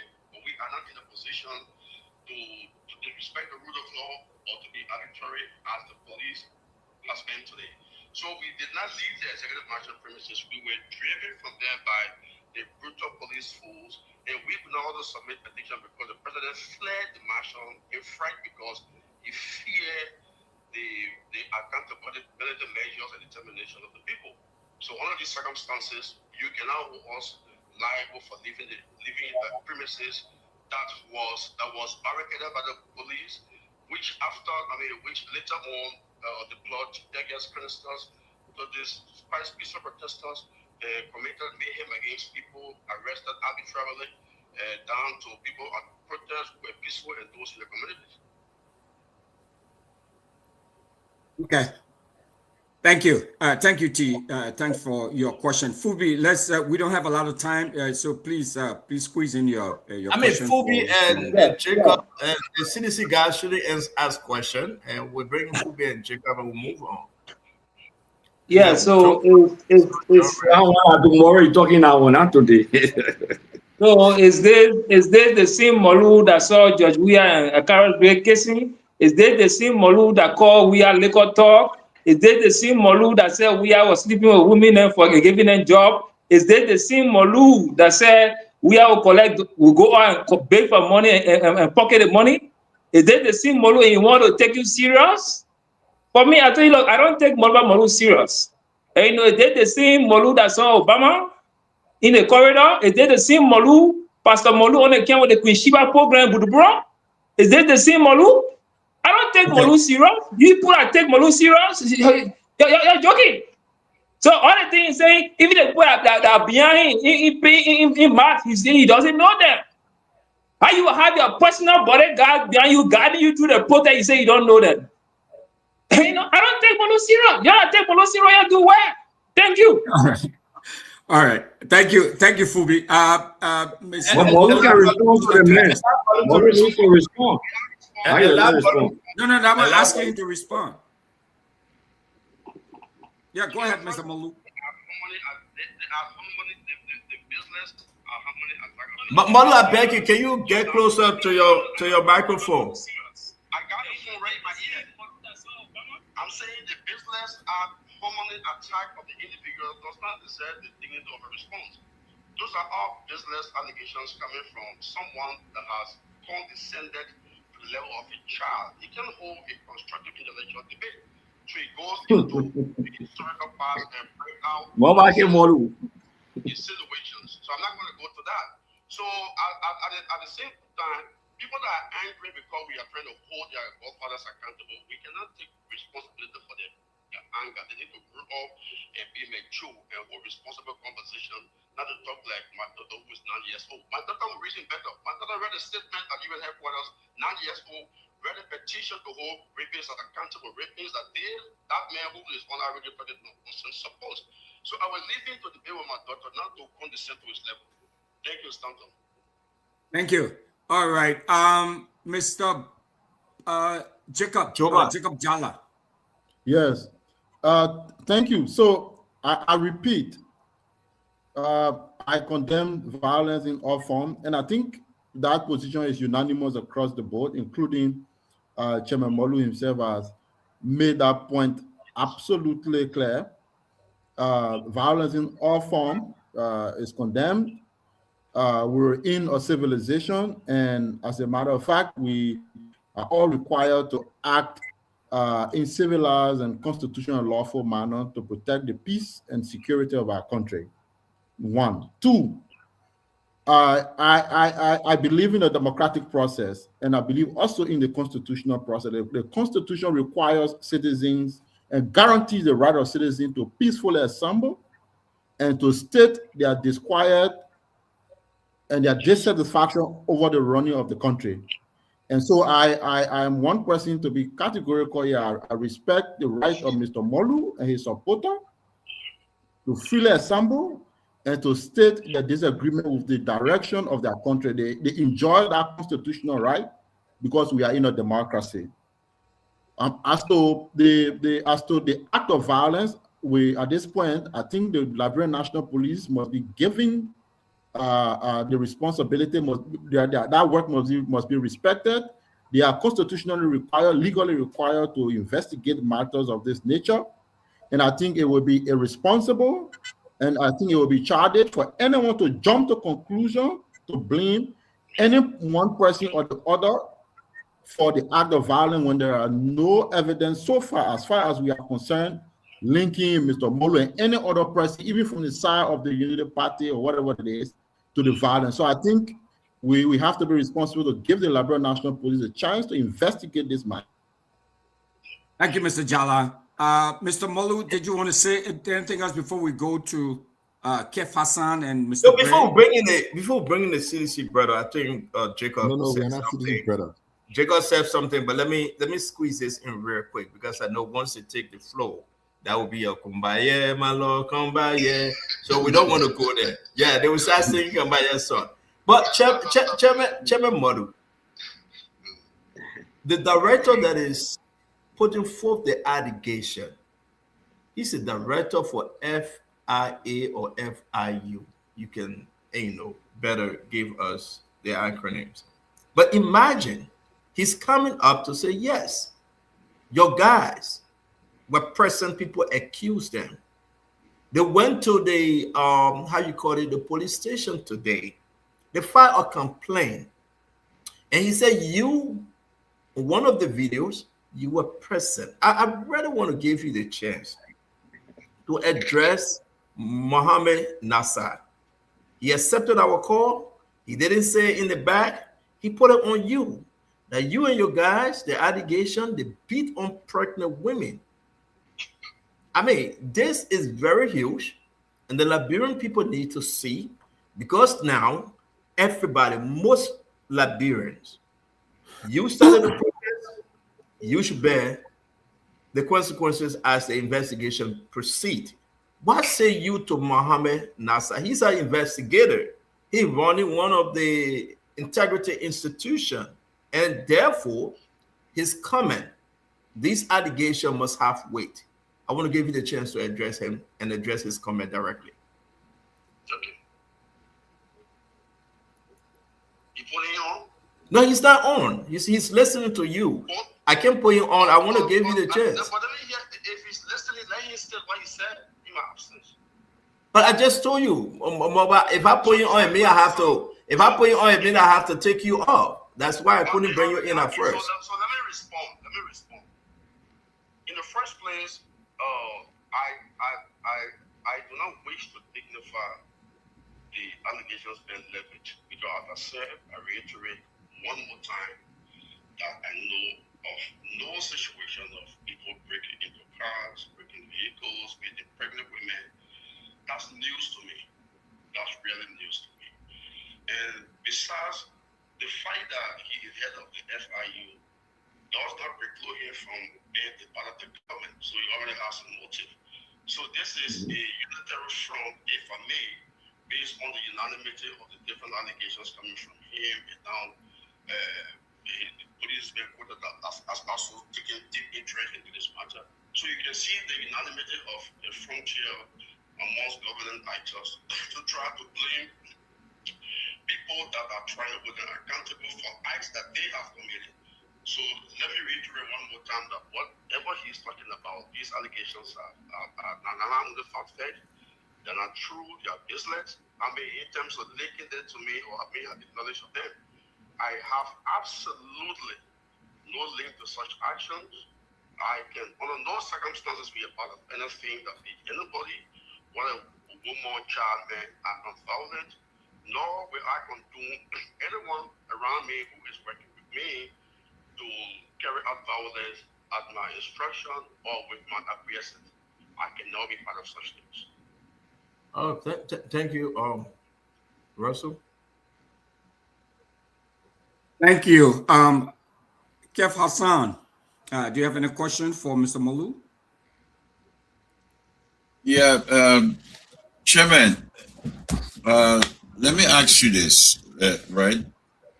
The allegation from the gentleman that came here talking about the pregnant woman, you just talked about it, but you posted, and I think a few minutes ago on your page showing women being naked and be beaten by the police.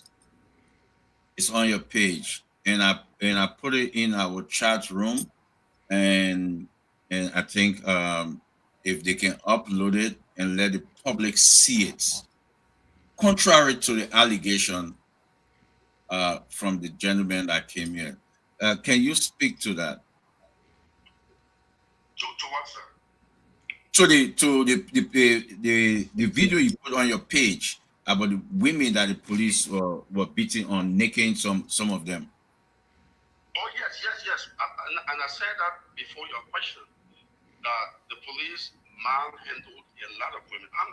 It's surprising that the police is making or government actors are making desperate attempts to place on the shoulders of others crimes that they've committed.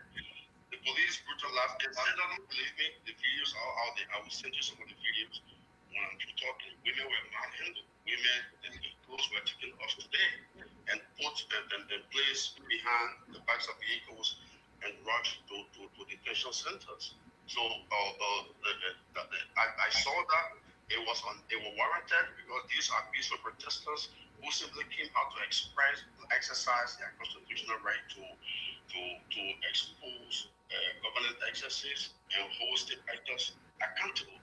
That shouldn't be a crime that should warrant the disgraceful action by the police against these women and young men. In some instances, people were picked up in communities under the assumption that they know about protest.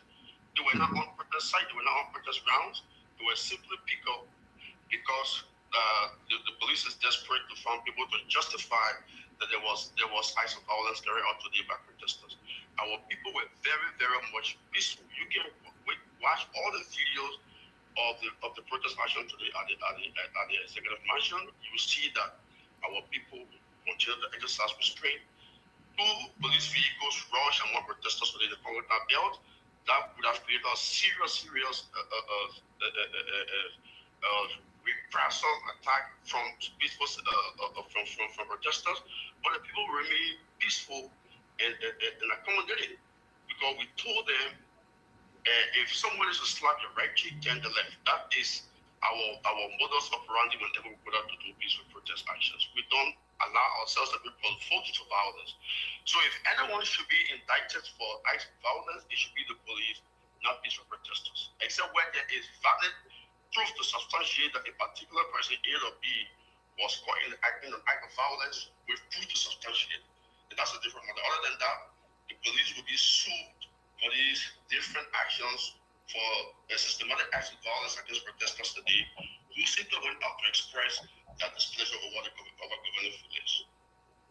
They put you on the crime scene today, saying that the gentleman put you on the crime scene, saying that you were on the scene when the cars were breaking into. The center rock, the broke cars, stole, check everything. But throughout the protests today, all the camera were on you. You was a focus point today. How come we not seeing none of that video that you were on the scene and the gentleman and them that who they accused throwing stone on the car? The video that was on the scene of a crime? I say, how come there is no video shows that? Because you are the focus point today. You are the focus point. Everywhere you go, camera were on you. But the allegation that the gentleman who were on the phone spoke about, none of that video existing. How that possible that we cannot see that video that you were on the scene and the accused were showing? How that possible? You are the focus point today. Camera were on you. That's a good question to the wrong person. You should be asking the gentleman who is making the allegations. As far as I know it, and the other one is even interesting. As far as I'm not even going to dignify that I'm on a crime scene, but nobody is saying that I committed a crime. Now he appears to have admitted his argument that I was on the scene, others committed crimes. Are you going to be, that kind of position, that kind of business assumption? It's not a serious argument. But be that as it may, the wonder that I was a focused person and all the camera was focused on me, and somehow they can't find a video of the one he's talking about. Exactly. Not for him, not to me.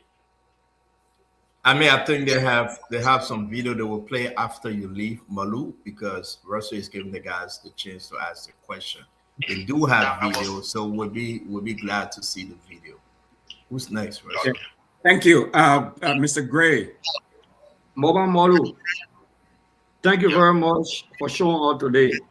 I mean, the conversation was very nice today, and I appreciate your revolutionary stance. You are a true soldier. You are a blood of the revolution. I believe in your tenacity and your ability. Oh, why Gray refused to show up today? He helped me the last time, but he refused today. Why? My friend, Moba Molu will answer the question for you. Molu will answer the question.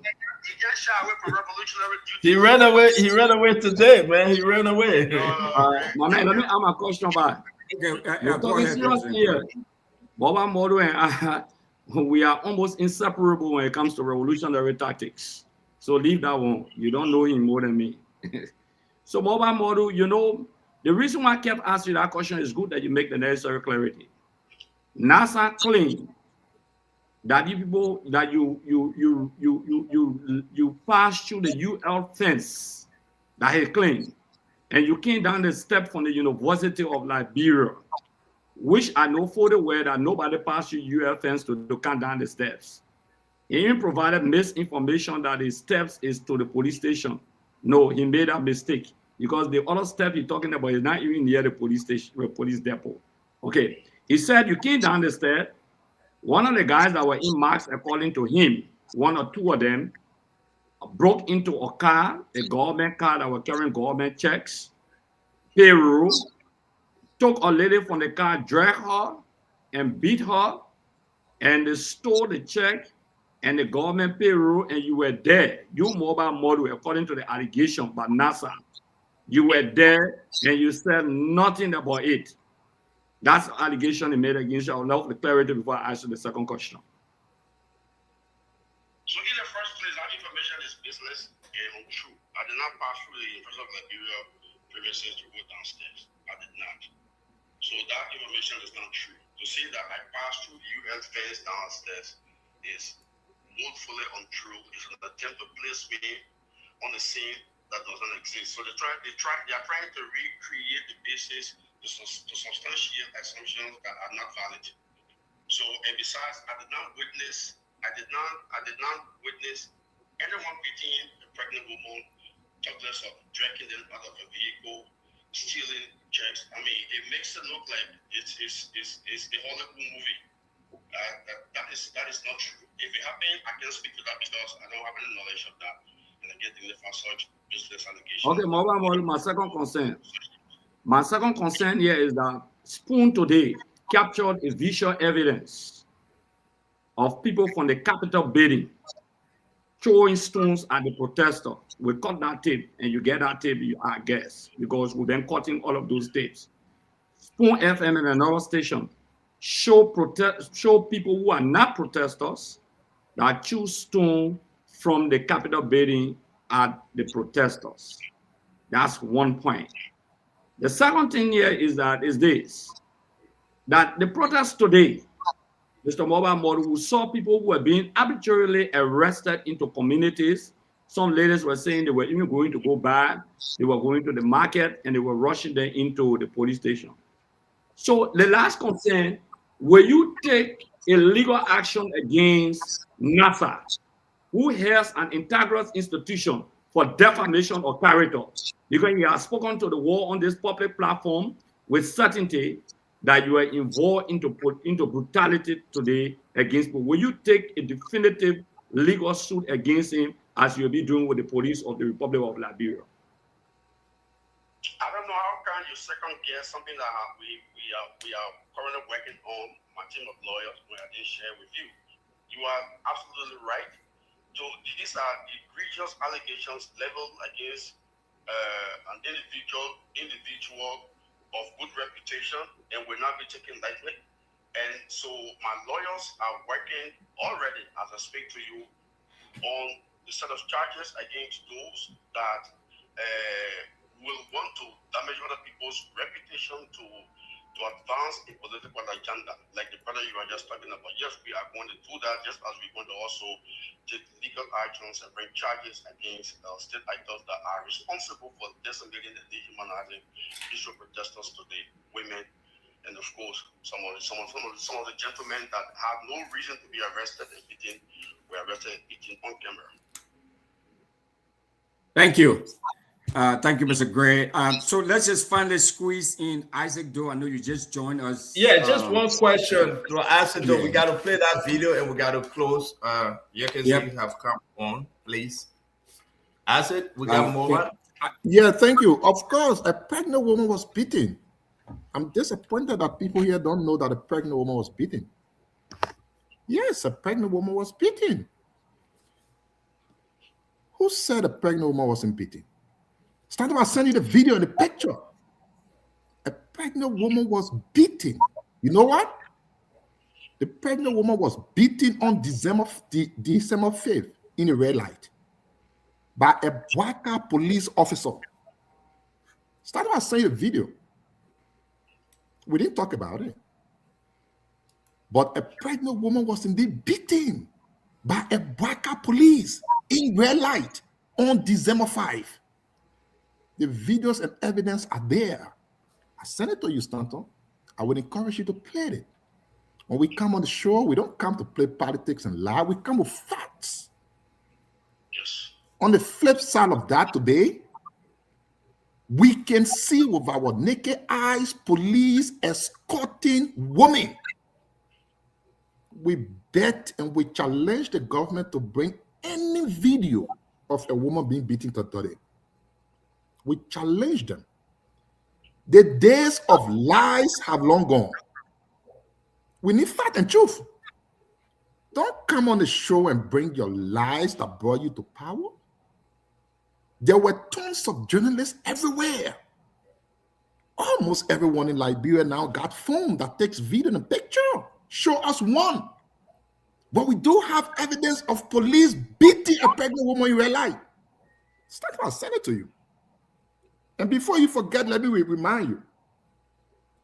If there is any violence from a protest action in our country, we are not going to speculate. We are going to tell you that the police is always the perpetrator of violence. My people, there was a protest action at the Ministry of Transport. It was not Molu who were protesting. We saw blood on the street. There was a protest action at the Ministry of Youth and Sports. It was not Molu who was protesting. We saw blood. There was a protest action during the speaker's removal. It was not Molu who was protesting. We saw yet blood. There was an action around the CDC party headquarters. It wasn't Molu. We did see blood. There was a protest action in Sinjay. It was not Molu. We saw death. We saw blood. So tell me, all of these protest actions for some strange reason will just be violent because the police is so clean? How is it that every single protest action in Liberia will result to violence and blood on the street? Under this government. Okay, Isaac, let's ask you a question now. So we I know you don't want to hear it because you are a black and No, I said we got to get rid of Malu now. We're going to do this on our closing. Yeah, I say, you can say one build to that you. You either ask your question, let excuse Malu, then we can close the show. Yeah, we got to excuse. One question, but I want I say, so if you finish, then let excuse Malu. He's on my phone. We cannot keep him on the phone while you go ahead with 2-3 minutes. Nobody asked you to come in. Do you have a question, Malu? Can you close? It's good that you came on. We'll talk with Isaac when you leave. We'll make our own argument. But it's always good that you take on a position to come and clarify when we call you. And thank you for coming on. Do you have anything you want to close on? No, just to say thank you, Stanton, for the opportunity. And good night. Yes, we appreciate you. Good night. Brother Russell? So Stanton, can I just end, please, since I'm on? Okay, let me just wrap up. You can go ahead. You can go ahead and wrap up. Yeah. So a reasonable, logical mind will conclude that indeed it is not possible that every single protest action getting blood on the street will be because of the protester. If indeed Molu protested today and there was violence, what's about all of the other protests that resulted to violence? What's about it? We challenge the government or anybody to bring a single picture of a protester beating a pregnant woman. We can provide you pictures and videos of police beating a pregnant woman in real life. We can provide it. Count on us with your evidence. Just stop these lies and stop making our country to be a dark-blooded country. We have seen wars, and I think we should not invite it anymore. Thank you. On that note, I'd like to say thanks. I'd like to say thanks to Mr. Molu for joining us, and for Mr. Nasser also for joining us this evening. We're going to go into the video and then we close out. Or we're going to just wrap up now. I think Yekazi. James said he was calling you. He put a video up. Can you play that video? Did he talk to you? James? I think he had to go to work. He said there's a video up. I'm using a different computer right now. So go to the video session. He said one of the video. Can you call him and please let's play that video?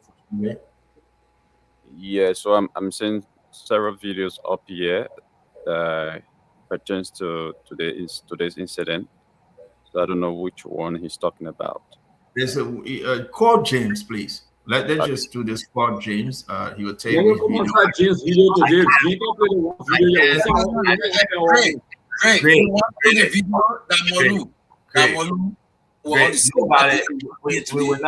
will not be doing this thing. Let's control the show. But we'll send you one of video to play now. For the video, we asked for the video that the same Molu and the guys were at the scene that the video we want to play. That's the video we want to see. Yes. Can you play? Call James. Let's see now. I think also you want us to close the show while Yegezi. Yeah, we can be closing while confirming the video. Great. Tomorrow is Friday. Tomorrow is Thursday. Do you want to moderate? Then you establish interruption. We'll sit back and listen. You will not on the show, or believe me. No problem. But just do it. Let me go in studio to moderate. Russell did extremely well today. Let's stop the interruption. You want to moderate? Interrupt him, Russell, too much. Get the man chance. You're not going to moderate yet. You got to stop. Great. I beg you, my brother. Let's wait for that Molu video. That one will play today. We will play tonight. Yeah. Kev, your internet is about to go off. Well, I want to say what's a good show, you know. Go ahead. You can see. Is that video James sent you?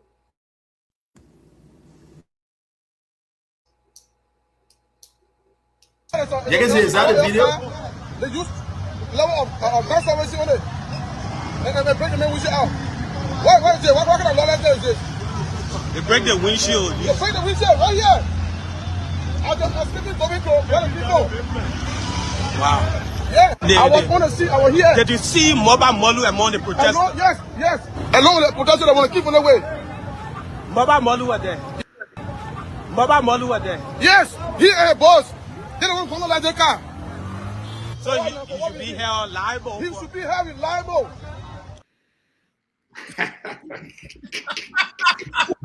All right, guys, let's wait now. Let's wait. You can have your own saying. Please do not unmute yourself. Then I'll have to mute you. We listen to the video. Is that the only video, Yegezi? We're not hearing you, Yegezi. Yeah. So he said that's the last video. So he said that's the last video. So play it one more time. And then we get everybody on to They use level of gas service on it. And they break the main windshield out. What is it? What kind of lawless is this? They break the windshield. They break the windshield right here. I'm speaking to people. Wow. Yeah. I was on the scene. I was here. Did you see Mobile Molu among the protesters? Yes. Along with the protesters, I want to keep on the way. Mobile Molu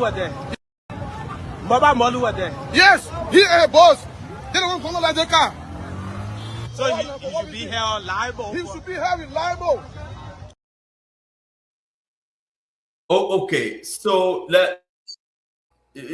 Russell, James is saying we play the first video when the other gentleman that was in the car pointed to the fact that the boss into his car. You remember the man from the National Food Assistance Program? He said that as well. Let's play that video to the gentleman in the car in the white shirt. Let's play that, then we can close the show. Yegezi, please. Accusing the protesters that they smashed his vehicle. As you can see, according to him, all his belongings were stolen. He's standing right across the road. His phone and everything, his vehicle, was smashed. And you can see from the look of you can see the stone, you can see the stone here, and they used stone to smash this vehicle. The riot police officers, they have arrived. Let's see what's going to happen here. As you may be aware, there's a protest in Monrovia, particularly around Capitol Hill today, and police officers and protesters. The area on clash this afternoon, and the clash led to the escape of protesters. And when it came down the Charlatan Hill, according to what the driver explained to us, that they smashed his vehicle, and you can see the stone his vehicle. burst the windshield, and he's here. We will talk to him just in a moment. But the riot police officers, the traffic is building up. Riot police officers, they have arrived on the scene. And how you doing, sir? Because I saw the traffic accident along the Jonathan Highway. I'm seeing Bruce Ma on you. What really occurred just now, sir? The mobile model guy. Yes, sir. Attacked the car. Yeah, I'm seeing the Bruce Ma on you. I'm seeing your share all tuned up. But I hooligans. Okay. You have to go to the court of law. But what exactly happened? Was he driving or what? Yeah. So as you can see, Robert, so let me do my closing first, and we appreciate everyone. But it's very clear that for some reason, they are putting it on. I don't know whether I heard him say Mobile Molu or he said the Mobile Molu guy. But it's about Mobile Molu and his guy, or probably some of Mobile Molu guy. You can interpret it in a which way.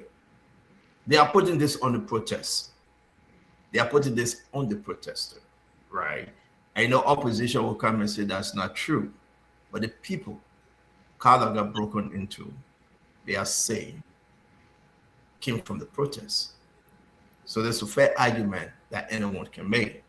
Now, the Liberia National Police investigating. They cannot put Mobile Model on the same, but they say Mobile Model guys. They were there. The other gentleman said Mobile Model in the yellow shirt. But despite all of that, I think it was a bad day. I just think that it was just a bad day for Liberia. A bad day in the sense that we expected Mobile Model to conduct a peaceful, unique protest like he did before. The one that Carries Gray stood on top of the truck, Russell, right? They did it, they went home. Something happened today. Something happened today. And this is bad. This is not right. I'm hearing my brother Asido saying, we're talking about today, Asido said 10,000 years ago, they killed my father and my mother. We are talking about today. We are talking about these destruction. People going home now, they have to spend their own money if there's no insurance. This was caused by folks that they are alleging that they were there with Mobile Model, you know, and thank God a Mobile Model came and he saved his own. But this aftermath is dangerous for our country. It is bad seeing some CDC folks in the maze, like Abin we said. I think people should be able to rethink now the fall march of our country. We got to get together to condemn this, to condemn it. I don't know whether any of this tradition on the show will condemn it. I really don't know. I think this is music to their ears. This is what they want to see every day for the next 4 years for we on a Joseph Yuma Barker government. This is what they want to see. They want to see a chaotic state. They want to see a state that, and I'm speaking for myself, that these things should happen every day. There will be no investor. They jubilate to see a state that people will be flocked on the street and, you know, tear gas by the Liberia National Police. But I will say to you, what I saw today, briefly, I think Gregory Kuma is getting even more mature in dealing with protests. I don't know about you, Russell. Not that I'm celebrating Gregory Kuma year, but his surrounding, I think he's getting even more mature, more experienced, more professional in handling protests. You will see no death, you know, and his dealing is getting even more mature. So I'm disappointed. You know, I am disappointed in the manner in which the protest went on today. The first time on the stand, they conducted themselves well. Protest was over, everybody went home. Minimum disturbance. But this one, no, it wasn't good. It's bad for our country. I rest on that note. Russell, thank you very much for helping out, and thanks to all those of you that show up. We'll wait and see. Russell, back to you. Thank you. Okay, so Submission, then we leave. Only one of them should talk. Did nobody interrupt? I hope you don't interrupt. It's time for you guys. You can take one. Can I close and leave? Yeah, No, yeah, yeah, that okay, carries just, the yeah, steel, brother. okay, That carries okay, close. okay, guys, hang on. Just, you know, we started something that was very beautiful before Representative Gray and Stanton and Isaac Doe joined us. Kev, Fubi, and where Good Day was on, all of us. So we rated the government. Not the government, but we rated the Ministry of Finance and Development Planning. And we gave everyone on the show, gave the ministry a letter grade, Stanton. So Dr. Richardson has left, but we asked her to come up with a score, the average, right? So if we upgraded Gafwan, and so You want us to grade Gafwan? No, we've done that already. I'm just no, but you want, but it's not fair. You also ask us to grade Gafwan too. We can do that in our process. You get to, well, okay. What I'm about to say is that so we came up with a calculation, and no, it's not a fair calculation. Allow us to grade Gafwan.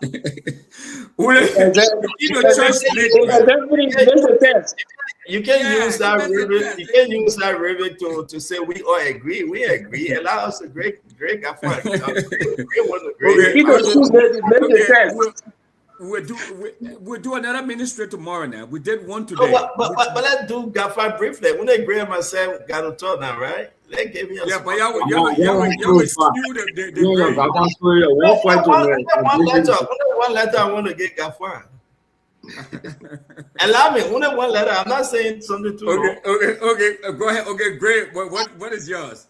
And then I'll do the calculation and then give you at the end. I will wait tomorrow. I will wait for my grading tomorrow. So for us today, Fubi and Kev and Yekezi who were on earlier. So but don't call the school now. Don't call the school because it will be unfair. Tomorrow allowed us to grade, so you don't have the time tonight. And then you can. So okay, Fubi, Fubi and Kev, we keep the score to tomorrow, right? Yeah. It's already it's been reported to the registrar already. Dr. Richardson has it. Yeah, we're regrading. We're doing a new test.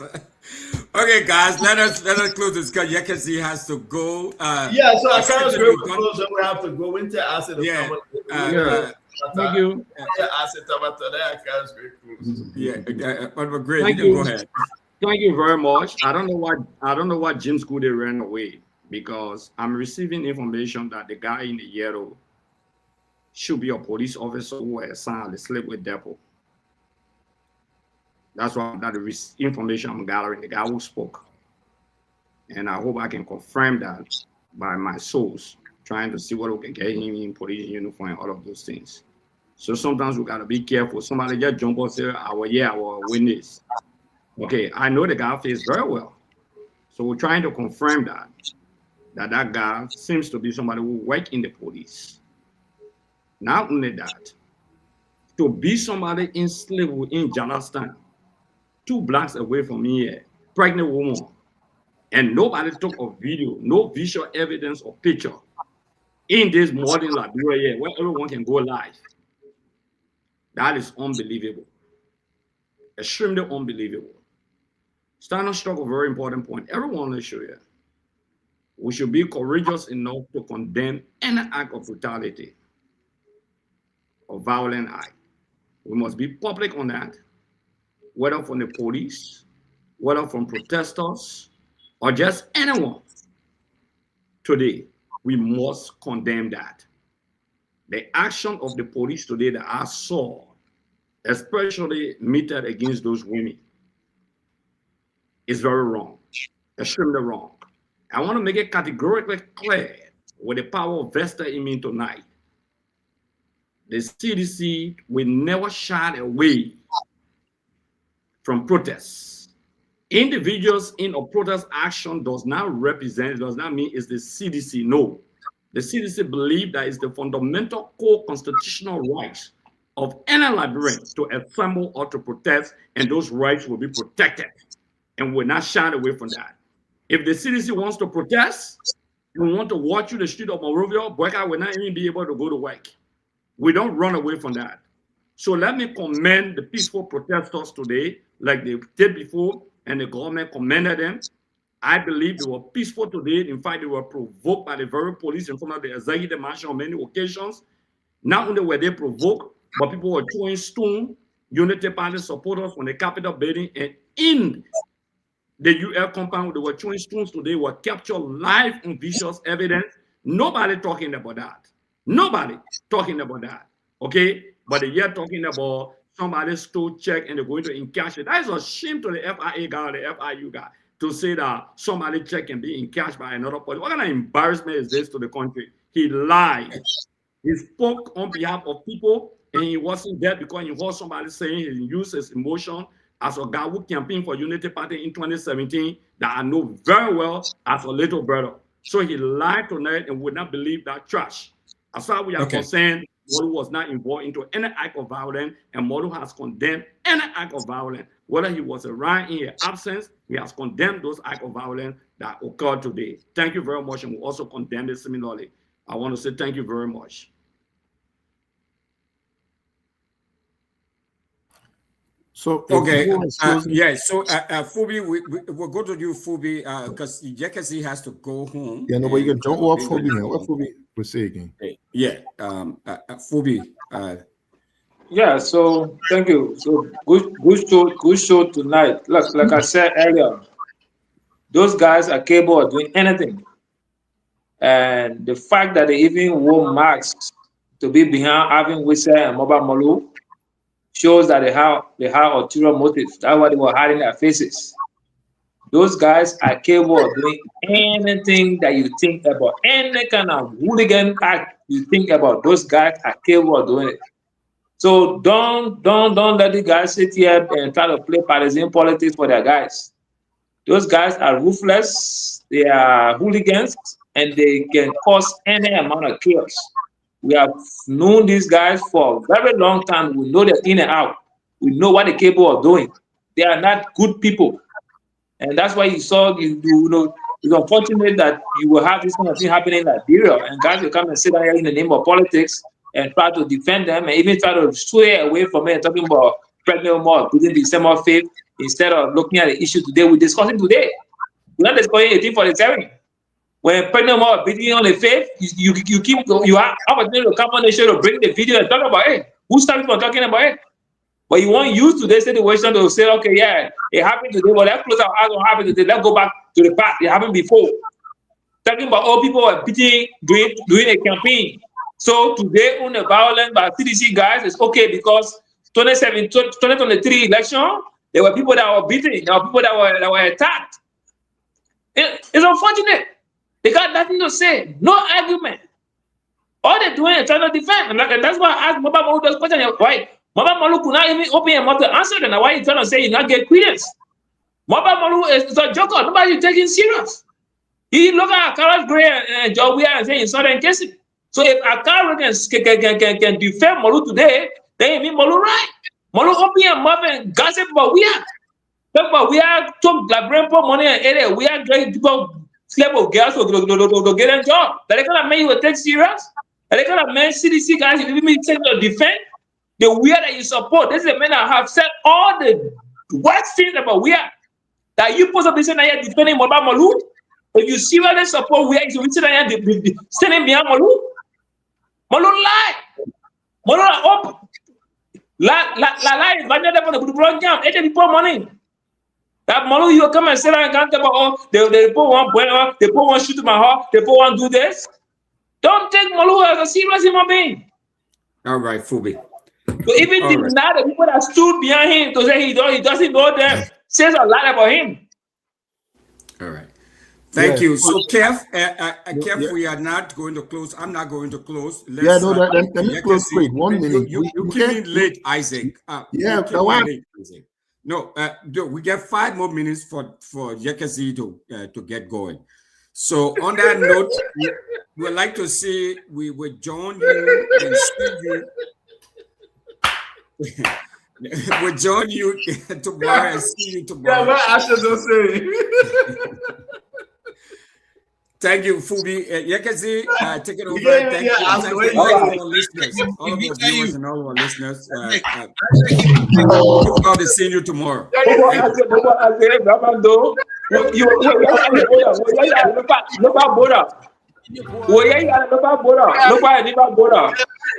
what I say? I didn't hear you.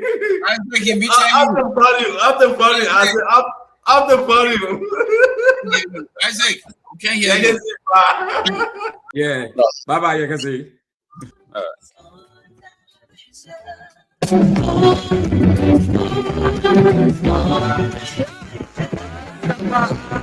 Okay, folks, so that's all the time we have to be here. You can join the CEO and his team later on today. The third edition of the Spawn Talk right here. Spawn 07.5, Fabric 101.1, and Super 95.5. Show is also Samaka's Val, Pulse of Liberia. Our various social media platforms, Spawn TV Live, Fabric TV Live, Super TV Live, and about our YouTube channel, Spawn Talk. We have of the entire team here. My name is Yekezi Zobediri, a pleasant goodbye from Otis Congo Town in Minerva, Liberia. Bye bye.